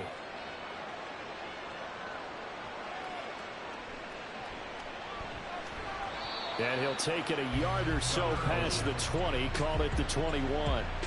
First go on offense for the Giants under the guidance of Daniel Jones, the former Duke Blue Devil. I still remember when he was drafted, there was a little bit of controversy about how high he was selected by the New York Giants, but his talents were revealed. He can make every throw in the book. Surprisingly good athlete. As long as he takes care of the football, doesn't turn it over, he can really make plays.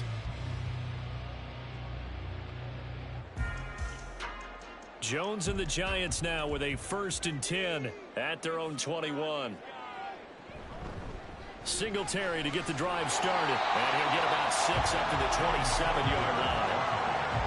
If you're in the offensive huddle, you're smiling after that play because you've certainly got them guessing now. 2nd and short, could they just hand it off for another big gain? Or did they take advantage of this spot to take a big shot downfield? 2nd down and 4.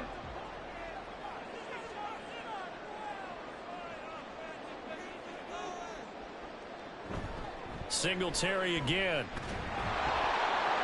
And not a whole lot there. Maybe a yard to the 27. When we talk about defenders, specifically linebackers, keeping their eyes in the right spot, he had that eye down the entire time. And you know that's not easily done because they throw a lot of misdirection at you. They try and fool you and get your eyes in the wrong place. But you're right about that one. He correctly figured that one out and made a really nice play. They'll come up now 3rd and 3. Now Jones. That is caught. And he'll be taken down, but not before they work it across midfield. Well, they were in search of a short gain on 3rd down, and they wind up nabbing over 20 yards. That was simply snap, rock, and fire. I mean, they didn't take long at all. Slant route, and I loved where he put it. He put on the body of the receiver low so that only he can catch it. Yeah, I don't think there was any magical formula there. Defensively, that's just tough to defend. Very much so. And that way it allows the receiver to keep his body in front of the defender and not allow him to go through him to knock the ball away. Well, the incompletion, yes, but maybe here not the worst thing in the world? No, not on 1st and 10. It actually gives them a chance to regroup, relax just a little bit. They huddle up, talk it over. Then they get a chance to continue their drive. Throwing, Jones. Steps away to his left. And they'll get him down as he's inside the 40. Nothing open downfield. field. He keeps it himself for 11 and a first down. Partner, there's a downside to everything, and the danger of man coverage is if you're locking down your target, you often turn your back to the quarterback and you don't see him. Sometimes you open up a big lane for him to hit you for big yardage, and that was an astute play by him to scramble out, see that lane, and burn them for a first down. And his throw's going to be incomplete.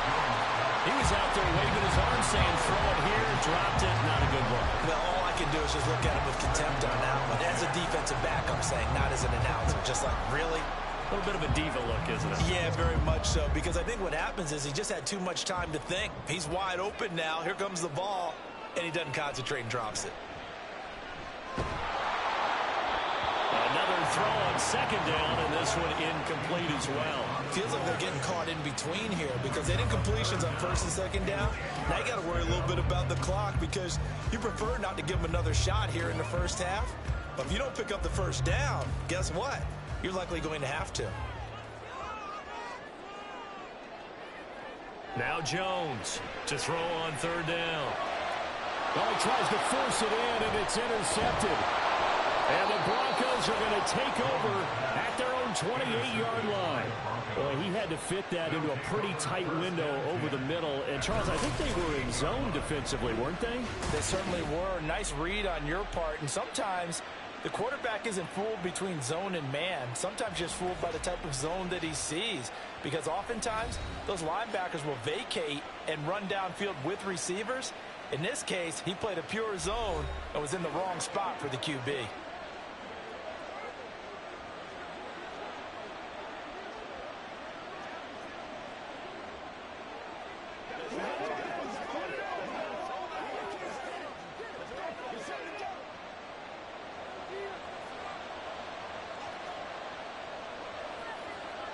After the interception, here's Stidham. He's got a man complete. And he'll be out of bounds just shy of the 40. It'll go as an impressive 31-yard gain. Able to hit on a big play right there in the 2-minute drill. Now they've got a chance to use all the remaining clock and build on their lead right before halftime.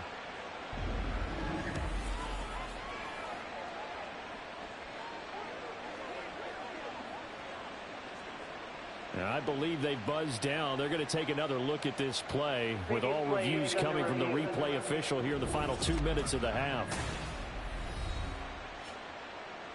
Did he keep those feet in bounds? That's the question they've got to decide. And I got to say, watching it in real time, it was awfully close. Yeah, it certainly looked like a heck of a catch because he didn't appear to bobble it, which could complicate things.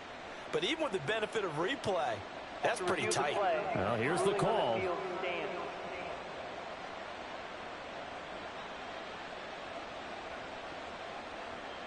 Could we get a touchdown in this first half after all? It's 1st and 10. Stidham. Man open. He's got it complete to Cortland Sutton. And that's good for a pickup of 10 yards. And they'll be left with a second and about a foot. All that practice time came to fruition on that play. All those timing routes that they work on through training camp, OTAs, minicamp, and just regular season, they got it done on that one. An outcut, ball was delivered, and picked up the completion. Throwing again on second down, but this time it's incomplete. He was looking for Javonte Williams out of the backfield, and it's third down.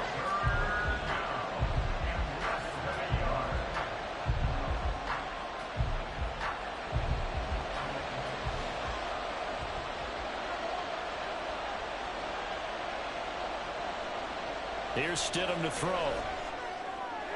He's got his running back out of the backfield. And he'll be out of bounds, able to get it down to the 25 there. It'll go as a gain of 6 that time, and it moves the chains as well. Short yardage situation, you have to wonder if they thought that they were just going to run it inside. But you have to be cognizant of the back slipping out of the backfield trying to find some open space. And that's exactly what he does to the tune of a first down. Screen play set up for Williams. Sharp there with his feet, gets him a little extra space, and then drop just inside the 20.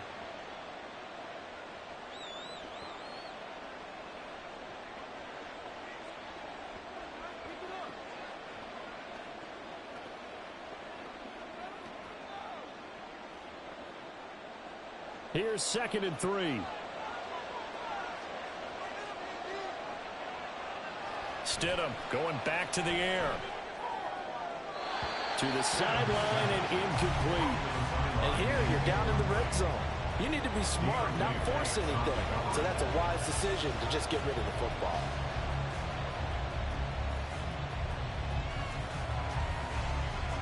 Seventh play of the drive now as they come up on a 3rd and 3. Now it's Stidham. And that is incomplete.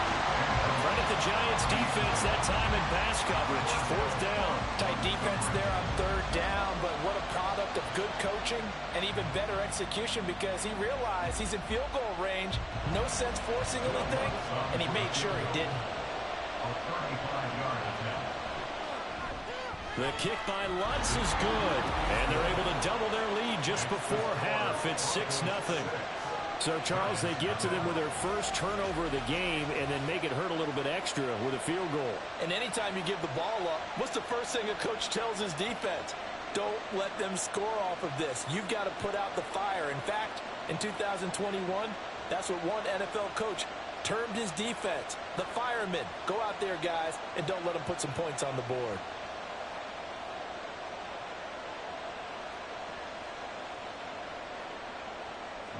So time enough for a kickoff here. 5 seconds remaining in this first half.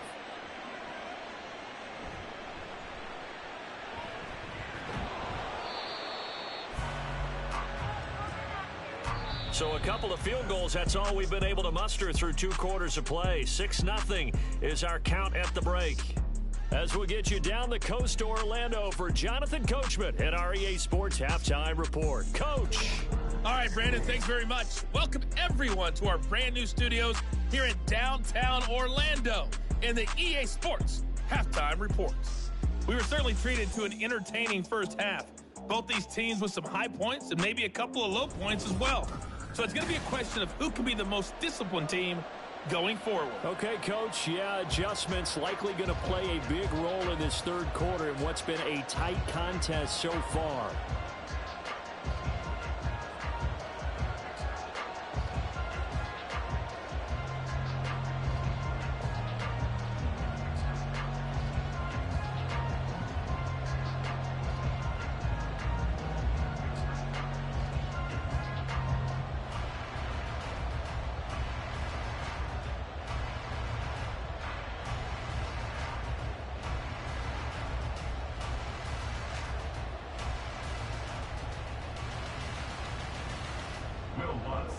The Giants set to get the football, and they trail here as we get back underway in the 2nd half.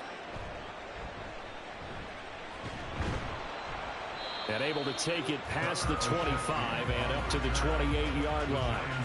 Here's the Giants offense now getting set to start the 3rd quarter. As they begin their 2nd half here, Charles, offensively, not where they want to be, obviously. They're losing in this ball game, but very much within striking distance. We'll see what adjustments they make in the 2nd half.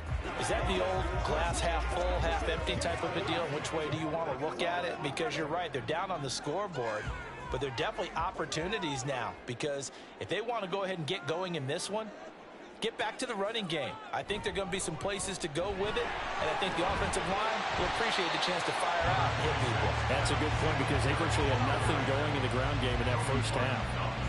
Cody Barton there to bring him down. Oh, that was a thing of beauty right there. Look at how quick those blockers fired off the line once the ball was snapped. That was an O-line on a mission, all in sync, and the defense is lucky that play only picked up 5 yards. They run the option on 2nd down. And he slips up past the 45 before being tackled.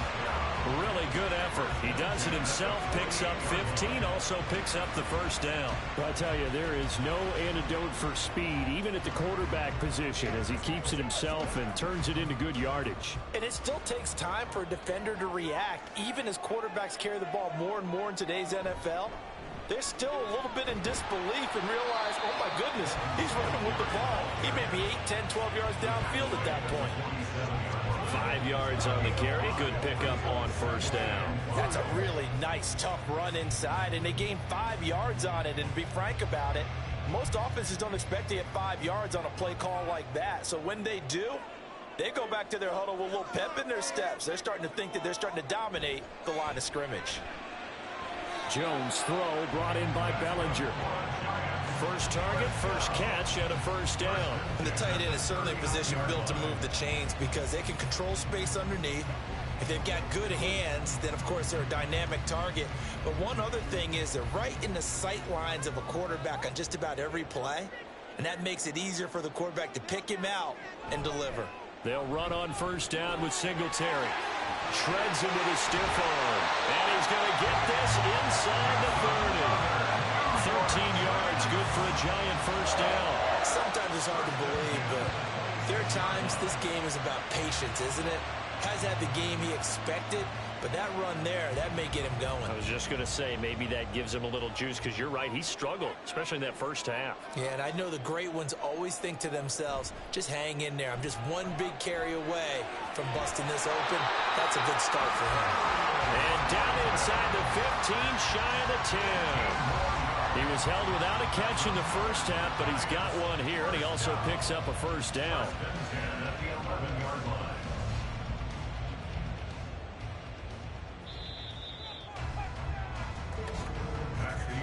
And they're not going to get to the line to run another play, so we will switch ends as the third quarter has come to a close. This is the National Football League on EA Sports. Welcome back now here in East Rutherford. It's the Giants with possession of the football but needing points as we start quarter number 4. And able to get him inside the 5 here, just inside the 5 to about the 4. It's a 7-yard carry to set them up with a 2nd and 3. Brandon, all things considered, they have to feel pretty good about getting that type of a gain considering the blitz that they just had against them. 2nd down, ball on the 3. First down marker at the 1-yard line. Looking to throw. Jones. And he is going to go down. Back at the 11-yard line.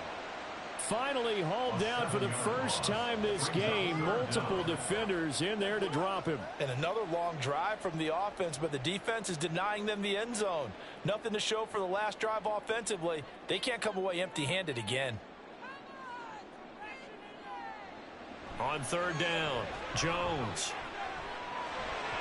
He had a man open, but he missed him, and it's incomplete.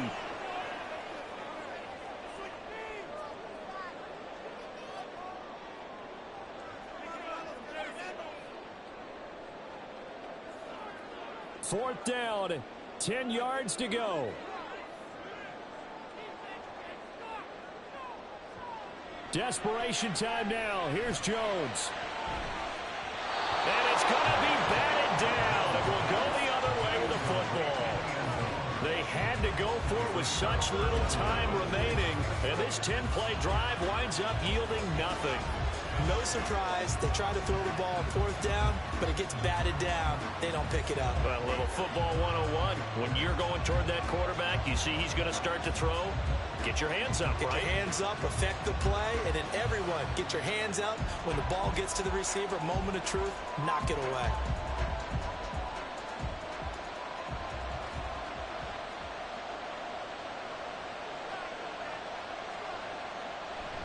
They'll try and run down some clock with Williams.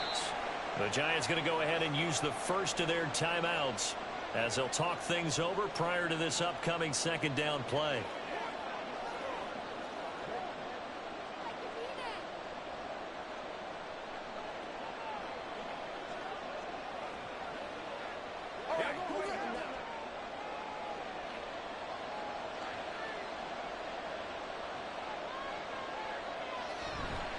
They'll stay on the ground with Williams. And he'll get this one up to about his 14. Now the Giants will use the 2nd of their 3 timeouts as they'll head to the sideline and talk over what to do next.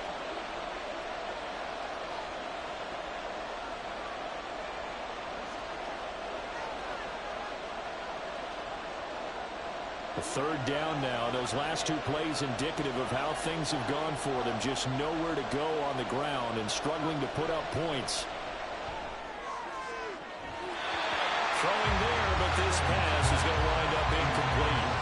As a defensive back, you have some weapons at your disposal that we don't often talk about. And you can read the receiver's eyes, you can read his hands, and you know that the arrival of the ball is imminent, and that allows you to make a play on it and oftentimes knock it away. Here's Riley Dixon now. And you wonder, could they possibly think about taking a safety here? And a fair catch taken here right at about the 40-yard line. So now Jones and the Giants down 6-0. A minute 35 to go. They need a touchdown. A field goal is worthless now as they come up on 1st and 10.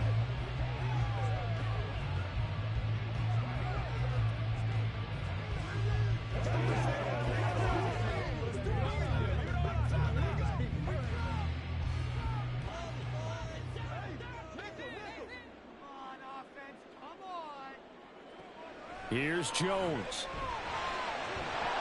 And that one drops down, incomplete.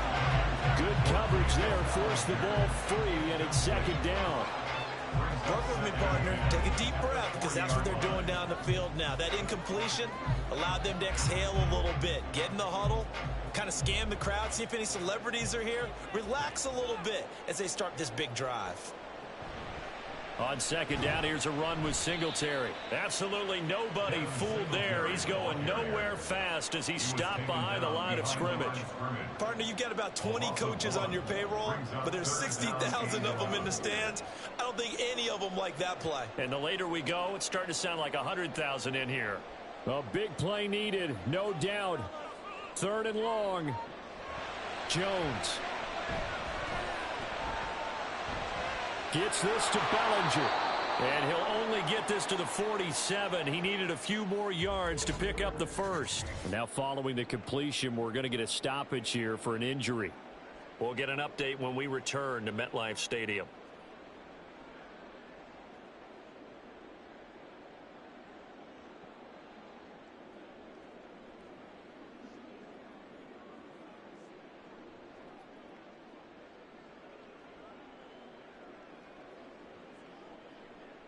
No choice but to go. Here's 4th down now. Now Jones. Work in the middle of the field, and he's got a man complete. And he's got this down to the 35. They keep the game alive, at least for the moment, as it's a 1st down. But they picked up a little bit of yardage there, and now, in this situation, should be in no hurry to run a play really fast. Let the clock wind down. Final minute, no timeouts at their disposal. Here's 1st and 10. And he'll get this underneath to Singletary. And he's going to get a solid gain of 9 before being brought down. 2nd and right at a yard. And remember, field goal does them no good in this situation. You got to think they should be taking some shots for the end zone soon. They'll come up now on 2nd down. Jones. And that's going to be incomplete. Good effort there trying to take a shot, but it's 3rd down. And a great game comes down to this. Time for one play, and they've got to get it in the end zone. And I want every cover guy I've got in the game on defense, every extra defensive back who can make a play on the football. So whether it's nickel, dime, quarter, whatever you want to call it, I want 5, 6, 7 guys back there. Now one final throw here is incomplete, and that is how this one will come to an end. So this one will wind up a Denver victory, and not all W's are created equal, CD, and this one came in shutout fashion. Well, their offense certainly didn't need to do anything, right? They could take the day off, and they did. But the defense, they carried them in a big way. Yeah, look, the offense, obviously stuff to work on, but they did enough, and the defense carried the load. But you know what they say, it's always fun to work on things. If it didn't go well in your game, with a victory in your pocket. And that's what they've got going forward. So that'll do it for us. For my partner, Charles Davis, and all the hard-working men and women on our crew, I'm Brandon Gaudin. You've been watching the NFL right here on EA Sports. With that, we say so long from MetLife Stadium.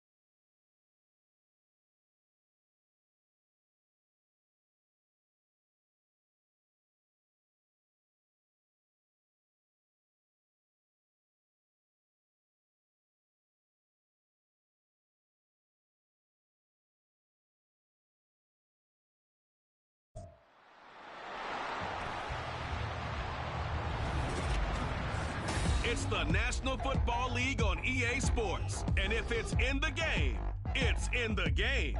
It's the New England Patriots and the Tennessee Titans. And it comes your way next on Madden Football. By many accounts, one of the most underrated home venues in all of the NFL resides in the heart of Nashville, Tennessee, and that's where we find ourselves at Nissan Stadium. Coming up, we've got what should prove to be a good one, as it'll be the New England Patriots taking on the Tennessee Titans. Along with Charles Davis, I'm Brandon Gaudin, and for both of these teams that we're going to see, Charles, the future is kind of right now. You know, this is something you only see a handful of times in an NFL season where you've got a rookie quarterback versus a rookie quarterback. And I think a lot of that has to do with the era we're in now, because our dads, they didn't see rookie quarterbacks go against each other. In fact, it could be 2-3 years before they even saw the playing field. Nowadays, you get drafted, they expect you to play earlier, and these guys as competitors, they'll take their lumps early, but they'd rather be on the field.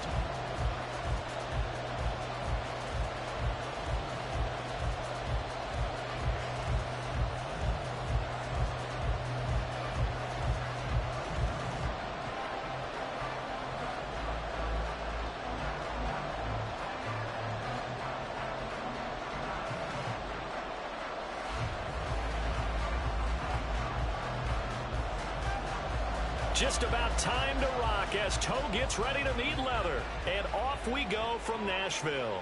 This fielded right at the goal line. And his guys will get the football right at the 20-yard line. So here come the Patriots to take over on offense. And they are led out there by their mobile quarterback. We're seeing it more and more in this league, how teams love to have athletes back there taking the snaps, guys who can throw it and move around and get yards with their legs if needed. He's one of the best examples that we see out there right now. He can throw for hundreds of yards one week and then run for 100+ the next. He adds an extra dimension that really confounds defenses when he puts it all together.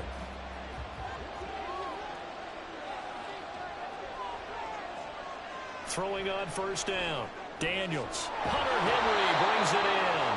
And he'll be corralled well upfield right around the 40-yard line. Just like that, a pickup of 20 on their first play from scrimmage. Good job there to locate his tight end, Charles, in the middle of the field. Yeah, he has good pass-catching abilities, and if they're able to continue to find him here in the early going, I think it'll help out his teammates out on the perimeter. You can take the big shots later if he occupies their attention. And he takes this up right near the 45-yard line. 5 yards is the tally on first down. That brings up 2nd and 5. Brandon, 5 yards on that run. Let's get back to the huddle and make sure if you're a back, you spend time with your offensive line and give them credit. Hard to move those 300+ pounders at the line of scrimmage, and they did for a significant chunk of yardage. A second down pass play there, but it's incomplete. Had the right idea there, trying to throw it to the sideline, but he let him just a little bit too much, trying to get it out to his receiver. Ends up falling to the ground, incomplete. They come up now 3rd and 5 following the incomplete pass. Back to throw. Daniels. They'll set up the screen for Gibson. And he's got the first down yardage there as he takes it just across midfield. It'll be a gain of 6 that time as it moves the chains as well.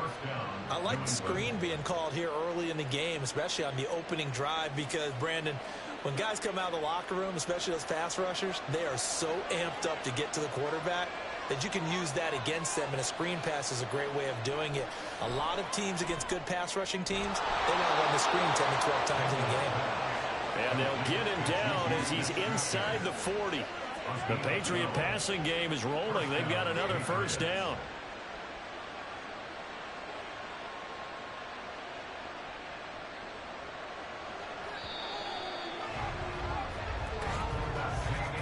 We're scoreless after 1.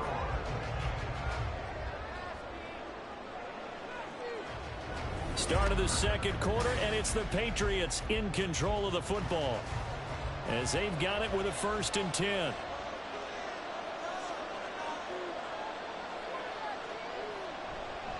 Off the play fake. Daniels. Open man is Kendrick Bourne. And they'll have it in the red zone before he crosses over out of bounds. A good pickup there of 22. And a good sign for them right now to have their young quarterback looking confident on the opening drive.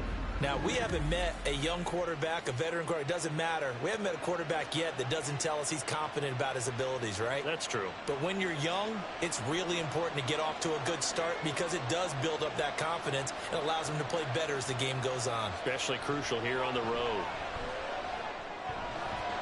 And now a throw on first down there, but it's incomplete. Just looking at it from a defensive perspective, when you break the huddle in the red zone, tight end is one of the guys you've got to key on because quarterbacks want the ball in their hands fast in this position, and they want to get it to someone. And in this case, he had the play. They just didn't complete it. They'll stick with the passing game as he looks to throw. Touchdown, Patriots! Antonio Gibson, a 16-yard touchdown. And the Patriots post the first points of the ball game as they take the lead here in this second quarter. Those are the drives that prove a lot. You got a rookie quarterback, Charles. You're on the road, takes him down, throws the touchdown pass. And in a game like this, with, as you described, a rookie quarterback, the team usually says, okay, we got to take care of this guy. We got to protect him. But when he goes out and plays like this on the first drive on the road, he doesn't have to say, I'm here to be your leader. They just need to follow him. Extra point by Ryland, up and good. And it's now a 7-0 game.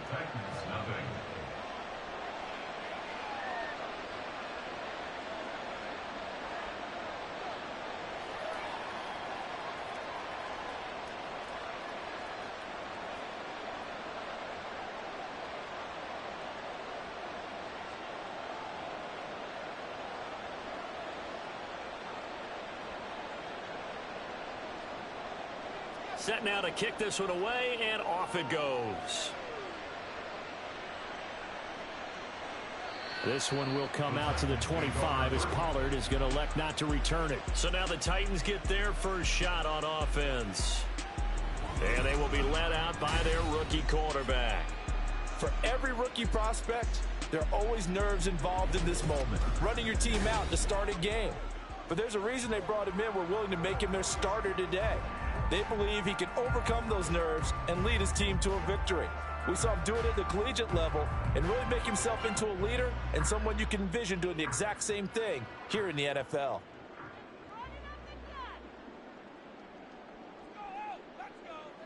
First and 10, here's Levis. Got his man, Okonkwo. And he's brought down, getting this one up to about the 35. It'll be a gain of 10 to start the drive out by a few inches. That'll be a first down. Oh, that's a nice job of clearing space in the middle of the field for your tight end. He's going to start behind the line and run an angle route, hoping to kind of get lost in the middle of the field. And this is put right on him, and he's able to pick up a first down. Meanwhile, Levis's throw taken in by Ridley here. This will be stopped about 2 yards shy of the marker. 8-yard gain, 2nd and 2. Well, if you do read man coverage, Brandon, the drag route's a pretty good one to run against it because you're running away from people on it. Levis trying to get his guys set as quickly as possible. 2nd and 2. A short throw taken in by Okonkwo. The Titans going to use the first of their timeouts as they get the stoppage with a little over 50 seconds to go in the first half.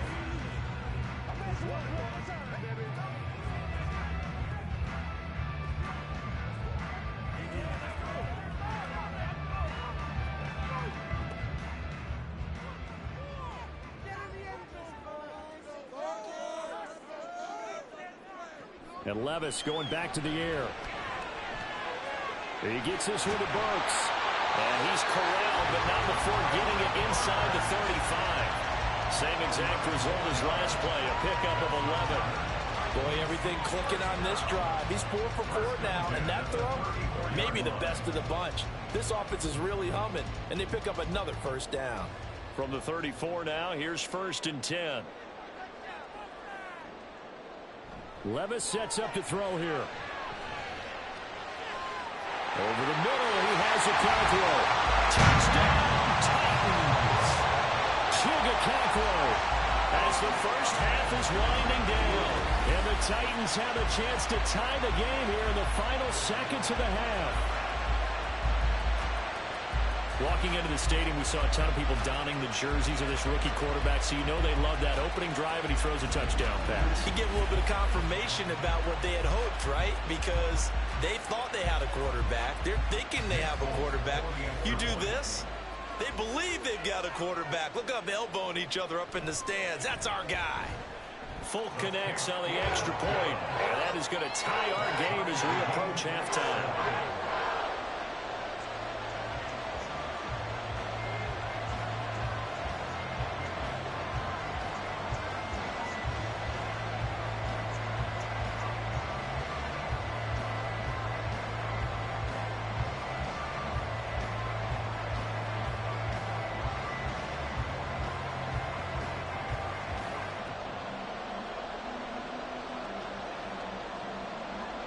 Each team's had it. Each team has scored. 7-7 here as the kick's away.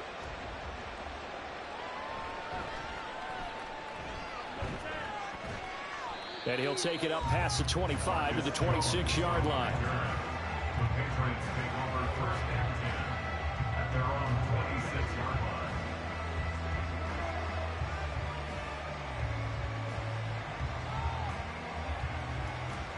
New England with a first down as they begin the drive.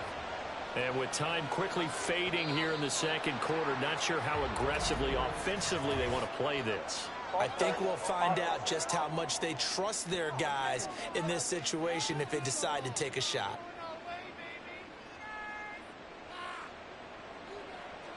Still first down.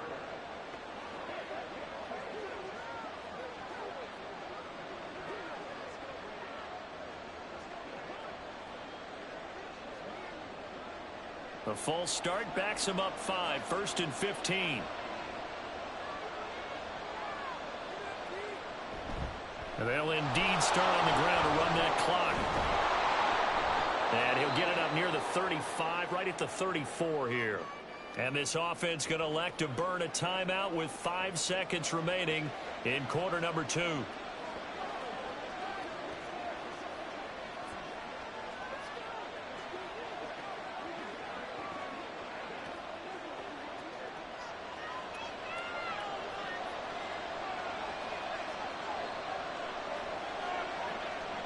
A final shot before break.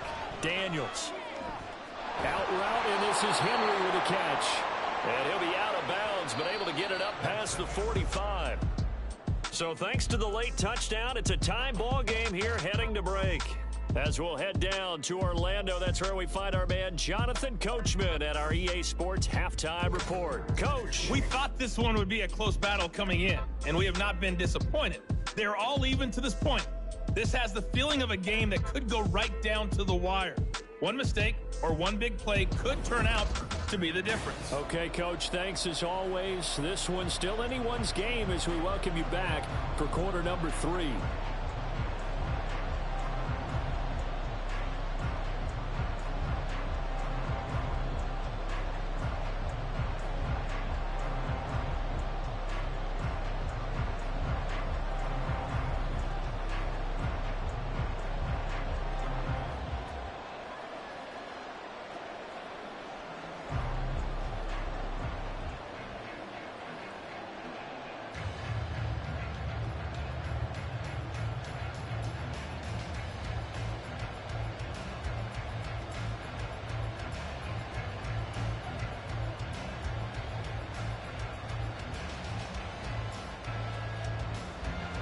Set and ready to go for the second half. 1 touchdown apiece, 7-7 our score. This is Tony Pollard taking it about the 1. And he will make it to the 20-yard line and no further. Out come the Titans now. They'll have it first on offense to start the third. Well, the first half, very even. I mean, really, in all facets, this ball game tied, Charles. So as we start the third quarter, curious to see what the second half brings us. Certainly am. I'm with you on that one. And we all know a lot of coaches from the NFL all the way down to the Pee-wee level. They love to spin it to their teams. Hey, we're starting a brand new, shorter ball game. It's all even. Let's go out and seize it. This is ours. Off the play fake, Levis. And his throw here is incomplete. Everything looked right on that play except the conclusion. He dropped it. An in route, going into a little bit of traffic. Maybe in the back of his mind, he was wondering where the hit was going to come from. 2nd and 10 coming up here in Nashville. Third quarter action. They run straight ahead here with Pollard. And he'll go down at the 26 following a gain of 6. So much of the game today, we're looking for hybrid players, guys who can do a combination of jobs. And anyone who plays a strong safety position, now more than ever, is a hybrid type player. Half defensive back that covers passes and half linebacker that makes tackles. We just saw the linebacker make that play. Levis to throw it. He's going to get that to his running back out of the backfield. And he will have a Titans first down by about a yard. It's a gain of 5 on 3rd and 4. There are a lot of tough routes to try and cover. When you see a runner come out of the backfield and run this angle route, looks like they're going to the flat, and then they put their foot in the ground and cut back sharply inside. Not easily covered, and then when they catch it, good momentum built up by them as well. And able to pick up the first. And they're going to have this across midfield and inside the 45. A big hitter there. A first down gain of 26 yards. At halftime, you had to feel like the defense had to be in a good position. They had to feel good about themselves. They'd have this guy boxed in all game long, but after that run, that might be the breakthrough that he's looking for. Now they may have some difficulty dealing with him the rest of today. So into Pat's territory now. Here's 1st and 10 at the 43.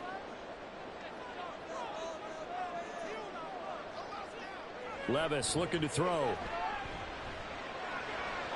And he's got his man in stride, complete. And past the 35, he'll be dropped a yard or two shy of the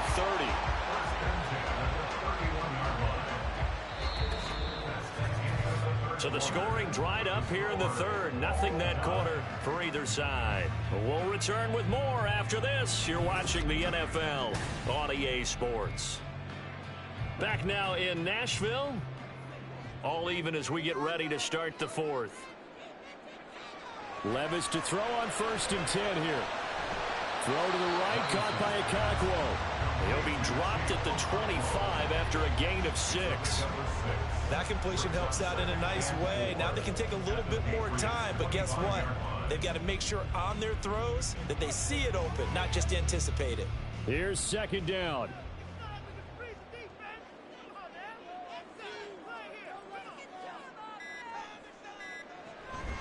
Out of the gun to give to Pollard. And a strong run there as he'll maneuver his way down inside the 15. Now the Patriots going to use one of their timeouts. And they'll be disappointed to have to burn one there after giving up the first down.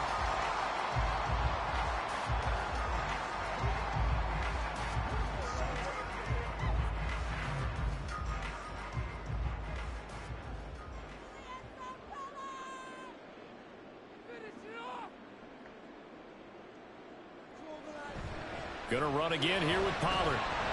And this will leave him a yard short. Nice pickup of 9 yards on 1st down.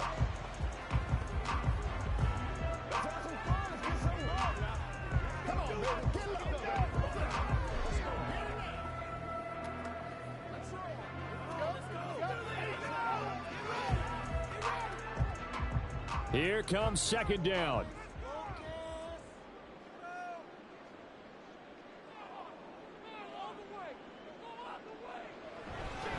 Pollard, he'll take it up the gut. And the stop will come inside the 5 of the 4. The Patriots will take their 3rd and final timeout as the clock will stop with 1:06 left to go in the game.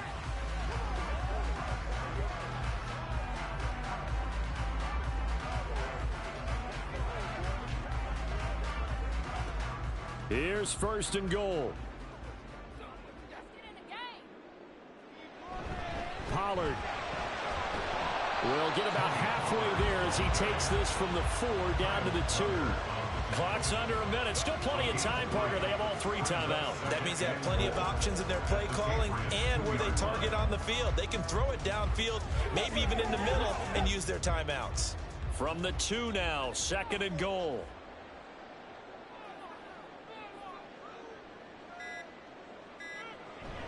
Now here's Pollard.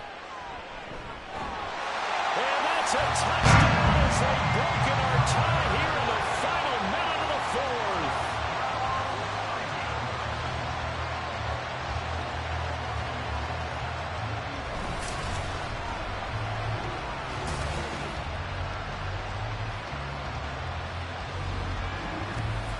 This is a time of game where offensive lines can really dictate a team's fortunes. It's been a tough battle. They've been out there for a long time. But this was a question of who can wear down who. And that's excellent work to put a long drive together and finish it with a touchdown run to take the lead.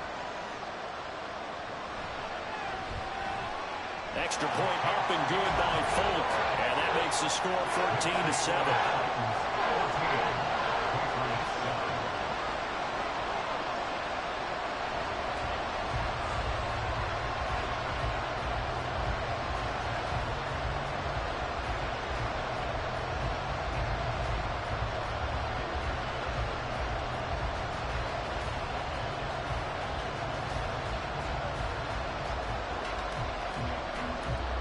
There's the Titan kick team as they run up and send this one away. Marcus Jones, a return man. And he'll go down as this drive will start at the 25-yard line.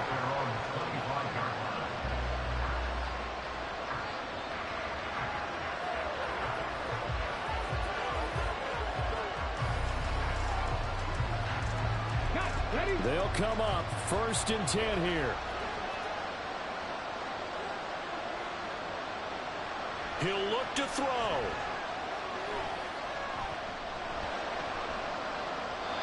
That'll be incomplete with 9 seconds now showing on the clock. That's pretty difficult to sum it up for offense in a 2-minute drill. When your guys have struggled to put points on the board all afternoon, there's an incompletion right there. 9 seconds, no timeouts left.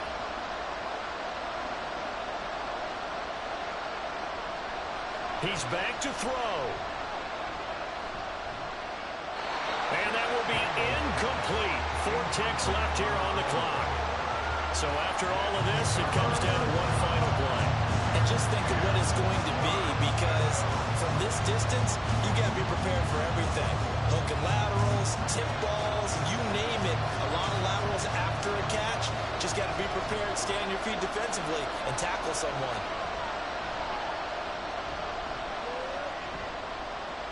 Now a desperation throw deep downfield. Well, this is taken in. It's complete. And they'll get this well past midfield before being stopped just before the 35. It was a long shot, but they did get one final chance to try to score and overcome this small deficit. No touchdown, though, Charles. And that brings this one to a close. Yeah, I think Hope was wearing one jersey and Worry was wearing another on the other sideline as that final snap played out. Now, we've seen some incredible plays to win games before, but in this case, I think the distance was just a little bit too great for it to happen here. So that'll just about do it for Charles Davis. I'm Brandon Gaudin. You've been watching the NFL on EA Sports. For more, log on to easports.com. The Titans are winners here as we say so long from Nashville.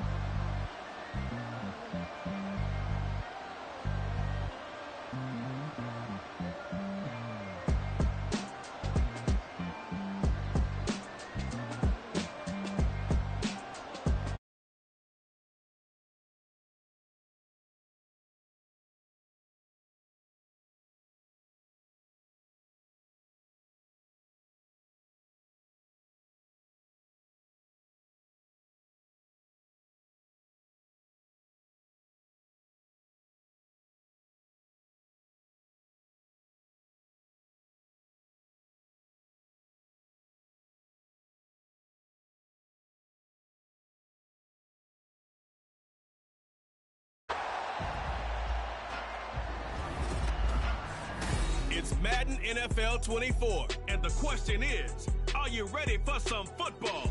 It's the Carolina Panthers and the Washington Commanders, and it comes your way next. We are just inside the Beltway, about 10 miles east of the Capitol Dome as we come to you from FedEx Field here in Landover. Today we've got a solid matchup in store in the NFC, as it'll be the Carolina Panthers taking on the Washington Commanders. Along with Charles Davis, I'm Brandon Gaudin, and for both of these teams that we're going to see, Charles, the future is kind of right now. You know, this is something you only see a handful of times in an NFL season where you've got a rookie quarterback versus a rookie quarterback. And I think a lot of that has to do with the era we're in now, because our dads, they didn't see rookie quarterbacks go against each other. In fact, it could be 2-3 years before they even saw the playing field. Nowadays, you get drafted, they expect you to play earlier, and these guys as competitors, they'll take their lumps early, but they'd rather be on the field.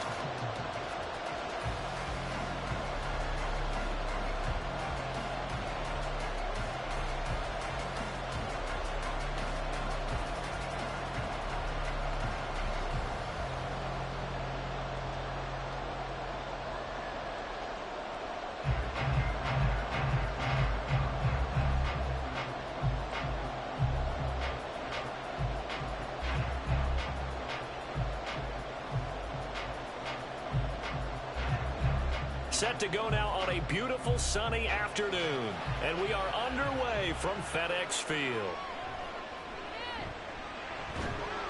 And he'll get it up past the 20 to about the 22.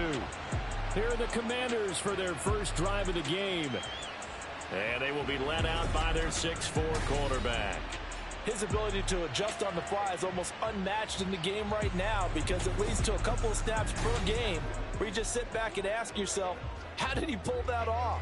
Opponents can practice and prepare each and every week all they want, but this guy, he is hard to corral.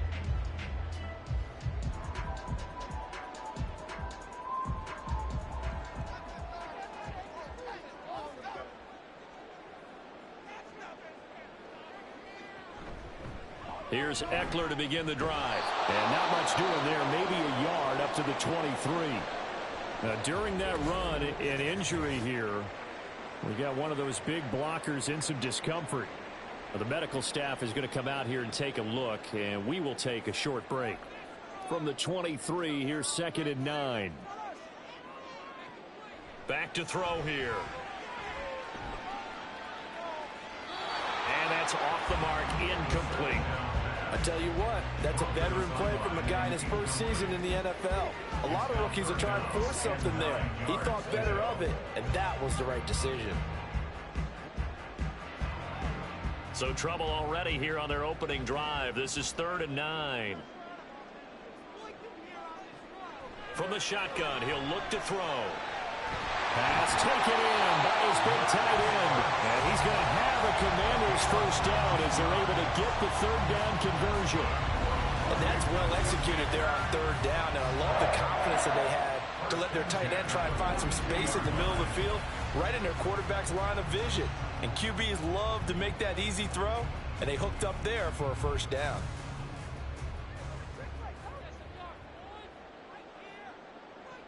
They'll look to throw now on 1st down. Looking for McLaurin, and he's got him.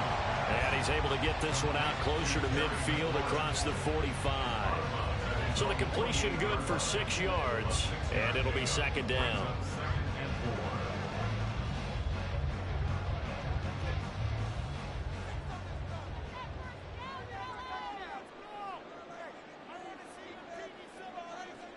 Back to throw again. And yet again, it's McLaurin. And they're going to have another first down as the tackle's made at the Panthers' 38-yard line. A really nice pickup of 14 yards, and it moves the sticks. Give the rookie another one on this opening drive and a first down with it. A nice start, Charles, for the first-year passer. He's come out, made a few plays, nice plays to begin this contest. He certainly has, and if he finishes off this drive with a touchdown pass, I vote we don't call him rookie anymore. We'll move him right to veteran and continue from there. 11 more on that one and another first down. How best to describe that one? I'd say right down Broadway on that run. A straight-ahead running. I think that might be something we see a lot of between the tackles today. Well, he's enjoying things so far here this afternoon. Sees a crease and bursts through it for a solid gain. Now on first down, he'll drop to throw it. Target is to Dotson, and he's got it. And down inside the 15 he goes. Another nice gain, 13 yards that time, and another first down. Well, this is what you want to see from your rookie quarterback on an opening drive, Charles. He looks cool, he looks calm, he looks collected in marching them down the field. And, Brandon, I just think the game continues to change and evolve because we're calling these guys rookies.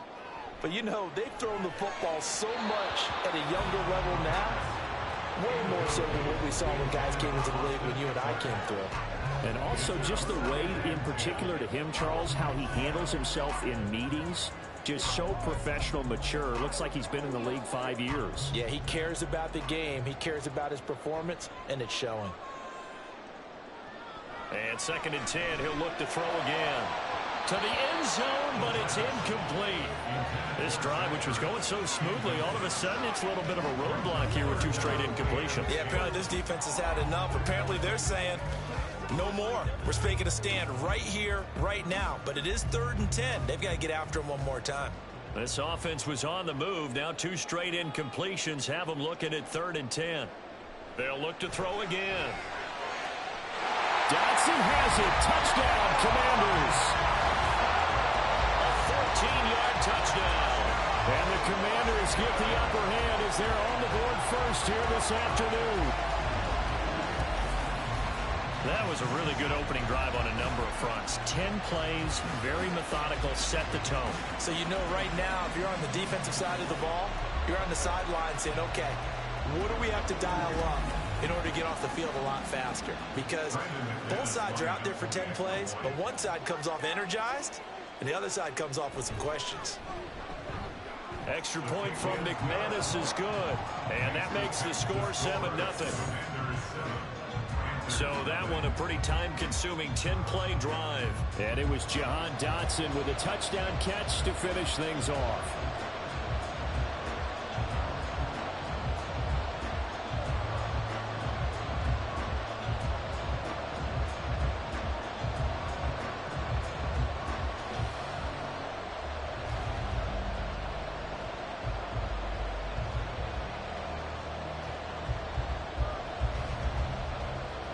After the touchdown, here's McManus now to kick it away. This taken in right around the goal line. And the tackle going to be made right there at the 25-yard line. So here are the Panthers now for their opening drive. And they will be led out by the youngster, the rookie, their QB. Tell you what, partner, he might just be a rookie, but he certainly looks the part of a veteran NFL starter, and he carries himself like one leading the offense out there. In a lot of ways, he is advanced as a first-year quarterback, and he came in and was right at home with this offense.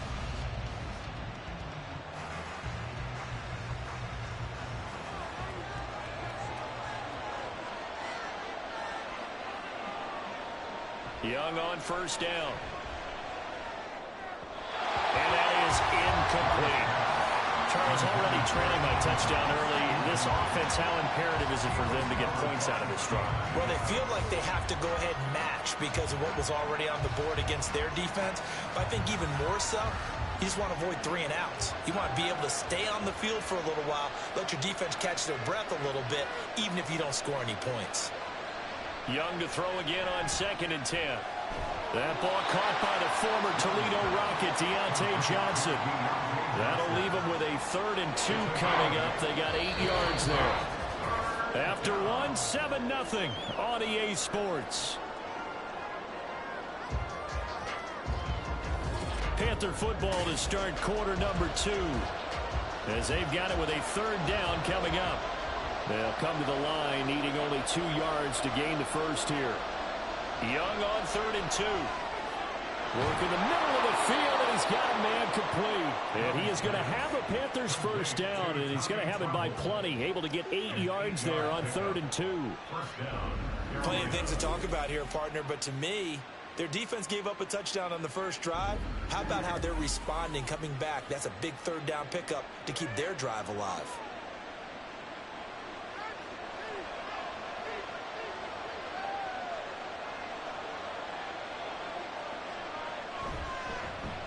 And they'll run on first down with Hubbard. And he's going to bowl his way forward to the 48. 7 yards on the pickup there, and it'll leave him with a 2nd and 3. But no matter how they phrase it, staying on schedule, staying ahead of the sticks, whatever you want to call it, 7 yards on first down, that fits the bill.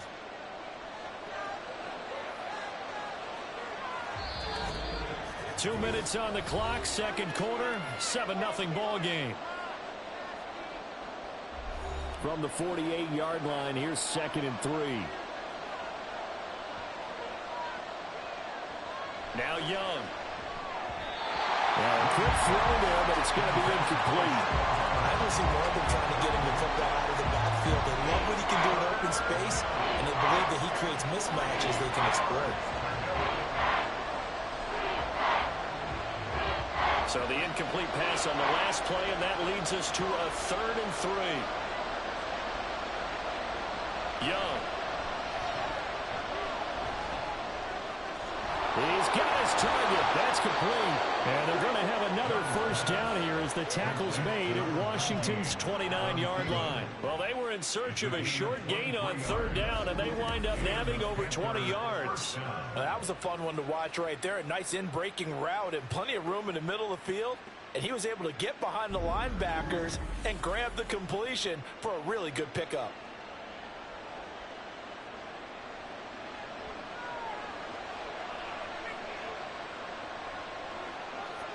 Young looks to throw on first down. Throw out wide is incomplete. So it looks like they still have some fight in them on this series because it seemed like things were headed for the red zone.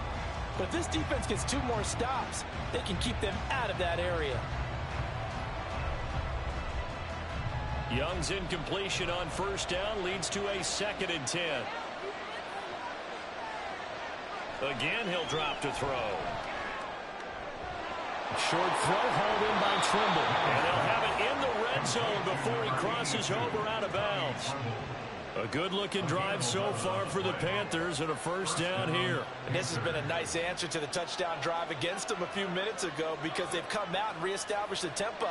A nice throw there, and they're putting together a very strong drive as a response. From the red zone now, Young. And that nearly trouble, but it's incomplete. The rookie had it and lost it, and it'll be 2nd down. He didn't just deny a big throw there. He broke that one up in the red zone. An excellent play, one that may help save points on the board when this drive is over. Now a 2nd and 10.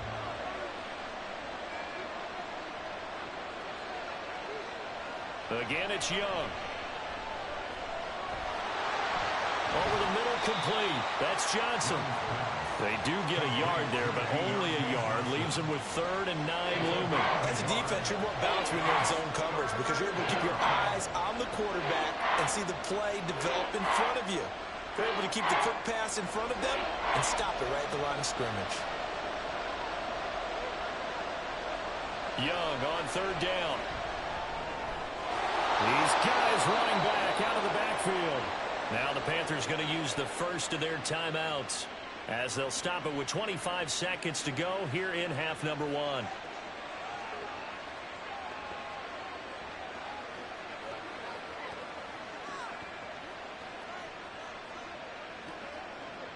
A chance now to get even before the break as they come up 1st and goal.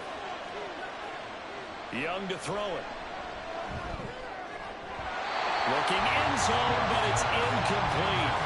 Chance are good. He's going to be a very busy guy. 2 catches already in this opening drive, and they were looking his way for a 3rd. I think they put this defense on notice that could be a really, really frequent combination. They'll try again here from the 7 on 2nd and goal. Looking to throw, Young. Back of the end zone. Could he get his feet down? No, it's incomplete. That's already the 3rd time they've looked his way on this opening drive. He's caught 1 of the 3. That doesn't mean they won't continue to go in that direction. It feels like they think they've got something good going there, and they think those numbers are going to increase. Young with it, 3rd and goal. And he's left with no option here but to throw it away. Also a drive that spans all that time, and yet you may only come away with 3 points here. Well, your defense, all right, they actually like these long drives. They get to rest over on the sidelines for a while. But when you're not finishing with points in terms of touchdowns, that's frustrating. They've got to figure out how to close out these long drives and get 6s instead of 3s. The kick by Piñeiro is good. And they are on the board, but still trailing. It's 7-3. Well, still trailing here, but they do get the late field goal. Now their defense will try to keep this score right where it is heading into the locker room. Yeah, and trailing it to break, you obviously don't want to go in off of a negative play. Give them credit for that one. Finding a way to put points on the board. Give them any type of a spark, anything to build off of as they try and plan a comeback.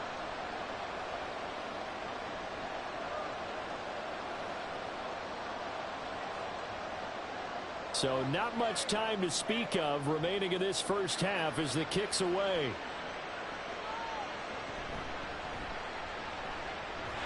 And he takes this near the 25. Just a little pass there. Call it the 26.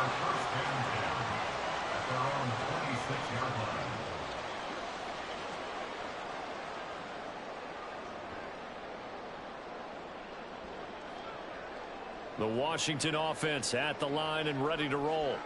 And with 8 seconds on the clock, really not a lot of time to try to put anything together. An opening there on that first down run as he gets this forward for about 8 or 9. That looks to be 8 officially, so 2nd and 2. So we've reached halftime here in our nation's capital with the Commanders on top. As we'll send you down the coast now to Orlando, that's where we find Jonathan Coachman, ready with our EA Sports Halftime Report. This has certainly been a fun one to watch so far. We knew this was going to be a battle, and we have not been disappointed. This is the kind of game that could wind up hinging on which side can play mistake-free football the rest of the way. All right, Coach, thanks. Yeah, both teams likely to make some changes in what's been a closely fought battle to this point.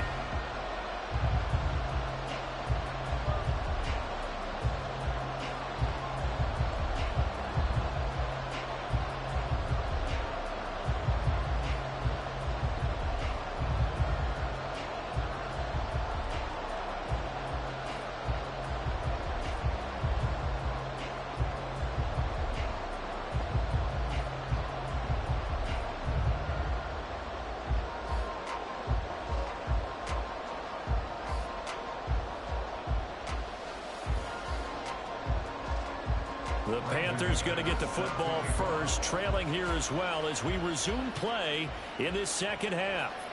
Taking it about the 1. And up to about the 26-yard line, just across the 25. Out come the Panthers. They'll have it first on offense in the third quarter. Now, they're still very much in this game, although they do trail. What's the game plan, Charles, for the second half? It might be a little counterintuitive because most people will think losing equals passing the ball more, but I'd establish the running game. They kind of went away from it in the first half. I think if they get back in balance, it'll help them when they put the ball back in the air.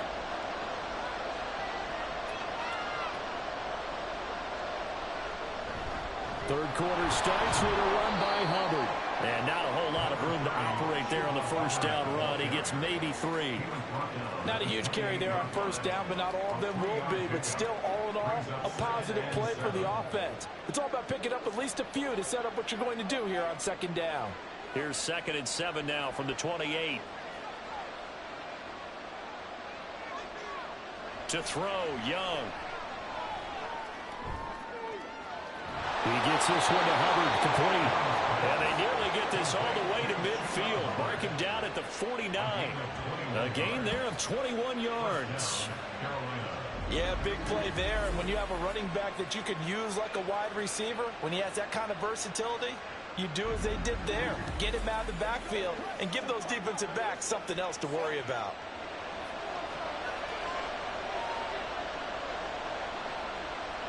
A first down throw for Young. That is caught by Thielen. And he'll go down, but not before getting this inside the 30. 2 chunk plays in a row. The last one was over 20 yards, and so is this one. Press coverage on the outside, and for defenders, that's the ultimate risk-reward. If you take the risk, can you reward yourself by keeping them on the line of scrimmage? But no, not on that one. Got the step on him. Now it's just a matter of laying the ball out there for him to go get it.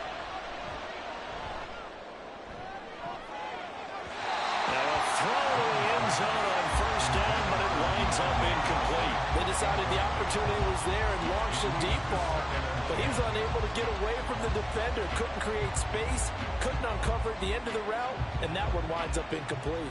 Third quarter of a tight football game as we come up on a 2nd and 10. To the air once more, Young. From left side on target to Thielen. And they'll work it inside the 15-yard line before it's all said and done. 13 yards down to the 13. I don't know what they talked about at halftime. Whatever it was, it worked. They look like a different team here in the third quarter. Yeah, I doubt that there were very many trash cans that got kicked over, that type of a speech. I think what they did was they analyzed what worked in the first half, what didn't, and figured out a better game plan. Now a first down throw for Young. Firing quickly here, and that's complete. And the Panthers are looking at 1st and goal as he's tackled all the way down at the 2-yard line. Just picking up yardage in bunches here these last few plays. They have moved right down the field, and just like that, they're going to be set up with a 1st and goal. And they've got 3 tight ends here on 1st and goal to add some extra mass. Hubbard trying to get to the goal line, but he's going to be stopped just short at the 1. He'll get 2 out of that run, and it's going to bring up a 2nd and goal.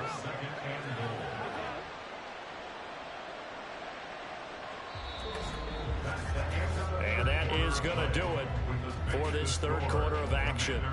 We'll return with more after this. This is the NFL, and it's on EA Sports. 2nd and goal from the 1. Back now at FedEx Field. It's the Panthers in possession of the football, but he's got it for a Panther touchdown. Adam Thielen from a yard out. And the Panthers have moved out in front here in the 4th quarter. Those are the types of plays in these moments they were hoping for from this young rookie, able to put him up here in the 4th quarter. How about the kid? You just mentioned it, the 4th quarter. This is when you have to make those winning plays. That's what he just did. Doesn't ensure anything, but he certainly gave his team a heck of a chance, didn't he? Piñeiro's extra point up and good. And the lead is now 10-7.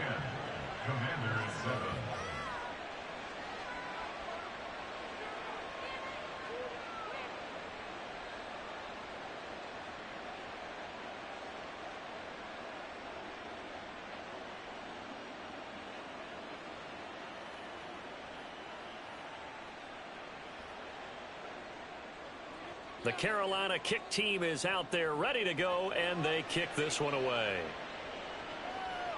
And here comes a return from just beyond the goal line. And he'll get it up across the 20 to the 21-yard line. Washington ready to try again on offense. And they will be looking to answer the touchdown their defense just surrendered. Still a good chunk of time remaining here in the 4th quarter, and a chance to regain the lead in a tight one.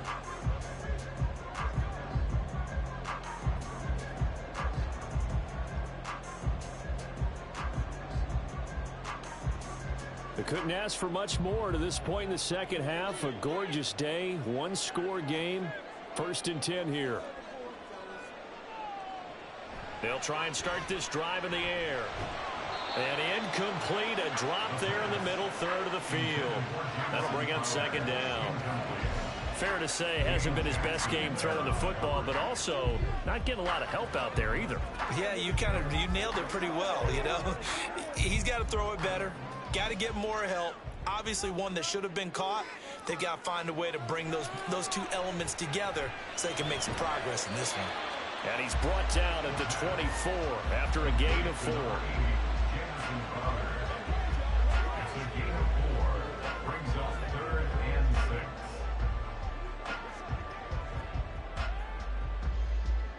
They'll come to the line now on a 3rd and 6.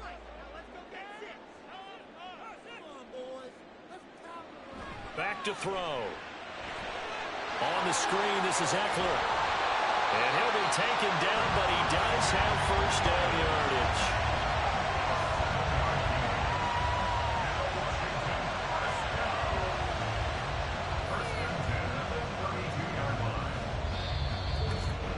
3 points separating these two sides with 2 minutes left to go in the fourth. So it's Washington with the football here as we welcome you back. They come up on a 1st and 10, desperately needing a score here on what could be their final drive. Throwing on 1st down, but this one winds up to be incomplete. Limited time left on the clock after that incompletion, so I think both sides are going to savor every second to prepare before the next snap. Because once the ball's in motion, it may be a non-stop push to finish this drive off.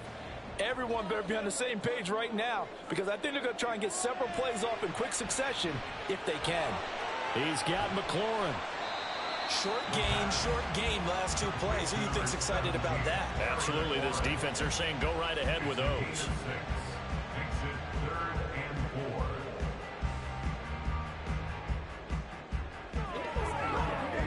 An important one here, no doubt.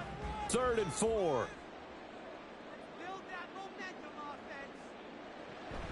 Up the middle with Eckler. And he brings this up to the 46. Good enough for the first. They had yet to run the ball at all on this drive, but 3rd and short, definitely was a great time to dial one up.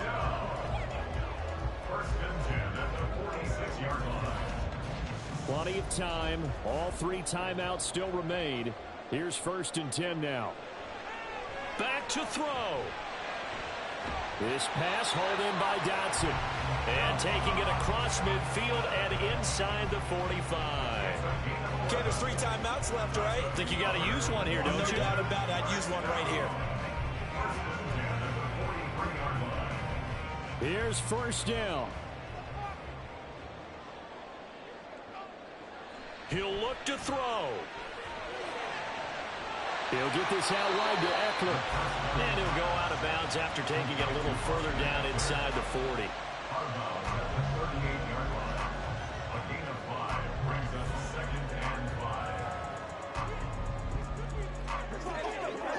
Here comes 2nd down at 5. Back to throw. Oh, and that's going to sabotage their comeback plans. It is intercepted. Troy Hill picks it. And the Panthers have just about sewn up this football game. Well, this is something we've seen before, partner. We've seen a defense bait a rookie, pretend to leave a window open, and then the defensive back jumped it as soon as the ball was released. Big-time play. They love taking advantage of the youngsters, and in this case, it paid off well. The Panthers offense here, they get ready to head back on the field. And 3 timeouts remaining here defensively, but really not much reason to use them at this point, as this one is all but over. If they use the timeouts here, it's strictly for show. We got a plane to catch.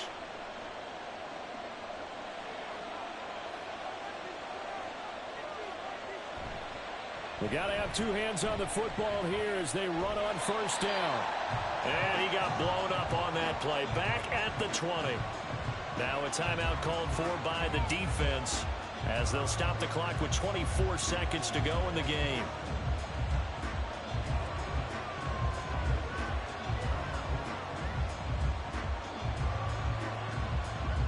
You'd have to think likely another running play coming here. 2nd and 11. He's going to get it again. Just looking to get forward and protect the ball. The Commanders going to use the 2nd of their timeouts. That'll leave them with just 1 remaining in this 4th quarter of play.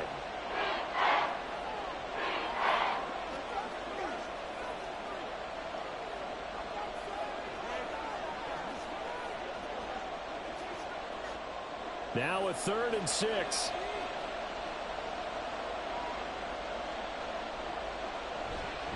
Right back to Hubbard.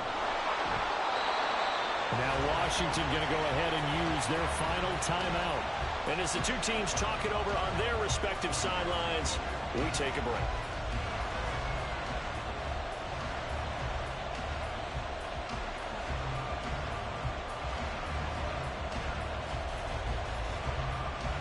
Here's Johnny Hekker now as he's on to punt for the first time this afternoon.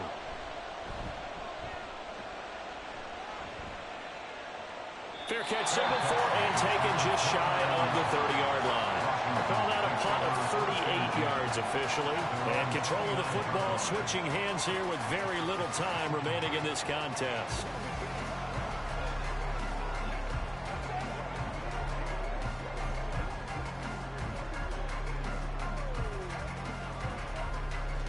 Here's 1st and 10.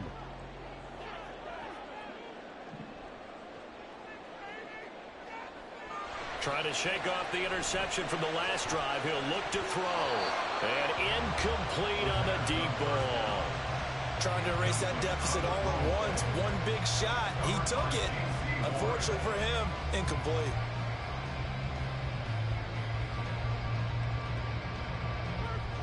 Seven seconds to play. No timeouts, remember. He's back to throw. He's going to let it fly. And that's going to wind up incomplete. However, we do have a flag down. Let's check in with our referee. So erase the flag. They decline it. And did they use the big eraser, or was that the one at the end of the number 2 pencil? Well, I was thinking the 2x2-inch ones that you can buy and use in addition to the pencil. And those last for a long time. No doubt. And a fun, close ball game comes to an end. On that last play, Charles, they were on the wrong side of midfield. They needed something near a miracle, and they couldn't get it done. Yeah, the effort, that was good. Very good, in fact. They were just a little too far out to get a decent look at the end zone for that last opportunity. Couldn't get it done, but a nice game overall.